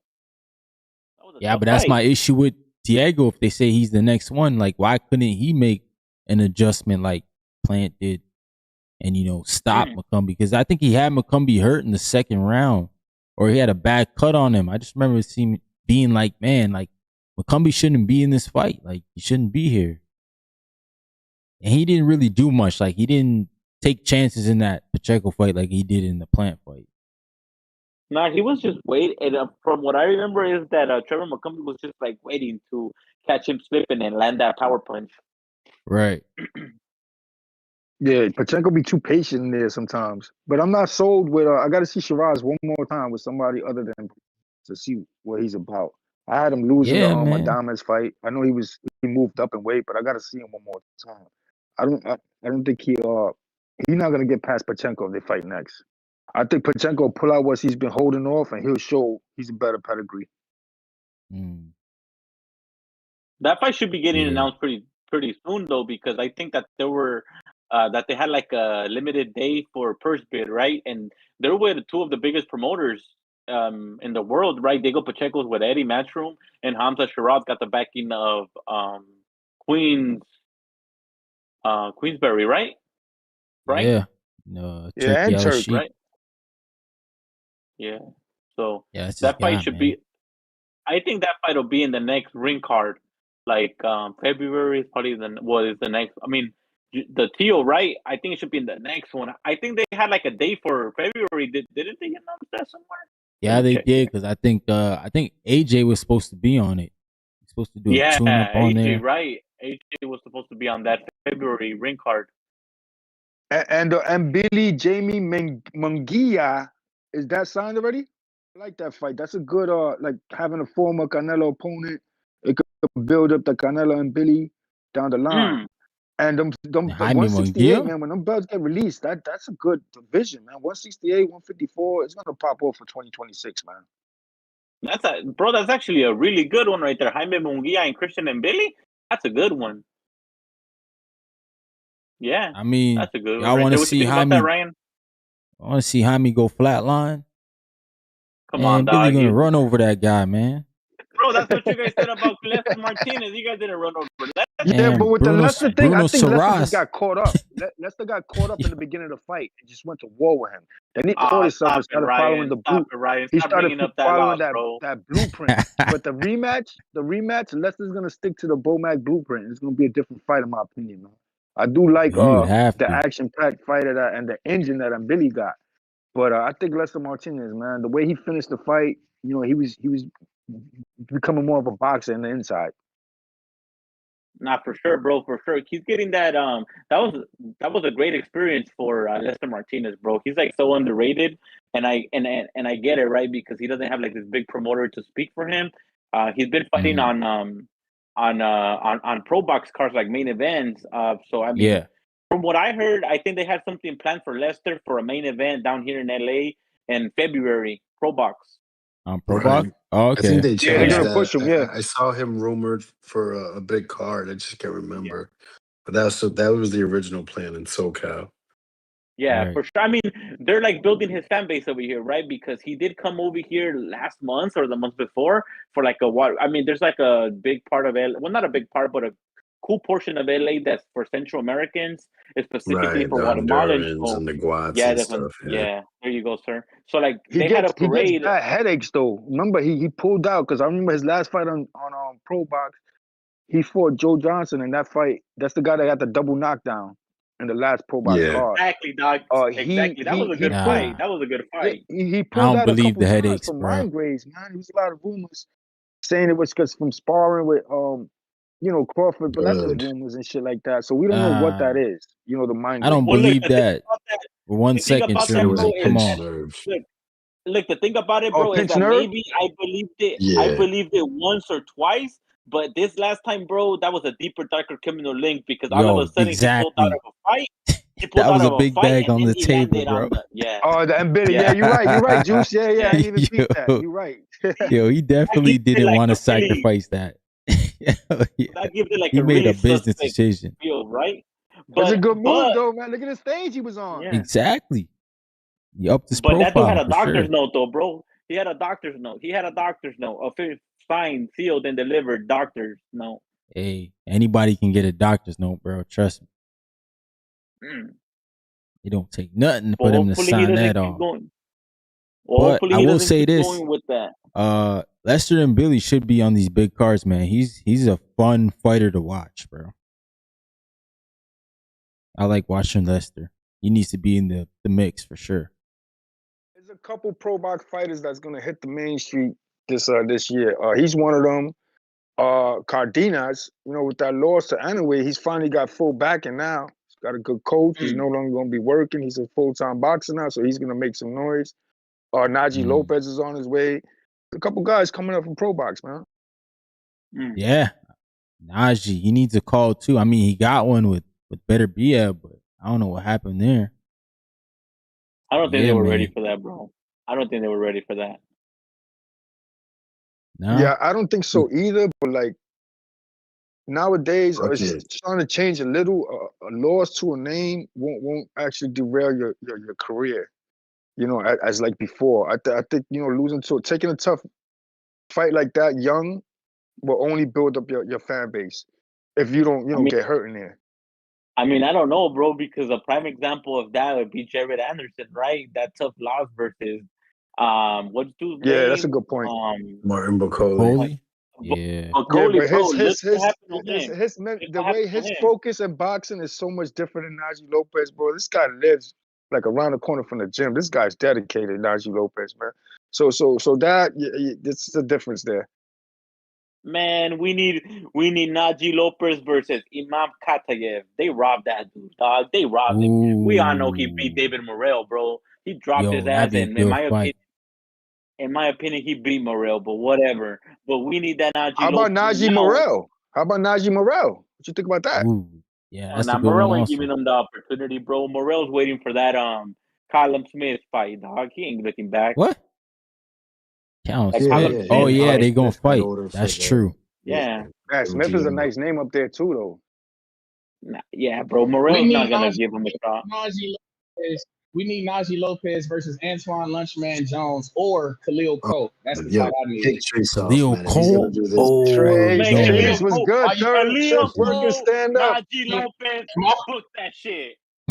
Khalil Cole gotta beat Jesse Hart, bro. He mad that my fighter is undefeated. Shout out to Antoine Lunchman Jones. That's an undefeated fighter right there. I don't understand. Bring him on. Bring him on. Najee Lopez is that Puerto Rican with soul coming out of ATL. Bring him on along. That's cool. That's what I want to hear. Wait, who's the dude when you see, you know how I talk my rooster talk, man. When you see Najee Lopez last fight, man, when he won that fight, and you see Berlanga in there with his big chains and shit in the ring and all that, but you knew who the big dog in that ring was. Motherfucking Najee Lopez beating them all down in sparring. That's crazy. Shit don't mean shit when you're in there with a real one. Them chains and shit don't mean shit. I need that fight, man.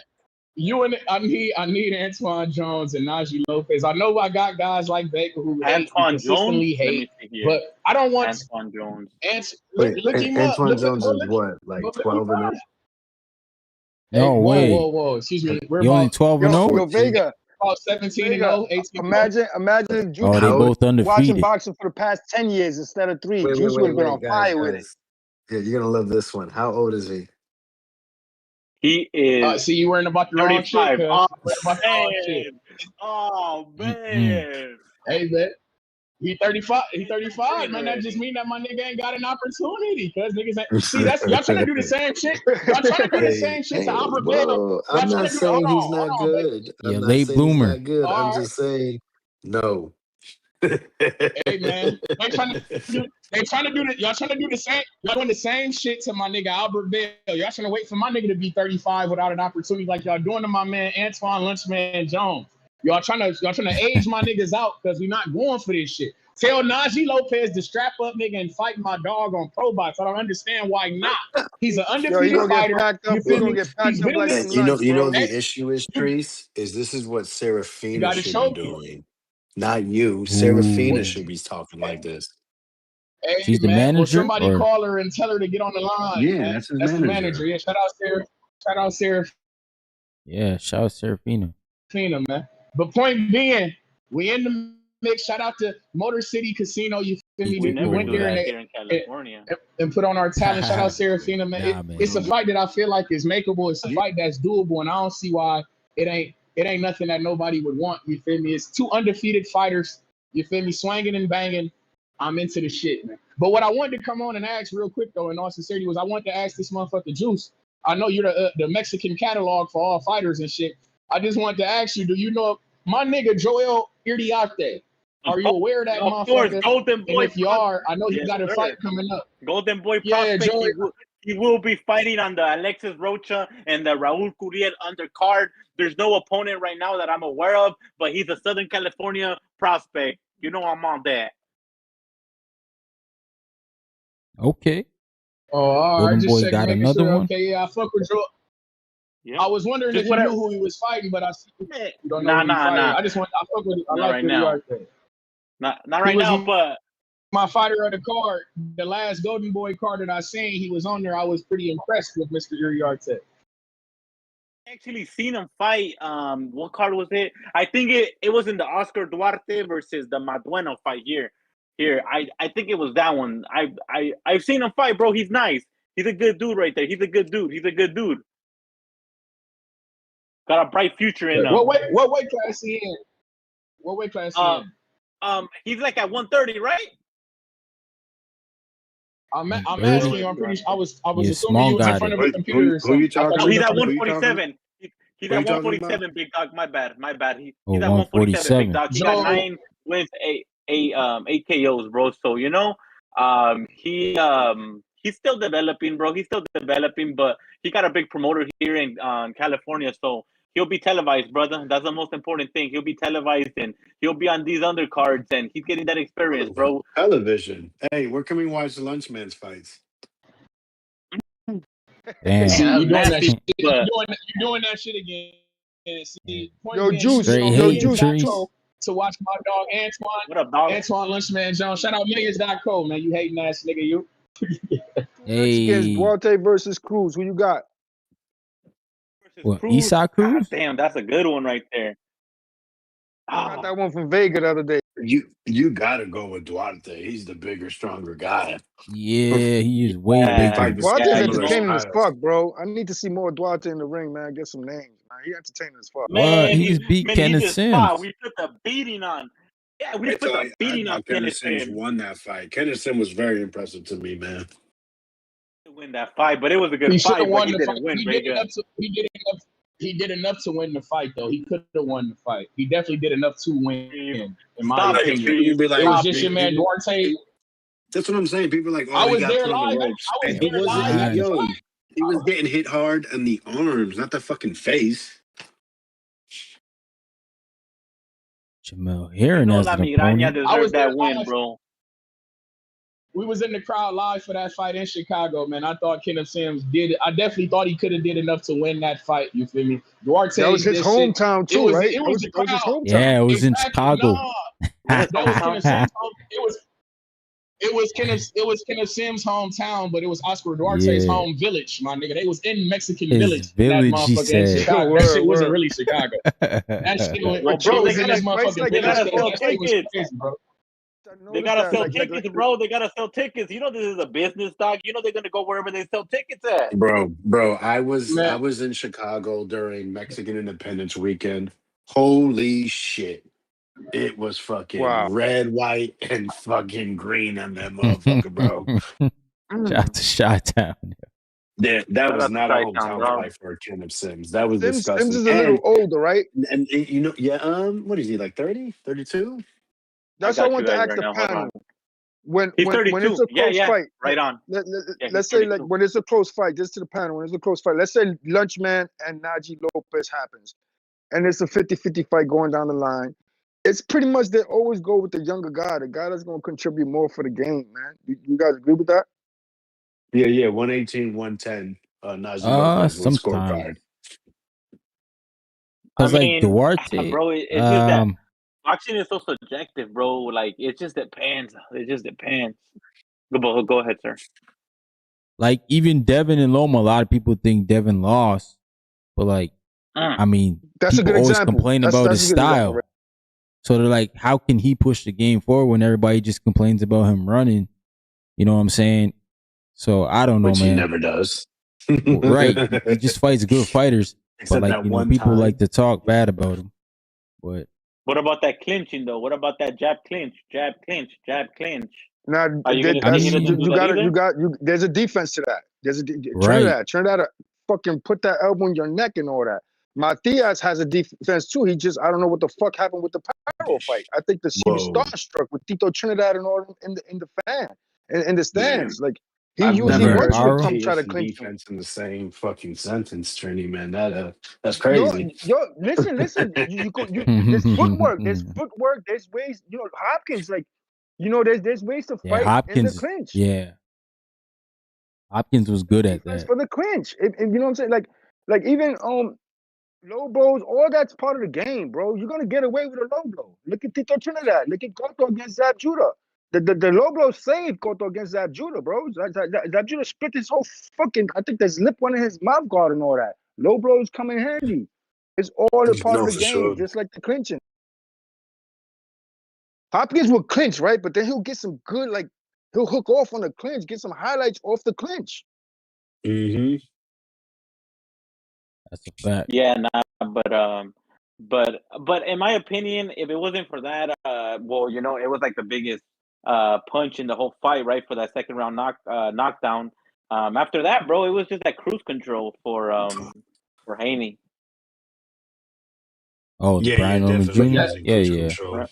And that's But why this is people still call it a that. master class, is because it wasn't that like, yeah, he just dominated every round. It was just so obvious he was a step ahead. Exactly. Mhm. And my thing is, Juice, when I hear guys like you, Juice, talking this jabbing, grabbing this, because me slugging HUD type shit, it's about. But you knew that going into the fight. And to me, it's That's like, exactly you're my telling point. me that this guy isn't good. You got to stop. It's your job to mitigate what I'm doing to you. You feel me? You know I'm coming to That's a jab great and grab. point. You know I'm coming to slug and hook. And you know I'm about That's a to put great this. point. You know I'm about to put the stick on you. Game You feel plan me? for that shit. And you're the fucking exact. And then you're the fucking champion. That's what makes it even like it's like motherfuckers is acting like Devin Haney. Niggas was acting like Devin Haney was the champion going into this fight. My nigga, he did what he was supposed to do. Like I personally don't think that the Normans expected that, bro. You even see Nah, they Senior had to. coming They in the had ring. to expect it. They went in saying that they wanted him to clinch. He got hit No, cold. no. Game plan went out the window. Then your father's telling you, drilling in your fucking head, yo, he can't hurt you. He can't hurt you. Motherfucker is boxing. Anybody can get hurt. You know what I'm saying? Word, and yeah. if you remember, exactly. And if you remember, bro, like the thing that I thought that even put Brian Norman Jr. like down more is that when his dad hopped in the ring after he had the broken nose and he like kind of went wild, bro. He's like, "Oh my god, fuck, I can't believe this," something like that, right in the corner. When it's just like brother, you're supposed to go in there and be like, the kid still held it down towards the end of the fight, man. Still was trying, still was roughing him up and trying his best, man. He should take a lot from his loss. I'm looking forward to seeing him back in the ring, man. I can't wait to see Norman Jr. back in the ring. Hell yeah, me too, dog. Me too. Hopefully he gets a good fight comeback. Top 10, no big name, but something that he could gain the confidence back. And hopefully they learn from that, bro. But about that coming in the ring and like, like putting more pressure on your son, like, oh my God, fuck, I can't believe that. Again, I'm praising, but that was his reaction. He should have gone in there and been like, you know what? Forget about it, bro. That round is in the past. You're good. Nothing happened here. Let's keep pushing forward with the game plan or plan B. But he went in there and he put like more pressure. And on Junior scared him even more, right? Like, I don't want to use that word, but he like scared him even more, bro. Respectfully. Nah, I think that was before the fight. Like all that pressure was before the fight because all I heard was Devin Haney was going to sleep. That's all I heard for 4 months. I'm gonna walk through that. We're gonna walk through that. I heard Brian Norman is the new Marvin Hagler. He's a puncher. Yeah, there was yo, a lot of pressure on Junior. Yo, Lowe started that shit. Lowe seen him switch on a heavy bag one time, and he went the fucking he jinxed this, bro. Mini Marvin Hagler. I'm a Norman fan, man. It was a long way to go to even start that fucking debate. They said Norman told him he was going to hit him in the chin and make him tear his ACL. Yeah, I was with that. No, that was me. That was me. Punch him in the arm and break your ankle. Break his ankle. But yo, look at your man, Espinosa, when he got rocked, when his debut, when he put him in there, and he got rocked the first round, some shit happened to his fucking ankle, bro. When he pulled off that tough win. With Robesi. Oh, Robesi. Yeah, you're right. He like fractured it or something in the first round. That tall motherfucker. A fight that I want to see for Brian Norman Jr. though, a comeback fight for Brian Norman. I know we got juice on here, like I said. I gotta fuck with him. No, not at all. I want to see him in there with Abel Ramos. I want to see Abel Ramos and Brian Norman a good one. Jr. I think that's a good comeback fight for Cuz. Throw him in there with Abel Ramos, man. I like that. Hell yeah, Abel Ramos had that draw with Mario Barrios. You know, he knocked him down. He got knocked down. That's a cool little fight right there for Abel Ramos. And you know, Abel Ramos doesn't have nothing that I know that got lined up. That's lined up for him. So man, I wouldn't be shitting on that fight. That's a good fight. I like that fight. That's a good one. Yeah. That's a good one right there. You know, man. You know we like to matchmake around this bitch, man. You know how we get on, man. But this Amanda Serrano, goddamn, by the fucking way. I know, god damn it, we got boxing this weekend, and I just want to say, Amanda Serrano. Yeah, man. PR. I don't like Puerto what Rico. the fuck she got going on. I'm not into it. Holly Holm on that card as well with Stephanie Hahn too, right? Yeah. Yep. Yeah, who cares? Yeah. Ebony Bridges back. We care like a shout out Ebony Bridges, big fine ass. Speaking of stats, shout out to Ebony Bridges. But you feel me? That Holly Holm and Stephanie Hahn fight, that's the fight that I'm most intrigued in. You understand me? If Holly Holm win that fight, she got a mitriada options. She got a motherfucking smorgasbord of options. If Holly Holmes can win that fight, she got the smorgasbord. She got a smorgasbord of options. But she can fight motherfucking Alicia Bumgardner. She can fight Katie Taylor. She can fight Caroline Dubois. Motherfucker, she can fight. She can motherfucking Ronda Rousey. Ronda Rousey acting like that bitch when they get into a boxing ring. Motherfucking Ronda Rousey want to come back and throw some hands. The bitch talking about she want to fight Katie Taylor. I heard that. Damn, she gonna get stopped. That was the boxing scene fucking reported that. No, from when she packed up Ronda. Yeah, hey, man, I'm just telling you what I heard. What I heard the bitch say. She said she want to come back she want to come in and jump in with Katie Taylor. This the same bitch who said that she could beat up Floyd Mayweather and got her shit knocked loose. That's disgusting that anyone would take that serious. Like that is a travesty. Hey, you know how we get on, man. We here for these circus fights, man. Circus fights all day, ain't that right, baby? Man, Katie Taylor not signing up for no circus fight, man. Yeah, she is. No. That's a real. That's a bag, bro. Ronda Rousey gonna provide. Katie a bag done, man. I bet she can take that fight. She gonna take the fuck out that fight. And if Holly Holm wins, and she'll beat her ass and stop her. Facts. I need to see Katie Taylor and Holly Holm. If Holly Holm, I want to see that fight in Ireland. You feel me? I'm fucking with it. I like Holly Holm a lot, bro. She when I was talking about how I want Alex Pieta to get his opportunity with Usyk to do some real gladiator shit. He won a belt in kickboxing. He won a belt in motherfucking MMA, and then he had the opportunity to win a belt in boxing. That's Holly Holmes, cause she real gladiator. I fuck with her the long way. Belt in kickboxing, belt in boxing, belt in MMA. That's a motherfucking combat connoisseur. I fuck with Holly Holm the long way, and I hope she put hands and hooves on this whole Stephanie Hahn. Let's get it done, and then I need that Caroline Dubois fight. I must have it. Alicia Bumgardner, get in the fucking mix and stop ducking Caroline Dubois. I need to see it. Not now, but right now. She need to grow some nuts and get in the mix with Dubois. Who's ducking Caroline Dubois? Alicia Bumgardner. I know she's in the weight class below. I don't want to hear that shit. Bring your ass. Ain't nobody down. Ain't nobody down there for you to fucking bring your ass. I don't want to hear the shit. Bring your ass. There's no connection besides that. Right. I mean, I want to see the fight. I would like to see it. She's and not ducking. But I can't say she's not ducking. You're right. She's not ducking. She's damn sure dodging, my nigga. Am I the damn sure dodging. She's locking the door and she's turning the TV on and sitting on the couch. Hey man, if she not ducking, she dodging, man. You know how I'm rocking. If these niggas ain't ducking, they damn sure dodging, man. That's all I'm saying. Ain't nobody for Alicia Bumgardner you can be thinking about except motherfucking Caroline Dubois. The fuck is you talking? Bro. That other girl's there too, Alif Tehran. We already seen that shit. We already seen Terry Harper. But she up at 135. She up at Alif Tehran. 135. All the work. Yeah, but she can make 130. That's what I'm. Bumgardner. Alif Tehran. Alif Tehran. Yeah. Alif Tehran. Stay away from her. Stay away from the interim. Yeah, she's at 35 too, bro. Yeah. They say they want that bitch tested. Yeah, I want her tattooed. Serrano, Absolutely. No woman. I've never seen a no, woman I punch like can't have that. her. Yo, what Yo, you am I mean the you never only seen a one? woman punch like Am I that? the only one that hopes that right hand comes through one more time for Wilder? Bro, Man, that's how bitches fight in the hood, bro. And she's y'all landing seen that shit Ann in the Wolf, boxing bro? ring. She on her Ann I She Wolf never definitely seen shit. it. swinging it. She Yo, windmilling like a she trains motherfucker. Kirtland. No. I ain't never watched no goddamn Man Wolf. You need to watch some Ann I'm with, Wolf shit.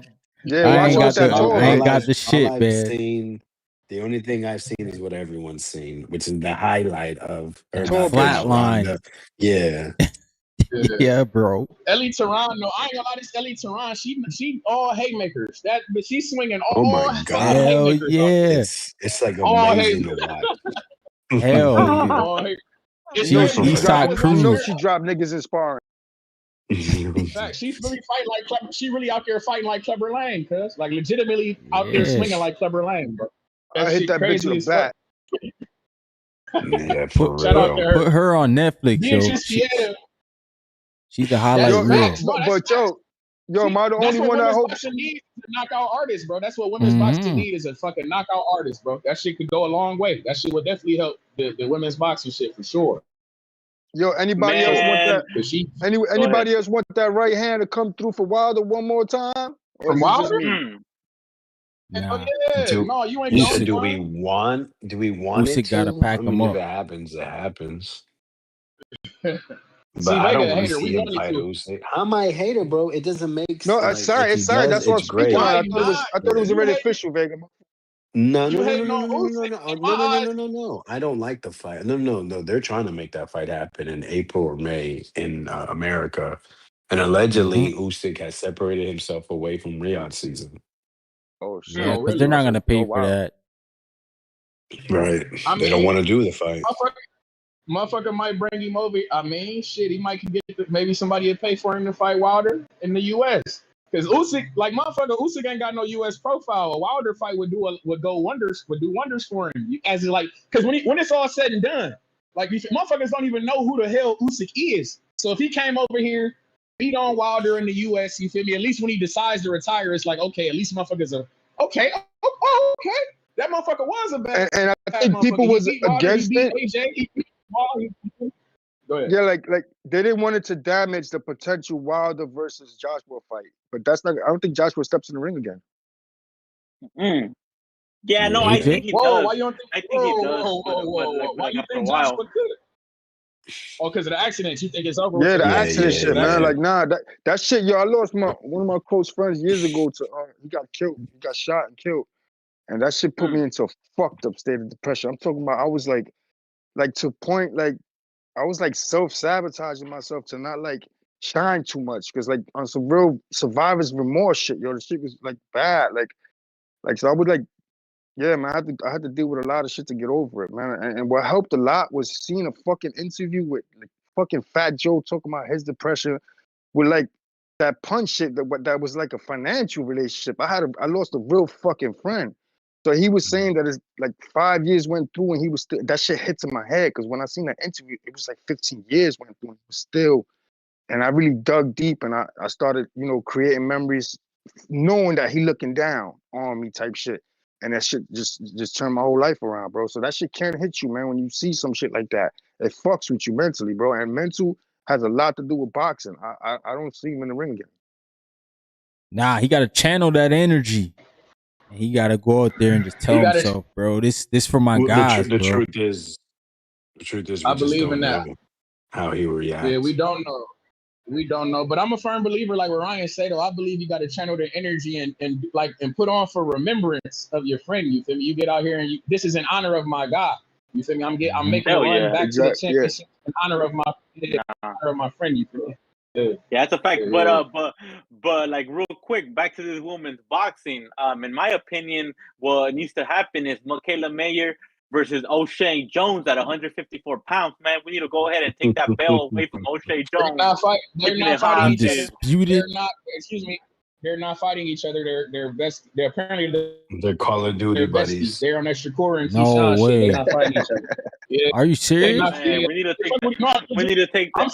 serious. We need to take they that got belt. they got I videos. know. I remember watching Shay and Michaela Mayer. They was on the boat. They've been on cruises and shit. They've been on trips together and shit. They fuck, like they really fuck with each other the long way. They like real friends. They take that bell away from O'Shea Jones. She ain't Fuck fighting the no fuck good. out, Yeah, Juice, don't worry, Juice. Juice, it's happening. That belt is getting taken away. She's not getting a rematch. And she don't deserve a rematch. She got beat. Fair. They legitimately tried to rob my fighter because that shit is nasty fucking work. And then this nigga Vegas she's okay the OTX fighter. Hey man, we heard that shit.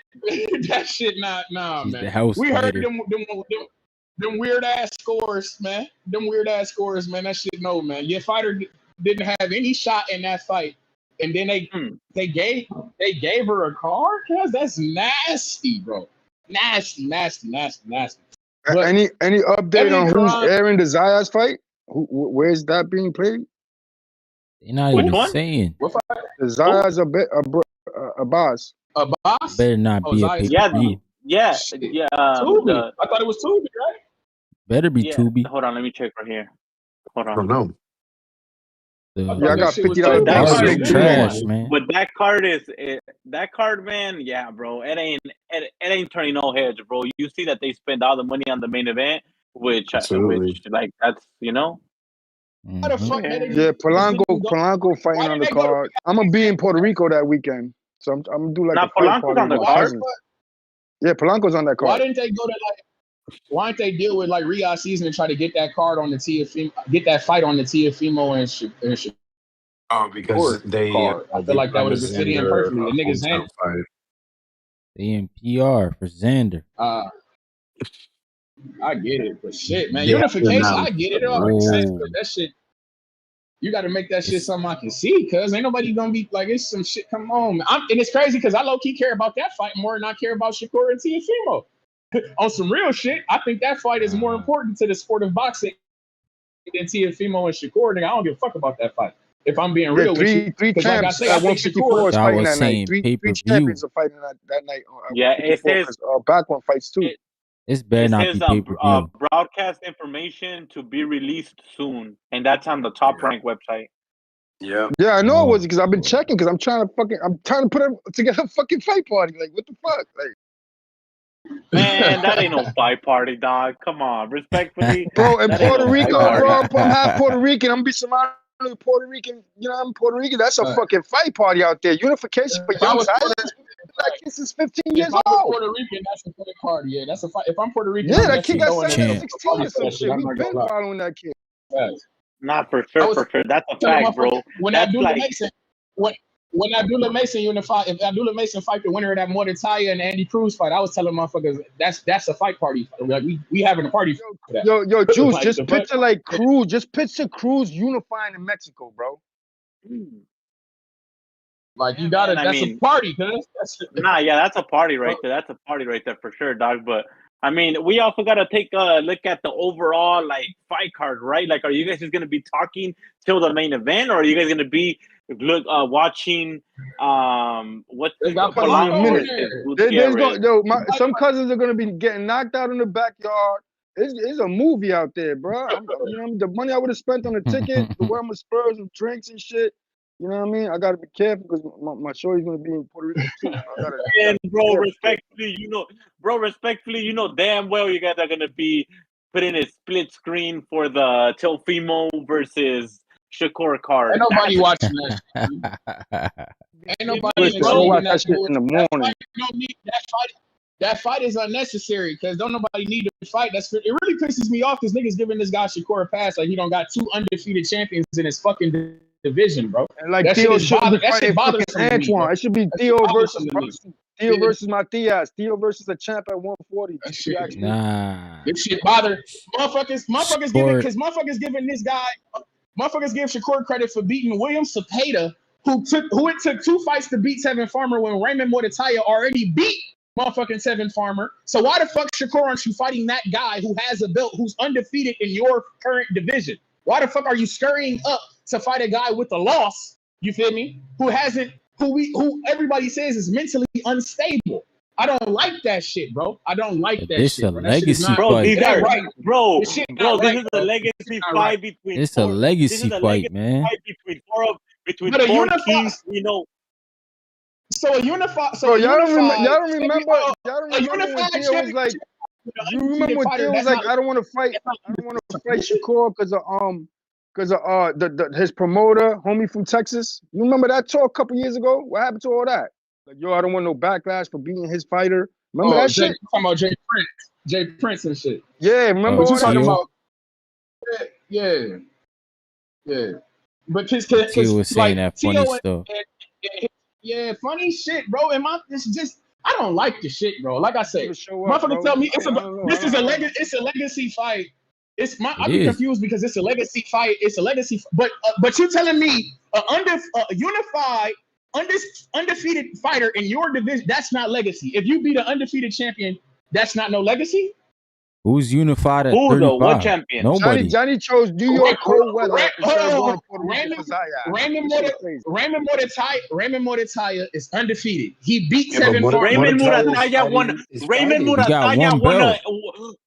Raymond Muratalla won a vacant belt, which he has to fight a mandatory. God. He has to He fight only a got one mandatory. He belt. won an IPM Yeah, vacant Mordecai's belt, so been he has a tied up with mandatory the to fulfill. mandatory. Yeah, Mason got the other belt. The man, And then it's the WBA. Your man Tanks is holding off that belt hostage.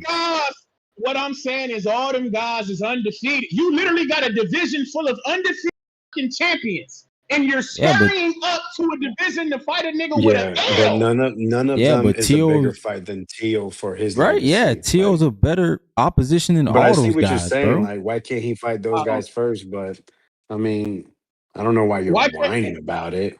I'm not whining. I'm angry. Why aren't you fighting these taking a guys? tougher But why are fight. you so angry? Like, why be angry about that? Because your 135 resume is not shit to speak of. You get the biggest credit for beating William Cepeda, who beat Tevin Farmer, who I'm telling you is a champion who already beat Tevin Farmer before that motherfucker beat him. You get what I'm saying? That shit don't make no sense to me. Why the fuck do William Cepeda get all this credit for beating Tevin Farmer when I'm telling you it's an undefeated champion that already beat that motherfucker? Why aren't you fighting him?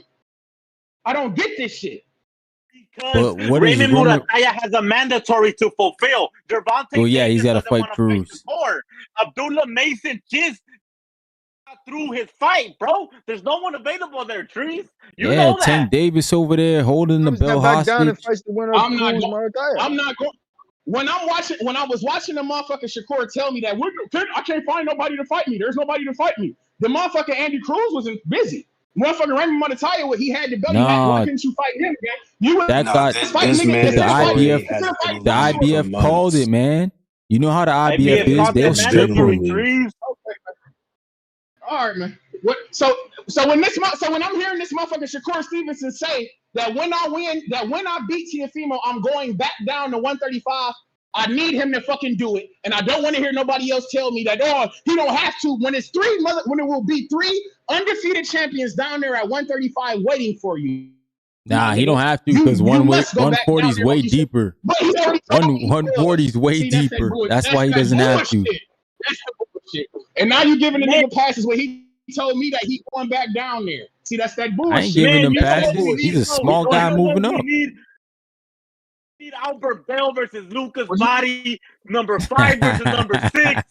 Yes, this dude Albert Bell, get him out of there. Put his big ass to move on up. You don't need that. Albert Bell beat the fuck out of Lucas Body. Albert Bell beat the fuck out of Cruz. Albert is nobody at 135 fucking with my fighder. Why you think the man is being ducked guys at all turns? Because I'm just speaking the truth. I'm telling you what the fuck going on. You can't find a motherfucker to raise their hand to say, I want that fight with Albert Bell. These niggas know better because ain't nobody fucking with game. Come on, man. That nigga Jair Herrera. How many tickets he's selling? Of course I'm not gonna fight this guy, man. You talking about ticket sales and I'm talking about fights. You see these niggas' problem because it's not a popularity contest. It's about fights. Need to go to 140. That's you niggas' problem. He want to fight.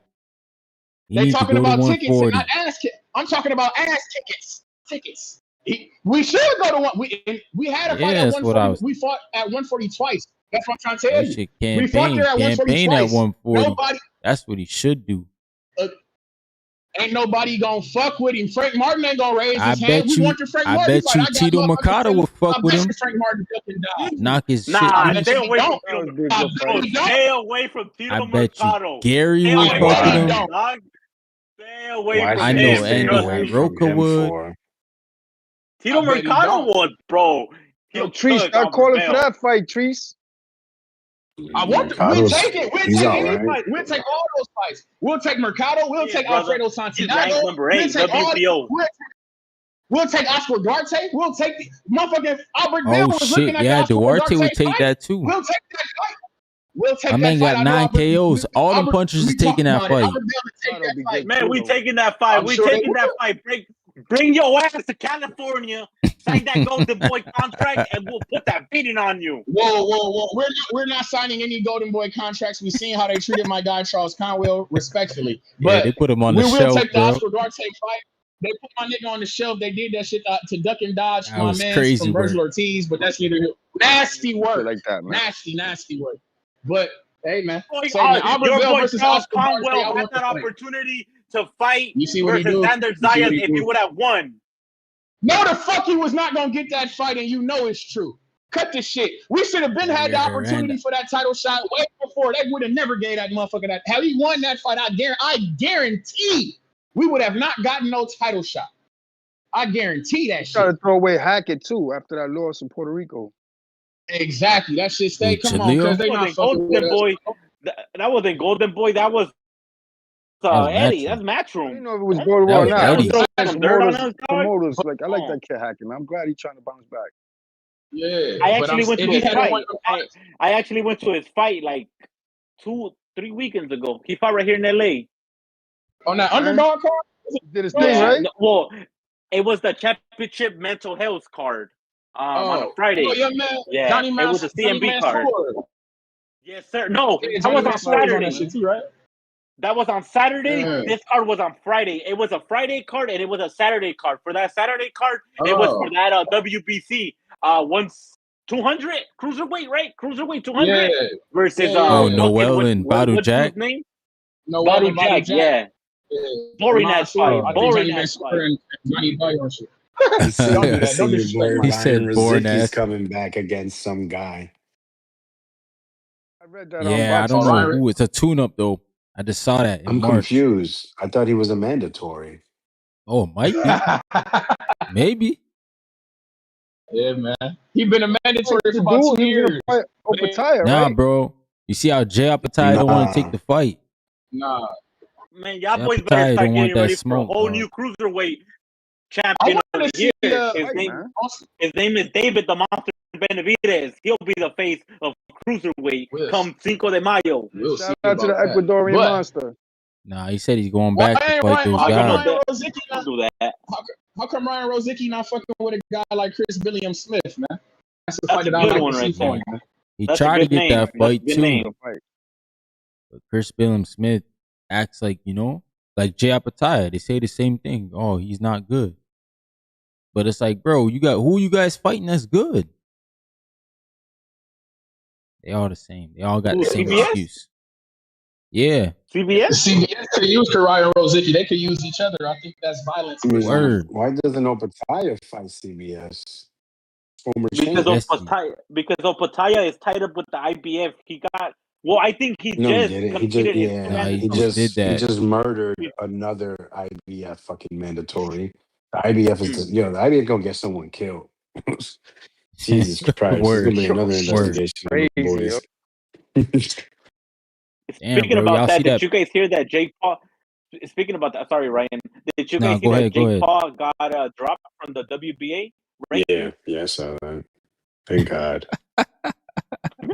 They got a reason to drop him, bro. That's hilarious. Yeah, because he lost his last fight. He didn't even fight. It doesn't make sense. He lost to a fucking former heavyweight champion, right? At heavyweight. That doesn't make any sense. But I mean, fuck it. Yo, they got their excuse. They like, we dropping his ass. That's hilarious, bro.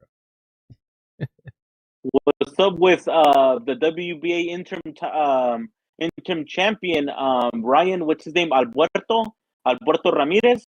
he signed to either the Tiger, right? Oh I yeah, know you heard about him. 175. Ramirez. Yeah, He has yeah. a fight coming up. Yeah, he has a fight main event, right? But I'm thinking, when is he gonna push for that mandatory with Bivol? Never. I don't know, man. The WBA, they not, you know what I'm saying? They weird with it, bro. When have you ever heard of WBA really mandating something outside of the Giasop and Broly fight? They just terrible, man. How They the long did worst. that take too? Like Word. people gotta see, this is what people don't realize is that Giasov was fucking Stanionis's fucking mandatory. And he I got feel paid like step aside money. He accepted step aside money. Let's not forget that either. twice Right, so for he's the been Virgil around. So fight he what and the Boots fight. so you know what probably happened? You know what probably happened is that he had enough for a legal case. And if you remember, they had issues with that. You remember Pulev became champion recently because of legality reason. And then you remember Fresno, the Puerto Rican dude, was in Oquendo or some shit like that. Fresno Quendo, He be, something like that. yeah, Oquendo, there you go. He also was able to take him to court. So that's what yeah, man. No, that's what these fighters do, man. I mean, their This is managers are the smart. email They know champ. they can Court take appointed champion. step aside money, and then so they gain a little extra paycheck, and then force their way through it. Well, let's With keep in Charlo mind that and Backroom and Charlo, but you said it was for a bigger fight for Charlo, right? Like a more meaningful fight. Well, undisputed. It was unification Yeah, with so that makes Jason sense. Rosario Like first. Jason Rosario had him, and then Charlo knocked his ass out, and then the two undisputed fights. yeah, so you paying somebody step aside to fight a champ is that's no frown upon. Well, yeah, because I mean, bro, you're gonna fight for more belts allegedly. Yeah. Yeah. And the Kelly Backroom, where does that fight take place? In UK? In the UK, yeah. Yeah, that was in the UK. That's gonna be in the morning of the 31st. That's gonna be a stacked day, man. You got like three main events, right? I mean, 3 good fight cards, right? You got that Kelly versus Bakram. Bakram? No, not Bakram. Yeah, Bakram, right? Kelly? Yeah, Bakram. Yep. Yeah, you got that one, and then you got the Teo and Shakur, and then you got the Zayas and the Boss. Yeah. But in actuality, they should have put Bakram the gotta two knock US that cards, man like you out, said man. earlier. Should have put And the two then you US have cards together. And then, like, this isn't like nothing big, but you have Adam Azim. He's recycling Gustavo Limos that fight that day too. And then you have the recycling. That's a good word. And the chicken bank. I mean, yeah, bro. Like, that's what the UK usually do, right? Because Adam Azim, didn't he fight? Who did he fight? Yeah, Coach Boy. He just beat up Coach Man. Oh yeah, no. But I'm talking, Scooby. But I'm talking about like a recycled champion. Look, he got right here. He fought Keyshawn beat him. Oh, Lipinets, yeah. Oh, Lipinets, He didn't stop Lipinets, right? Nah, he stopped him. He stopped him. Late, He stopped him in the ninth. late, I think. Okay. Yeah, in the ninth. And then he had that good win versus Kirk Scooby. Why not? Not a good win, but Kirk Scooby's a cool name to have on your resume, right? They push him on social media. So. That's why he's a cool name. I mean, that's a good name, bro. Trust. It's a big name in OTX. Yeah, I love Juice on the panel with Coach Bermudez. I love when Juice is on the panel with Coach Bermudez. Gotta put that pressure, man. Gotta put that pressure. I feel you. Man, what am I talking about? Fights. Man, exactly. What do you be talking about? I don't even know it. Your boy just fought him too, Ryan. Man, your boy just recycled him too. Arthur. Hell yeah, Arthur Biersenov. Oh, that guy's a beast. Yeah, bro. Because nobody want to fight him. Bro. He didn't stop him. Oh my god. Nah, he didn't stop him. That was sad to watch. He bro. did it. Yeah, he didn't look as good as he's been looking before. I wonder, is he just not as good as I thought? Did he have a bad soup? Did his girl take his legs? Oh no. He's been at 140 for a minute. And have was his coffee cold in the morning? I don't know what happened that day. Nah, but he's a good fighter, bro. Eye of the Tiger always puts him on like the main cards, right? Yeah, man. Yeah, that guy. He's been beating guys up. He hurt Lipinets. I don't know if he dropped him, but he definitely hurt him a few times. Yeah. But he just never could push it. Look at this. He's already signed. He's already scheduled to fight on that Alberto Ramirez card on the 5th of February. So who is he fighting, Alberto Ramirez? He's fighting Leonard Richards. Oh, Laron Richards. Yeah, he's from the UK. He got a flat top. He can box. He can't crack a fucking egg. He's coming off a win with Dalian Courtney in the UK. You're correct, sir. Yeah, they had to build him back up because he was outboxing. Who was it? Like Woodard or whatever the fuck his name is. Oh yeah. Steve Woodlaw out of nowhere, punched him. Yo, just hit him with the fucking Thor hammer, knocked his ass out. It was shocking. I was watching that fight, and Richardson. That's a good fight for Alberto. Yeah, man, that is a good. We got a super chat from my guy Leonard Sterling. He said CBS turned down $1 million offer for Opataya fight in 2024. Nah, said 10 weeks was not enough time to prepare for Opataya. What? 10 weeks? Opataya's a beast. Yeah, he's a beast. Yeah. Dangerous fight. Shout out to Leonard Sterling. So he needs those extra 2 weeks? Like, what the hell? Yeah, man. With respect to CBS, bro, bro, he needed to recover from that Zurdo fight. He took a good beating in that fight, bro. And he did. They didn't even stop. Did they even stop the fight? Did they throw in the towel, bro? Because he was busted up. It went all the rounds. You see, bro? That went to the end, man? Yo, Juice, will the Mexican monster step up to the plate after the Zurdo fight? Should he win against Opataya? Oh, for sure. Nah. Fight Bivol, bro. Beat Bivol, man. If he beat Bivol, that's Bivol a better win. Man, Bivol ducked $8 million. Man, Bivol ain't ducked that guy, bro. The bell because he didn't want to fight Benavidez, man. He ducked him. No, he didn't duck him, bro. I wouldn't fight Benavidez either. What the hell you mean I just won the belt and you gonna strip me? Like, what? You guys is crazy, bro. That was the mandatory, bro. That was the mandatory. No. Let's not forget that he had already been in line. He had the interim title belt. He wasn't in line. You forget, bro. They made him choose, and he chose to deal with them. He's like, yeah, I'm not going to put the pressure on Canelo. But they gave him option. They said you could have the 168 or the 75. The man did all that crying about Canelo and then didn't even use their bluff, bro. Didn't even go on it. So, I don't know, man. I didn't like it. Bro, Bivol had the belt for like 8 days. He had it for like a week, bro. Like, that's crazy. I mean, bro, like, he has to weigh the options too. Maybe he was struggling to make 168 pounds, bro. He's a big boy. Maybe. He's still in the media talking about Canelo, man. Well, I mean, 168 is hard for him to make, man. If Crawford come back, if he fights Zurdo and beats Zurdo and Crawford comes back and demands he comes down to 168 to fight him, I'm going with Crawford. Bro, Benavidez ain't taking Crawford at 168. He'll take him at 172. Wait, you got Crawford beating Benavidez at 168? 168, yeah. That come forward mummy style got him eat him up. Hell yeah, he struggles to make that weight. Hell yeah, I'll put bread on that shit, man. I'll kick up with all these Mexicans in my block. I'll kick the fuck up. But that's you can't come back. You can't come back and ask that man to come from cruiserweight back down to 160. That's crazy work. You can't do that. Well, not No. I would have took it. Right after the Nello fight.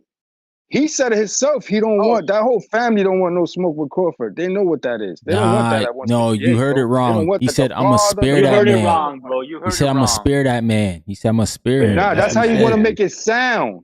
But that's exactly what he said. Family don't want no problems with Crawford at 168. We gonna let Crawford do his thing, bro. What family wouldn't want to get back? What family wouldn't want to get back for his brother, dog? Come on, man. This is the blood. They already seen what it is. His brother, before the fight, before the ring, his brother almost got caught out there in the stands, bro. Before they even made it to the ring, bro. Because that was a setup straight from Top Rank, bro. How the fuck are you gonna have your public workouts in Crawford's gym? What the shit is that? No, man? that shit talking is what got him to fight. Everybody want to say he picked a one-legged fighter. The shit talking that man was talking is what got him that fight. That got him in the ring there with their Crawford. Well, bro, Crawford started the shit talking, bro. He walked up to the public workouts, right? And like started fucking like try to troll him right there, bro. Nah, some shit happened like in the stands before all that shit. Before he even got to cameras and shit. Yeah, man, but back to this Bivol, bro. Look, Bivol pulled out the fight for quote unquote back surgery and quote unquote because he was chasing Quote the trilogy unquote. and the man literally has surgery. Quote unquote is that you hear that bullshit? Okay, yeah, he had How about surgery. Vita Bev 175 against the monster? Who you got? We love it. And you damn know it, bro. You know damn sure that I got the monster smoking him, bro. Come on, man. What? You're gonna put a 47-year-old man in there with a Mexican young monster? Man, we eating him for breakfast. That man's Wolverine, bro. That man's Wolverine. Nasty. But that'd be a good fight, though. That'd be a good fight right there, though. But that'd be an awesome fight. Nobody smokes nobody in that fight. That's a good fight. But whatever you guys dangerous do, fight. Whatever you guys do, is just stay away from Imam Katayev at 175. Don't put him against what's dude's name from Pro Box? Naji Lopez. Do not put him in there with Imam Katayev. That'd be a good ass fight. And Tree, stay away from Katayev, bro. That dude's a monster, bro. They stole the fight. What the fuck you up? Bringing to Detroit from Canada. Lunchman? For Lunchman? Man, we ain't bringing him to Detroit. Lunchman gotta come up here, man. You want to be on Tubi. Yeah, I like What you mean you're gonna go to Detroit? Detroit? Yeah, from Canada and Detroit, that's a hop skipping away, man. Right there, man. That's across the water. He got to come up here if you're trying to get on Tubi. Trying to get that exposure. Wait, what's the city by Detroit? Or there's not a major Canada city by there, Canadian city? Windsor. It's Windsor. Yeah. Windsor. Is that? That's over the bridge, right? Right over the bridge. Yeah. It used to be popping back in the day, but not so much anymore. Yeah, that's where that good weed used to come in through back in the day. Nah, man, I have the Tiger, bro. They got Montana, the Montana, a little further up, Montana. Fuck with the American Indians. I was just reading a book about Montana. I was just telling my people we fuck around take a trip to Montana because this book got me inspired to go to Montana for no fucking reason at all. But that's neither here nor there. What the hell's in Montana? That's my point. It's the book because I was reading it, but it was talking about like a lot of people like settlers and shit like that. It's basically like people when they was talking like Wild Wild West, that was what the fuck Montana was. People were just going there and starting motherfucking civilization, bro. I'm like, I just want to see what the fuck is in Montana. What the fuck Montana is about. I was just thinking that. And when you say Montana, I think of sunset towns, bro. Probably all in Montana. But it's crazy because gold rush towns and shit like that, right?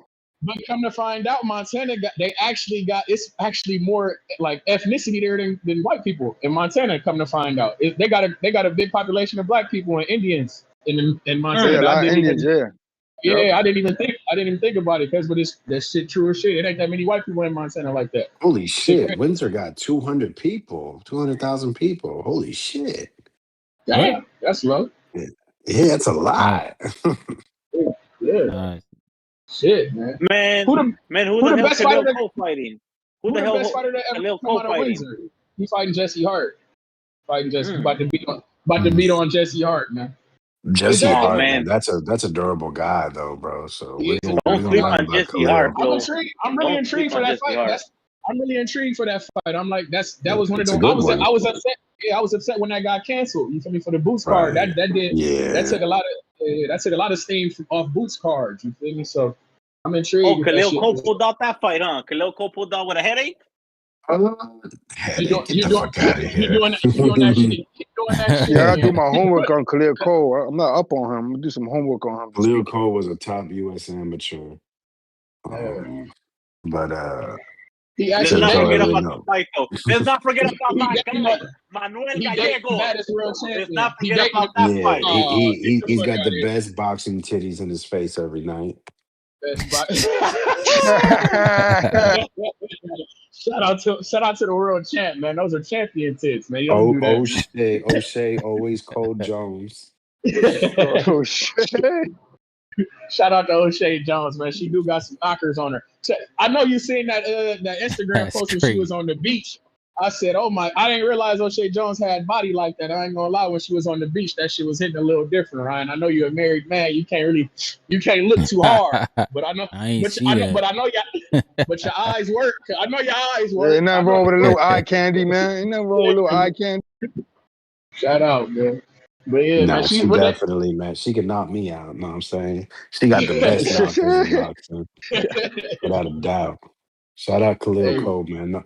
No wonder why he got Rambo that one time, man. He's putting too much work with that girl. Man, he wasn't concentrated. He wasn't feeling my boy got so they're hating on him for real. Right. His legs was gone, man. My nigga legs was gone in that first fight. He Too came much back working out. Too much J. Cole playing for Khalil Cole. Exactly. He put the best jab in boxing.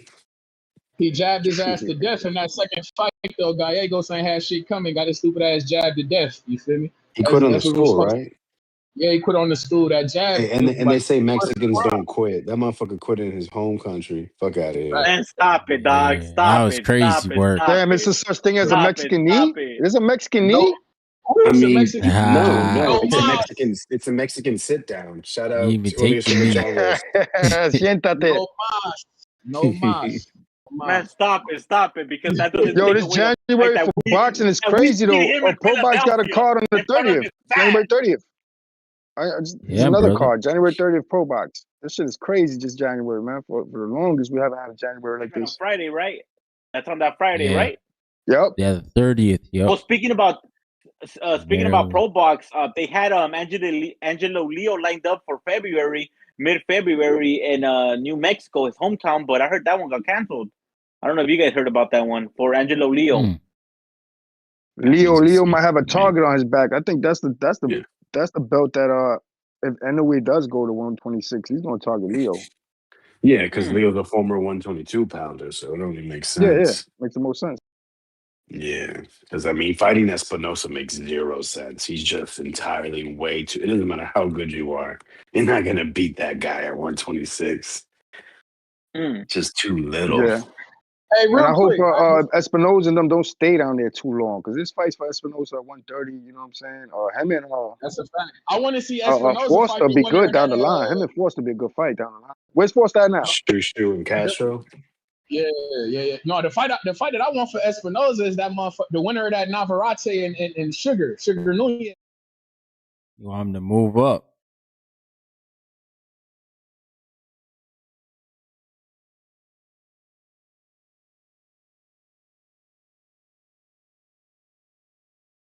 Get that Kakashi fight. That shit was fire.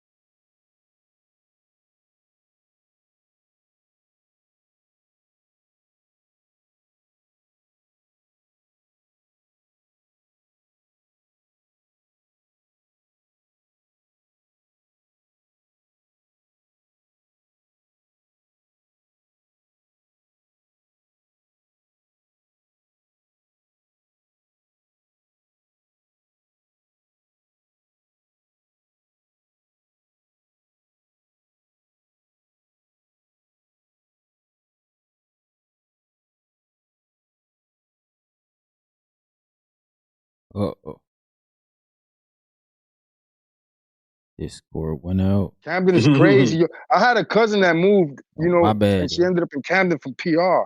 And I remember popping up to make sure, see this. And I was like, I can't even help you out here. This shit different. Out here. All right, you gonna have to put motherfuckers down. I ain't even built like that. You gotta put them down out there. You gotta put them down. It's the worst spot. But not for nothing. She ended up carving. She's coming from the Campo, Puerto Rico. She carved the land. They did what they did. She out of there now. Word. Shout out there. You had to make But way. I'll say this: Ford has not been the same at 130. That meanness, that takeover he was showing at 126, it has not shown up at 130. Yeah, And not then at his all. ass is saying that he wants to go to 135 because quote unquote everyone is pussy at 130. That motherfucker won't come to 135 and fight Albert Bell. I bet that. But that's There you neither here go. nor there. There you go. But what I'm saying, I bet he won't come up there and fuck with that guy. You feel me? But you I know, actually agree with you, Trees. I think yeah, Ford would do it, though. I think Ford would do it. I bet he shit. I hope so. That's I'd the be fight that I would shocked. love to get. He fought Thomas Matisse. You know, Thomas Matisse and Albert Bell got the same management. That's a fight that can And, fucking happen. and what did he do to Matisse, boy? Disarmed him. He disarmed him. But Hey, Matisse hey. ain't throw shit though. Cause don't do that. Yo, Matisse ain't fight like didn't he he known not to throw a fight. punch one round or something? Like one, what did Yes, they bro. say? A You whole remember? round. He ain't throw a punch a whole entire round. Bro, that What? shit, like, come on, bro. That shit. Matisse went out there and he laid an egg, bro. That shit wasn't right. What he did. Albert Bell That's ain't gonna more do than that an shit. He's egg, not bro. doing that. It was Not, short notice, but it was mad short. Like, damn, dog. yeah, that shit. Yeah, you There's a gotta lot throw of some smoke punches. down there, but 130 got a lot of smoke, man. 135, when people start coming, it's gonna start popping again. I remember Albert Bell was on that short list. It was between Bell and Matisse. They picked right. I Exactly. And like you know, Thomas Matisse, man. yeah, I we know. really And do. I already knew it when I seen our name pop up on the list. I said, "Oh, I know we not getting. I bet we don't get that fight." And then What's next? Ford, What's next for He Tiger? fought Thomas Tiger Matisse. Johnson, Trice. What's next for Tiger Johnson? shit for Tiger Johnson, shit. We would like on some real shit. The Abel Ramos fight. Well, I would like that for him or Brian Norman or throw Brian Norman in there with Cubs. Or yeah. Be realistic, bro. You said Abel Ramos. I mean the Abel Ramos for We Tiger want that. Johnson. We Why want not? that. We want How that. about the Bring that. Rocha, the Rocha winner? The Rocha's fighting some. Did Rocha Abel fought should take Coriel? that Yeah, fight. nah, man. He could beat Nah, Tiger. man. The winner of Rocha versus Curiel needs to fight the quote unquote boogeyman, the most avoided man that no one wants to fight because they don't sign contracts for Polanco. We want that. We want the Oh, winner I of want that. Raul Yeah, I like Curiel that fight. Yeah, man. versus I Rocha. like We that name. I want like that name Rohan for Polanco. Polanco, In New York? the quote In New unquote York? no one wants In to New York? fight, man. In New York? Hell nah. Hell nah. Fuck, we're gonna do that in New York. We're Only doing fighting that in in the East Coast. California. Polanco only Why fighting the in the East fuck Coast you from want now on. We everybody? building that name up. Bring your ass to the Barclays Center. Nah, bro, we ain't going to West meet me Coast. We got halfway. Meet Mexicans me here halfway. too. We Texas. got Mexicans here too. You're gonna have your Nah, support. bro. Have your Nah. support. More The Puerto Ricans expensive, and the probably. Dominicans coming out for Polanco. Bring your Mexicans over here. We ain't going over there. We're going to Texas, and that's as far east we'll go. Hey, Texas. Let's We ain't go. going to New York, dog. What do you think? Hey, This I ain't no got setup. cousins in Killeen, Texas. We ain't no We not sucker. paying taxes. Free state taxes. Yeah, that's why. That's what's up. That's why Florida's becoming a hotbed, bro. A lot of people are training down here. They have Zoo, Haney, Benavidez. Heavyweights this has always been a heavyweight stop. Down there too. Most of his career. Zayas was down there in Florida. Yeah, Xander. Yeah, but his gym, he's the biggest fighter there. It's him. Who else fights out of there? Oh my God. Guys Who's you in don't that? know. Giovanni Well, Estella. I seen in the camp right Mark now Ray, his whole team is down there. is Kid Kansas. You got Troy Isley Yeah, training with him over there. Kid Kansas is part of their camp, it looks like. At least, yeah. Yeah, he's sparring Troy. And I'm wondering because Javier did a training video of pads with Troy. So I'm wondering if Troy did lead Bomac. Because he said he did it. But then it was just weird. I just never seen that. A training partner do a video, a pad video, and the trainer posts it on his social media as like an instructional thing. You know what I mean? But Troy might just be really that good on pads because I love the way Troy boxes. I just think if he was I mentioned it for someone earlier, for Xander, if he was a little bit slicker, if he was a little bit faster, his style would be very difficult to beat. What do you think about him being a free agent? You think that was a good move? No. But honestly, Top Rank doesn't have a broadcast home. So he was going to be the odd man left out. So I guess in actuality, in the moment, it's a good move. But I mean, where's he going to go? He has no power. He doesn't have drawing. He's not going to sell tickets. He's just Damn, a he got very 5 good knockouts. boxer. He's good 5 though, He's knockouts. young. bro. He's young. He's young. Oh, Yeah, let me I don't know. What is he, like 25, 26 maybe? Maybe younger. 27. Depending how 27. the Nah, Zuffa nah, nah, breaks nah. He out. He's looks 27. 40. He looks Yeah, he 40. looks 40, But bro. He looks Respectfully. 40. He's crazy. Respectfully. he's Oh, so Zuffa good shit might though. be I good mean, for fighters like that. Zuffa amazing thing that's coming technical skills. But he hasn't had that big mega fight yet, though, right? Yeah. Nah. He's been basically the Been the grooming quote him. unquote top ranked diet. No, but they put him beautifully. He beat Vladimir Hernandez. He Mhm. just fought a 6'1", 6'1", 78-inch reach middleweight that beat Chino. That beat Chino Perez. Yeah, Let he's the me 100. see. He's the 160-pound version of Tiger Johnson to me. They treat him like they treat Tiger. Man, A guy with Tiger knocking people out, bro. Tiger he just punching got on people. whoa. That was one. That was he got a knockout in a couple fights. Let's not get carried away. We got a knockout in the last couple fights. Man ain't known as no knockout puncher for sure. But yeah, he basically like Troy Isley and Tiger Johnson. They in the same boat to me. Them guys just got to get. They got to fight like a Stephen Butler name would have been good for a motherfucking Troy Isley or something like that. Could Like have he been need a name perfect. like he need a guy like that. You feel me? Yeah. Like because Johnny Beck That's ain't the gonna problem. fight him. 160 is the dead division. So Exactly. why would you sign Troy unless is there a vacant title that he's in position for? And, I mean, Right. they got to Exactly. take these belts from Johnny Beck. From You would Johnny hope Beck. for him They being a gotta get fucking them cheetah. belts.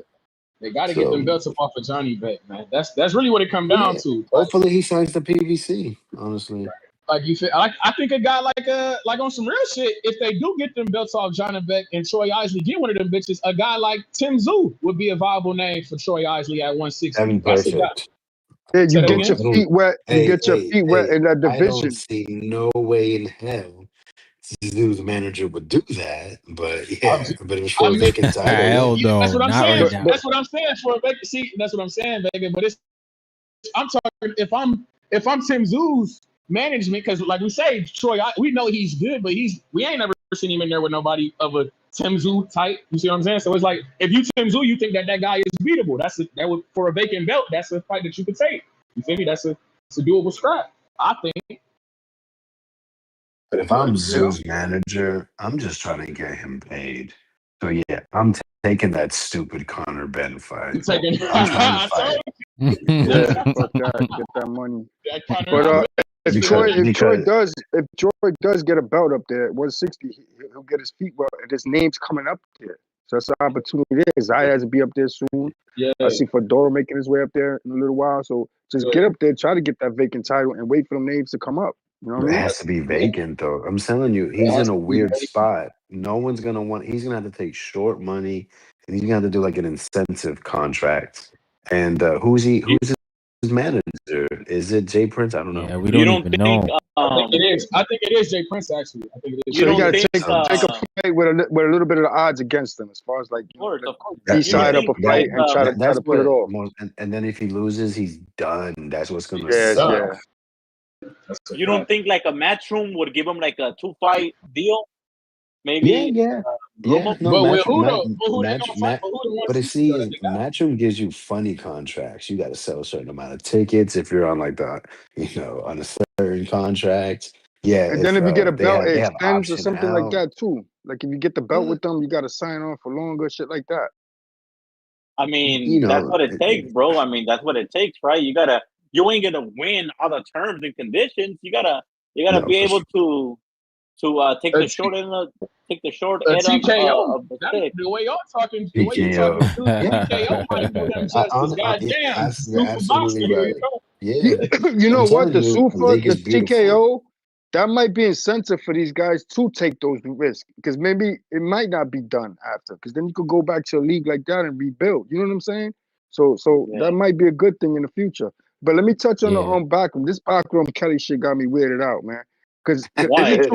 so Boots kind of like because supposedly Turk had the money for Backroom boots. They didn't want to go with that rehydration shit. I remember saying that instead of spending that money going to Virgil and showing up at a fight that Golden Boy wasn't gonna let you have, you should invest in a strength conditioning coach and train to handle that, whatever the rehydration thing is. Now, if Kelly's for some reason pulls off the fight with Backroom, do you think Boots uses that same excuse to fight Kelly, or that's the plan all along with Hearn? Well, I think that Kelly got a 2 or 3 fight deal with Matchroom, so he'll still be under Eddie. If I'm not mistaken, that's what I read. And you know how Matchroom is. If they give you a title shot and you win, you'll probably have to stay with them for a couple fights, right? So, I mean, don't be surprised if Kelly does win. I think Boots will probably fight him. It'll be like the situation that happened with the 140-pounder. What's this dude's name? That dug to bring Matias because he couldn't make the rehydration, but that wouldn't go ahead and said, the Richardson Hitchens.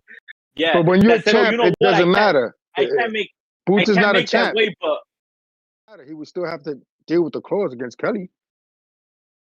Nah, both guys got to make it. You're right. Yeah. Both guys got to make it. Both guys do, right? Yeah, even the champ. Yeah. Yeah, but no. But if it's two champs fighting each other, that shit goes out the window. Oh yeah. It's unification. Yeah. Nah, but you know what though? Like with the articles that are coming out with the Zone putting pressure on Golden Boy and Matchroom saying you guys have to fight each other. I think that fight will happen. What fight? Yeah. Backroom and Boots? No, the Boots and Virgil. Oh. With the Zone coming in. That manager's acting like a fucking weirdo per usual. Yeah. I'm so sick of him. They ain't got much time left. I don't know how they didn't go after Zayas or Virgil. I thought they would have targeted the young champ, even going to Puerto Rico. Sometimes that shit backfires. Nah, man. You know that Golden Boy sent Zayas a contract, and he just didn't agree with the terms. No, yeah, he wanted to fight in Puerto Rico. Like that was the goal, no matter what. Like that's what he wanted to do. He already made promises, shook hands to his baby. Virgil could happen later, man. I mean, that's true. That's the annoying shit. Virgil need to fight Fundora, in my opinion. Motherfucker, you talking that WBC shit? Go fight the real WBC champ, fuck nigga. But there's no push. Nah, the thing with that is that I think that Fundora, with all due respect, he's chasing the money fights, right? Like That's why he didn't chase. That's why he didn't give the Xander Zayas, because he had another bigger fight with more money on the table with Tim Tszyu rematch, right? There was just more money in there, and it's an unfortunate situation because it is a business and a sport, right? So people are gonna call him a dud, but what gives him more money, right? Keith Thurman or a Virgil Ortiz? Keith Thurman's obviously going to bring more money to the table, so I think that's why Fundora. Belts don't matter. Being unified champion or being a single belt champion. Mm-hmm. Yeah, man. Unfortunately, it all comes into place right there. I would go with Fundora over Virgil. Why? Why is that, if I may ask, sir? Because I'm a tall, skinny nigga. Yeah, I got Virgil chopping that tree down, and hopefully we never see Fundora again. Fuck him. Oh, Ducking Xander. I like Fundora. I like the family. I like the way they train out there. Motherfuckers is warriors, bro. So I just ain't like the way his sister didn't let Zayas approach him. They did not let Zayas get close to him. Nah, man, that's his Gabby night, Gabby was ready to hook off on Zayas. Man, that's his night, bro. That's his night. Let it be. Oh my God, gay. Come on, man. What's trying to come in the ring for, dog? That's his night. Give me that smoke, homie. To bring you that smoke, Papa. How dare that the rivalry smoke, Papa. Try to help make a big fight. How dare he? That's not a big fight. The crazy part is, Juice, if he would have took the fight in Zayas, it would have been mad Mexican flags in there. If you would have took that fight, it would have been in New York. You crazy? That's a Vegas fight. Talking about Puerto Rico. Oh. No, yeah, that was the issue, was that for that fight to make the most amount of money, it was going to have to take place in New York. And why as Fundora as the unified champion Why the Yeah, fuck you're right. would he go to Exactly. Why the fuck would he go to New York? Browns? Bring your ass down to Vegas, bro. He's still right in when Vegas, he right? when he had the layup with Zoo, which it was obvious. There was a good chance that Zoo was not going to catch that form he had before the first Fundora fight. Yeah, it And it was was good. smart. Good It's thing. Yeah. good. Now they got Thurman, then they got the Errol Spence comeback, and they'll keep, and then possibly Charlo as well. So they'll make money. He'll get layups. He just has to make the Yeah. layups. Yeah, And keep him away and from then I those think that 14s. and then with all due respect, I do think that the Fondoras, Gabby and Sebastian, have a really good relationship with the WBC. So if Virgil Ortiz would try to push the mandatory, like they should honor it though. Like bro, that's definitely a good point right there. Like I don't know why Virgil doesn't like push the mandatory, or I don't know if he even could push a mandatory, because if it's like that, he would have probably been pushed for it, right? I mean, I don't know how that works. I mean, look at Benavidez. I mean, he couldn't he push pushed it for it for with 2 Canelo. years. Nah, bro, So- nah, bro. That's definitely like a deeper, darker criminal link there. Yeah, he was told That's a not to deeper, push it, darker I think. criminal- You're right, because they gave him an option and I he think still he didn't did take it push it, but he at the end of wasn't the day, which mandated. is crazy. Yeah. Damn, and Zoo quit on the stool, man. He didn't even come out the round. Nah, he was he had his She was best crazy. round. She was He was having his Mhm. best moments, and then Fundora said, "I'm still here." He said, "Oh no, I can't do this no more." Yeah, he caught him clean a couple times. He rocked Fundora a couple times. It was starting to turn Yo. into a fight. I was surprised when he didn't come out. Man, But that Zoo, fight. he didn't fight the same way as the first fight because it got punched out of him by Bak. Well, actually, it got bled out of him in the first Fundora fight. Yeah, Man, I that don't backroom shit was understand why crazy. that I fight. stayed rewatching that backroom suit fight. That shit was wild. He dropped it. He was like, Allah Akbar. That shit was crazy. Man, that's why he hasn't been back. He scared Yo, the in promoter. Florida, He's like, bro, that nah, shit was crazy. He's like, we ain't fucking with this dude, bro. He ain't selling no tickets after this. Right. He kept looking at the ref like, yo, you want me to beat him up some more? Facts. Yo, when is Joshua coming back, man? What we got? I don't know. We trying to get All in the right. mix. March, April. Trying to get back in. Yeah, I think promoter March. again. Well, right now, yeah, but we asking around for other fights. Ryan was calling for smoke with my little homie Val Saint. That's the smoke Ryan want for his brother. Yeah, man. Boy, The hungry Haitian. tough. The hungry Haitian.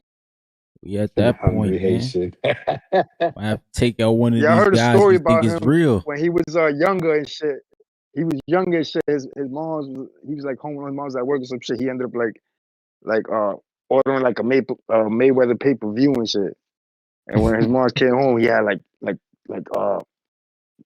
paper towels and shit wrapped around his hands, talking about, I'm gonna buy your house as a champ, man. Some shit like that. Joshua about to bust his bubble. Hey, That's man. an all Caribbean battle right there. I gotta ride with my homie Ryan with the 6. All right, though. He can come back, man. We're going to bust everybody's bubble. Oh, that's your bro, right? Ryan, Yeah, that's your bro? That's your bro? Yeah, man. Joshua Frazier, yeah. What weight is he fighting, bro? 154, man. 154. Staying with the Sharks, bro. The black Fundora, man. Motherfucker like 6'10". 6'3", southpaw. He hasn't got it in the mix in one of these Eye of the Tigers Montreal card or something like that. Yeah, actually, he was on one of their cards. Yeah, it was in Billy. I forget who he fought, man, but he was on one of the cards. And yeah, that's another guy we talking to. But like that guy, he has so many fighters, but he does a great job, man. He keeps them active, man. He gets those dates at that casino. The same guys. You see the same guys on their cards. It's like crazy. You see the Guerrero guy. You see, like you said, Albert. You see, oh my gosh, bro, what the hell is his Wilkins name? Matthew. There's like he's good. He's a rings fighter. There's another guy with a Spanish name. I can't remember. Iglesias? Yeah. Nah, Yes. Iglesias is Well, brand new to the fold. yeah, he's not on all of them, but he's But yeah, you got they keep their prospects on the same cards on the same timeline. Which is smart because that's how you mm-hmm. build a fan base. Mm-hmm. And it looks like they're always fighting in the same casino, right? What casino is that, Ryan? Casino de Montreal. Yo, it's in Montreal. It's like a small. But the goal is to land a fight with like a big name like U.S. fighter type shit, right? That's the goal coming out of Canada, right? To fight here. Oh yeah, for sure, man. Get the money. Christian and Billy, he just got a good check.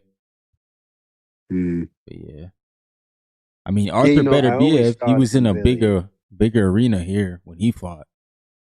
It's Callum Smith. Arthur Beterbiev. I always thought Billy and Bazian were gonna fight, so I was shocked when they put Bazian with Jaime. Yeah. That's true, huh? Because Iglesias is in the man. What the fuck? When we getting that Iglesias and then Billy fight, dog? What the fuck? Never. Yeah, you would never get that. They love Billy. Never. That guy Iglesias. That is pure that's the main violence. Event. Iglesias might knock Billy out though, bro, by accident. Word? He might. That right hook is insane. But he has terrible legs, bro. Like he literally drags his fucking legs. Iglesias. That shit is wild. Yeah. That's because he's so confident in that left, though, right? No, his right hook. That's the killer. Oh, okay. He just beat Shishkin. Yeah, that was impressive. That was Shishkin. That was impressive. Vladimir Shishkin. Yeah, he destroyed him. We actually got to see him box a bit. You know, Osley was in Germany. He got himself a German bitch that speaks Spanish. And now they're in fucking Canada. That's the same thing that William Skull is, right? He's Cuban, but he grew up in Germany, or like they fled to Germany. Turn pro, yeah. A lot of guys did. You know, like they go to Germany. You had Mike Perez go to Ireland. I thought all of them come to Florida, man. Yeah, of course. But you know, some of the boxers they do it on international tournaments. Yeah, go somewhere and just Mexico, stay. Florida. Just flee. The baseball team, 10 guys will fucking leave in the morning. Yeah. But that's what my homie came over here from DR. That's how my homie made it over here from DR. He had like a championship baseball game in Florida. He knew he had some cousins out here in Broadway getting money. He never went back until he got deported. Damn. Yeah. Hey, Ryan, you're a baseball fan. You're not gonna come to the World Baseball Classic? Oh shit, man! I wish. Oh man, we cooked the bro. Blue Jays, bro. We cooked them. Whoa, they still recovering. Cooked, man. Man, don't even start. Nah, bro, nah, Ryan. But that was a badass World Series, bro. He said, that was a badass World Series. I was rude. I wanted Toronto to pull that shit off, man. You're nasty for that, bro. You take Yamamoto off the mound, you guys wouldn't even made it to Game 7, bro. That's a fact. Bro, motherfucker saved y'all twice, bro. Yeah, bro. In LA, we have no block parties. Well, for the most part, for anyone other than the LA Dodgers, bro. Bro, we talk about a block party. Not even the Lakers? About a block party. Lakers. I mean, bro, they haven't really been doing so good, right? So, I mean, maybe before, dog. But like one of them games is mad long too, right? One of them games, it's just 18 innings. Extra innings. Trust me, bro. We do block parties for the Dodgers, the parade, bro. That was a historic World Series. But you know, shout out to the Blue Jays. Parade was weak too, bro. That's why we should have won. Shut up, bro. You would have saw a real parade again for the second time. Stop it. That's what I want. They turn up over it. Yo, the Raptor parade was insane, bro. And y'all be wilding over the hockey. I remember them college kids went crazy in Montreal with some fucking hockey shit. They was wilding out there in the streets like years back. Hockey be wild, man. The Maple Leafs ever won but that was a good game. Stanley Cup, it's a wrap, bro. They never won one, right? They haven't won one in like 100 years, bro. They got like one of the worst droughts. They got close though, right? when that whole rioting shit happened, that's why they lost or something. They was wilding out the streets, like really breaking shit up and all that. Nah, that wasn't us. That was Vancouver. They lost in the final. Yeah, you're right, bro. They was outside I'll never acting forget stupid. yeah, like I saw buildings on fire. I was like, Yeah, they what were the rioting. fuck? Yeah, rioting, yeah, wilding. Yo, it's like, what the fuck? They lost a Nothing damn no civil hockey rights game. for a fucking game. Yeah, I was laughing. Like, damn. They out of Game. Vancouver, man. God damn. That's that West Coast. You ever been out there? Yeah, it's beautiful out there, man. It's nice. It's clean. A lot of shit to do, bro. A lot of shit to see. I remember what part of Canada the you only from, thing I Ryan? knew about Vancouver was the I'm from Grizzlies. Toronto, man. Oh, you're from. Oh, all right, Toronto. The Big Six, From man. the six, man. From the six, from the. That's a good. Yo, bro. Yo, is that the birthplace of the Nelk Boys? Yeah, that's where they're from, bro. They're from actually not too far from where my dad's gym is, Mississauga. Damn, bro. I remember watching them when they first started. My whole six thing is the six borough, right? That's the spinoff for that. The six. Well, yeah, bro. We kind of like New York. We got our boroughs up here as well. Our city's like, yeah, almost like baby New York, bro. The way it's constructed. Our freaking downtown's right off Lake Ontario. I went out there for Caravana, that West Indian shit they be doing out there. I think it's like July, Carnival, bro. August. That shit's crazy. The Carnival. I went out there. So during that time, right, you always hear how clean fucking Canada is, right? So I get on the plane, and shit fucking filthy out there. All the fucking garbage is overflowing and shit. Yo, the fucking sanitation people, right? They went on strike. They knew 2 million people was coming to the city for the Carry Fest. So they went on strike. And then when I woke up in the morning, that shit was spotless. They struck the deal at midnight. Yo, them motherfuckers smart doing that shit at that time. That shit was spotless. Yo, I had so much fun out there for that, yo. That parade was wow. Yeah, they do that up here. Like literally, like 2 months ago, our postal service was on strike, and like Christmas is coming up. Right, like in the news, what they do out there, they wait. Like the hustlers out there, they wait for that time, and they eat good. They try to rob. They swarm you, go in your pockets and all that. So I was watching the news. I remember in the morning, I got up in the morning, I went to the hallway, so I bought everybody screwdrivers and shit. Like, when they try that shit on us, we're gonna poke the shit out them. Nasty. But what's up though, Trini? What's up with what's up with your boy Subred Matias, man? Why do you think he's selling that many tickets? I don't know. I'm gonna see. I worked that night. I talked to my coworker, see if he can cover me a couple hours. I'm gonna see if I sneak by, get some cheap tickets. You might. You know what? Now that I look at the fight card, I'm actually excited for that co-main event, bro, versus Ojo and Bazooka. Yeah, it's a good one. Probably gonna be like a sleeper right there, right? Or nah? Yeah, no, man. Yeah, Alfredo can box. Alfredo. What's the other guy's name? Cedeno. Eddie. He can punch. And they're kind of pushing the fresh promotion fighters, right? That's what they're doing with this. Yeah, bro. You know what, bro? Like, I think respectfully, I think they're gonna lose money on that whole fight card, bro. Because by the look of the ticket sales, bro, it looks like there's still a lot in that motherfucker. Yeah. I think that's money coming out of homie pocket too. He about to take a loss, man. But I don't know. I hope it works out for him, man. I hope he at least get that win. Be nasty, bro. If Dalton Smith sneaks up, gets the win, and they take an L in both ways, promoter, and they lose the belt. Damn.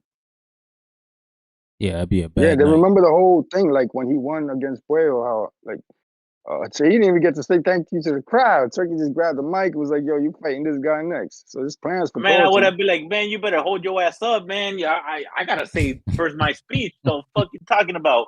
You know? Yeah. Show me the money. How much you paying? Nasty. No, and then he went and he met with Serrano. Serrano was trying to put up together like an old Puerto Rican card. I remember he sat down with her. He was like, starstruck. He likes her a lot. And he was like, yeah, we could talk about it. Like, she wanted him in the class. She wanted his eyes in the class. All that shit. So that's supposed to be a big Puerto Rican card. And then they went in a different direction. Man, that would have made sense, bro.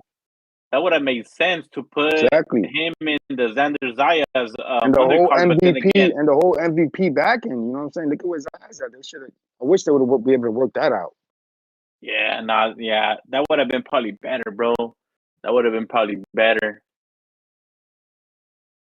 I mean, though, but I guess he didn't like the money that Turkey was offering him, right? And we don't hear like a lot about that because everyone's usually happy with the offer that like Turkey gives, but apparently Subriel Matias wanted more. Like, how much more did he want, bro? Because I mean, he's not getting paid like a big heavyweight championship fight, right? Like in the hundreds of millions. Like in a fight like that, in a fight like that, with him coming in the ring and all that, with what happened to Adamas and with Shiraz, I'm gonna look at it like, yo, give me the bag, in case y'all do some funny shit, man. You know what I'm saying? He's up in age. Give me the bag to secure me at least. Looking at it like that, you know what I'm saying? Nah, hell yeah, bro. And like, I don't blame him because if Turkey goes up there, does the whole little scene, like get in the mix, do the face out, like, motherfucker, you better be offering me a cool bag. And again, we don't know how cool was that bag because no one really complains about Turkey paydays, at least publicly. So if you really think about it, was Subriel Matias getting a little too greedy? You know, did he want more than what good for him? And now he's in this predicament. But hopefully, man, he gets that win against Dalton Smith. But like, Vega, maybe you can answer this. As far as like the purse bid, I think it was 2.5 to win the fight. That's what's in the pot for the fighters? Yeah. Certain percentage, they hold it, I think, for the sanctioning body or something like that, and then the rest go to the fighters. And the champ will get a bigger cut out of the whatever it is, right? Yeah. The champion gets a certain percentage depending on the sanctioning So we body. could assume he's getting $1 million plus for this fight? Yeah, before deductions and Probably, all that, yeah. for sure. He's getting. I mean, so with Fresh Promotion putting 1.9, that has to cover both fighters, undercard, venue, sanctioning fees. That's for the payment of the fighters. The main fight or the fighters. Main event. Yeah. Yeah. Just for that fight, they're putting it for the purses of the fighters. But yeah, the sanctioning fee will be taken out of those. For the undercard. They got to pay for it, or they can tell, you know, they can have those the fighters pay for their spots, however they fucking want to do it.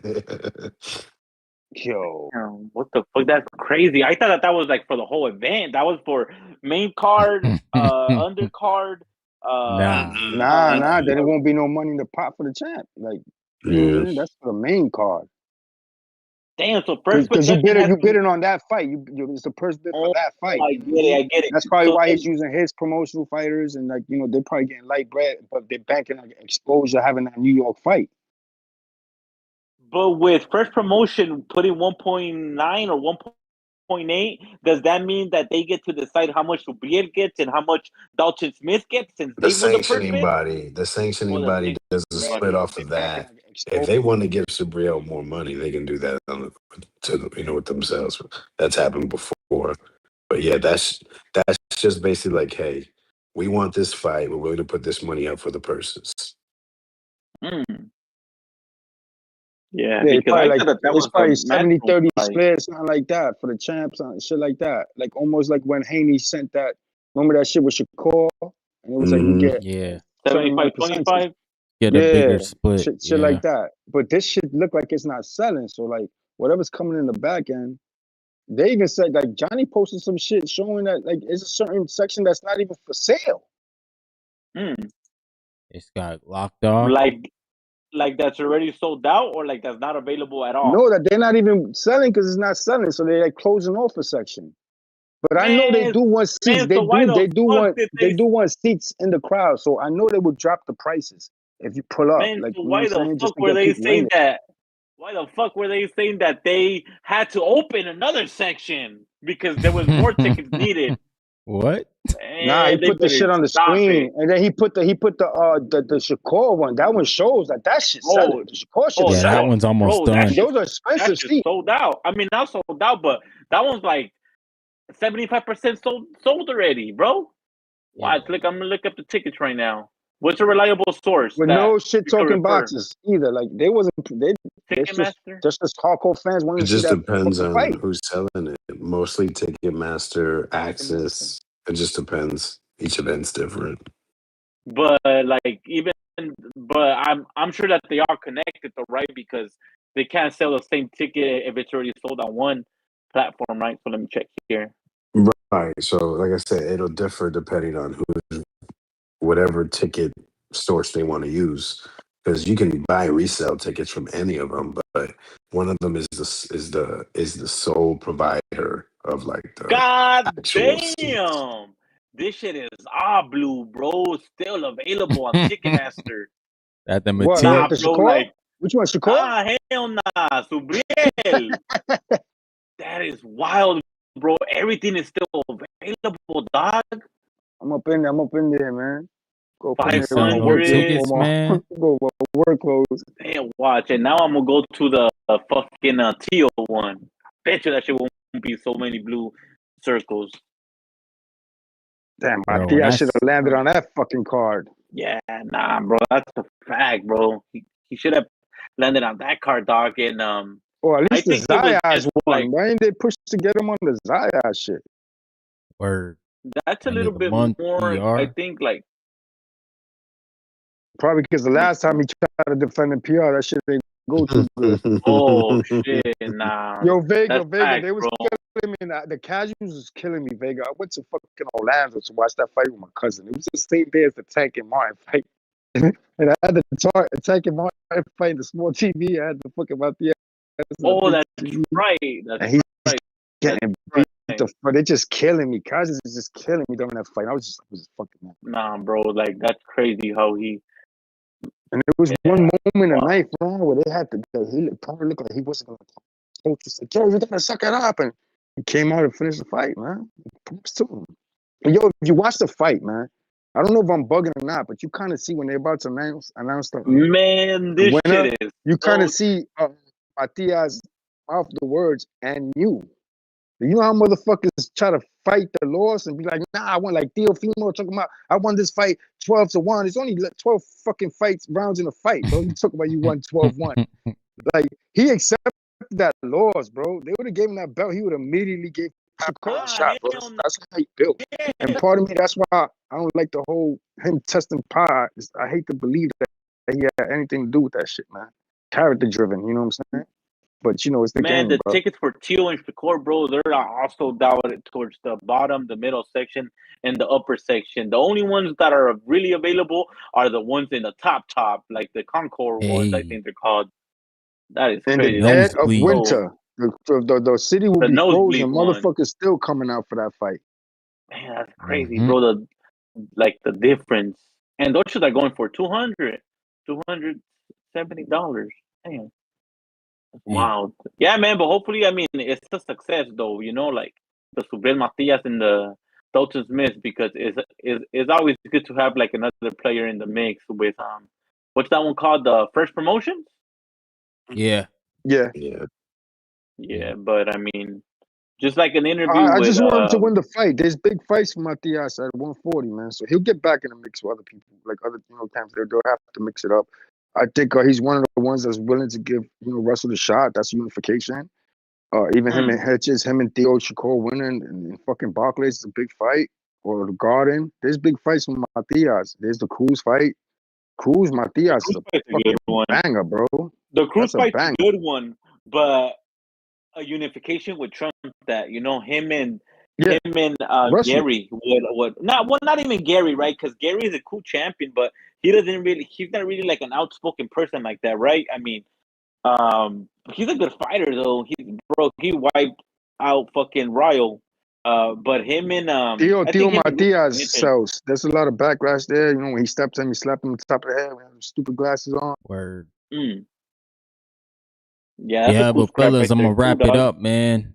Wrap it up. Yeah, for sure. Salute, Ryan, man. Thanks for holding it down this year, man. Word, man. I'm surprised you went so long, bro. Yeah, word. I looked at the clock right now. I'm like, Ryan for 6 pushing it out there. He pushing it today, man. That's what's up. Nah, it was a Now good Ryan combo, been wanting man. to wrap it up, but you know, we're just here sitting talking. But salute. He's been wanting to, dog. He kept it I'm not real gonna for us lie, y'all hardcore was fans, carrying me, man. bro. Salute for that. I appreciate it, Yeah, man. man. Thanks for letting me on, man. Salute. Y'all I salute. appreciate you, Enjoy fellas, the rest man. of the weekend, man. All All right, right, fellas. Vegas, Happy stay New up. Year, man. Happy New Year. Salute to the Discord. Shout out to the guys back there, man. Shout out to everybody who tuned in.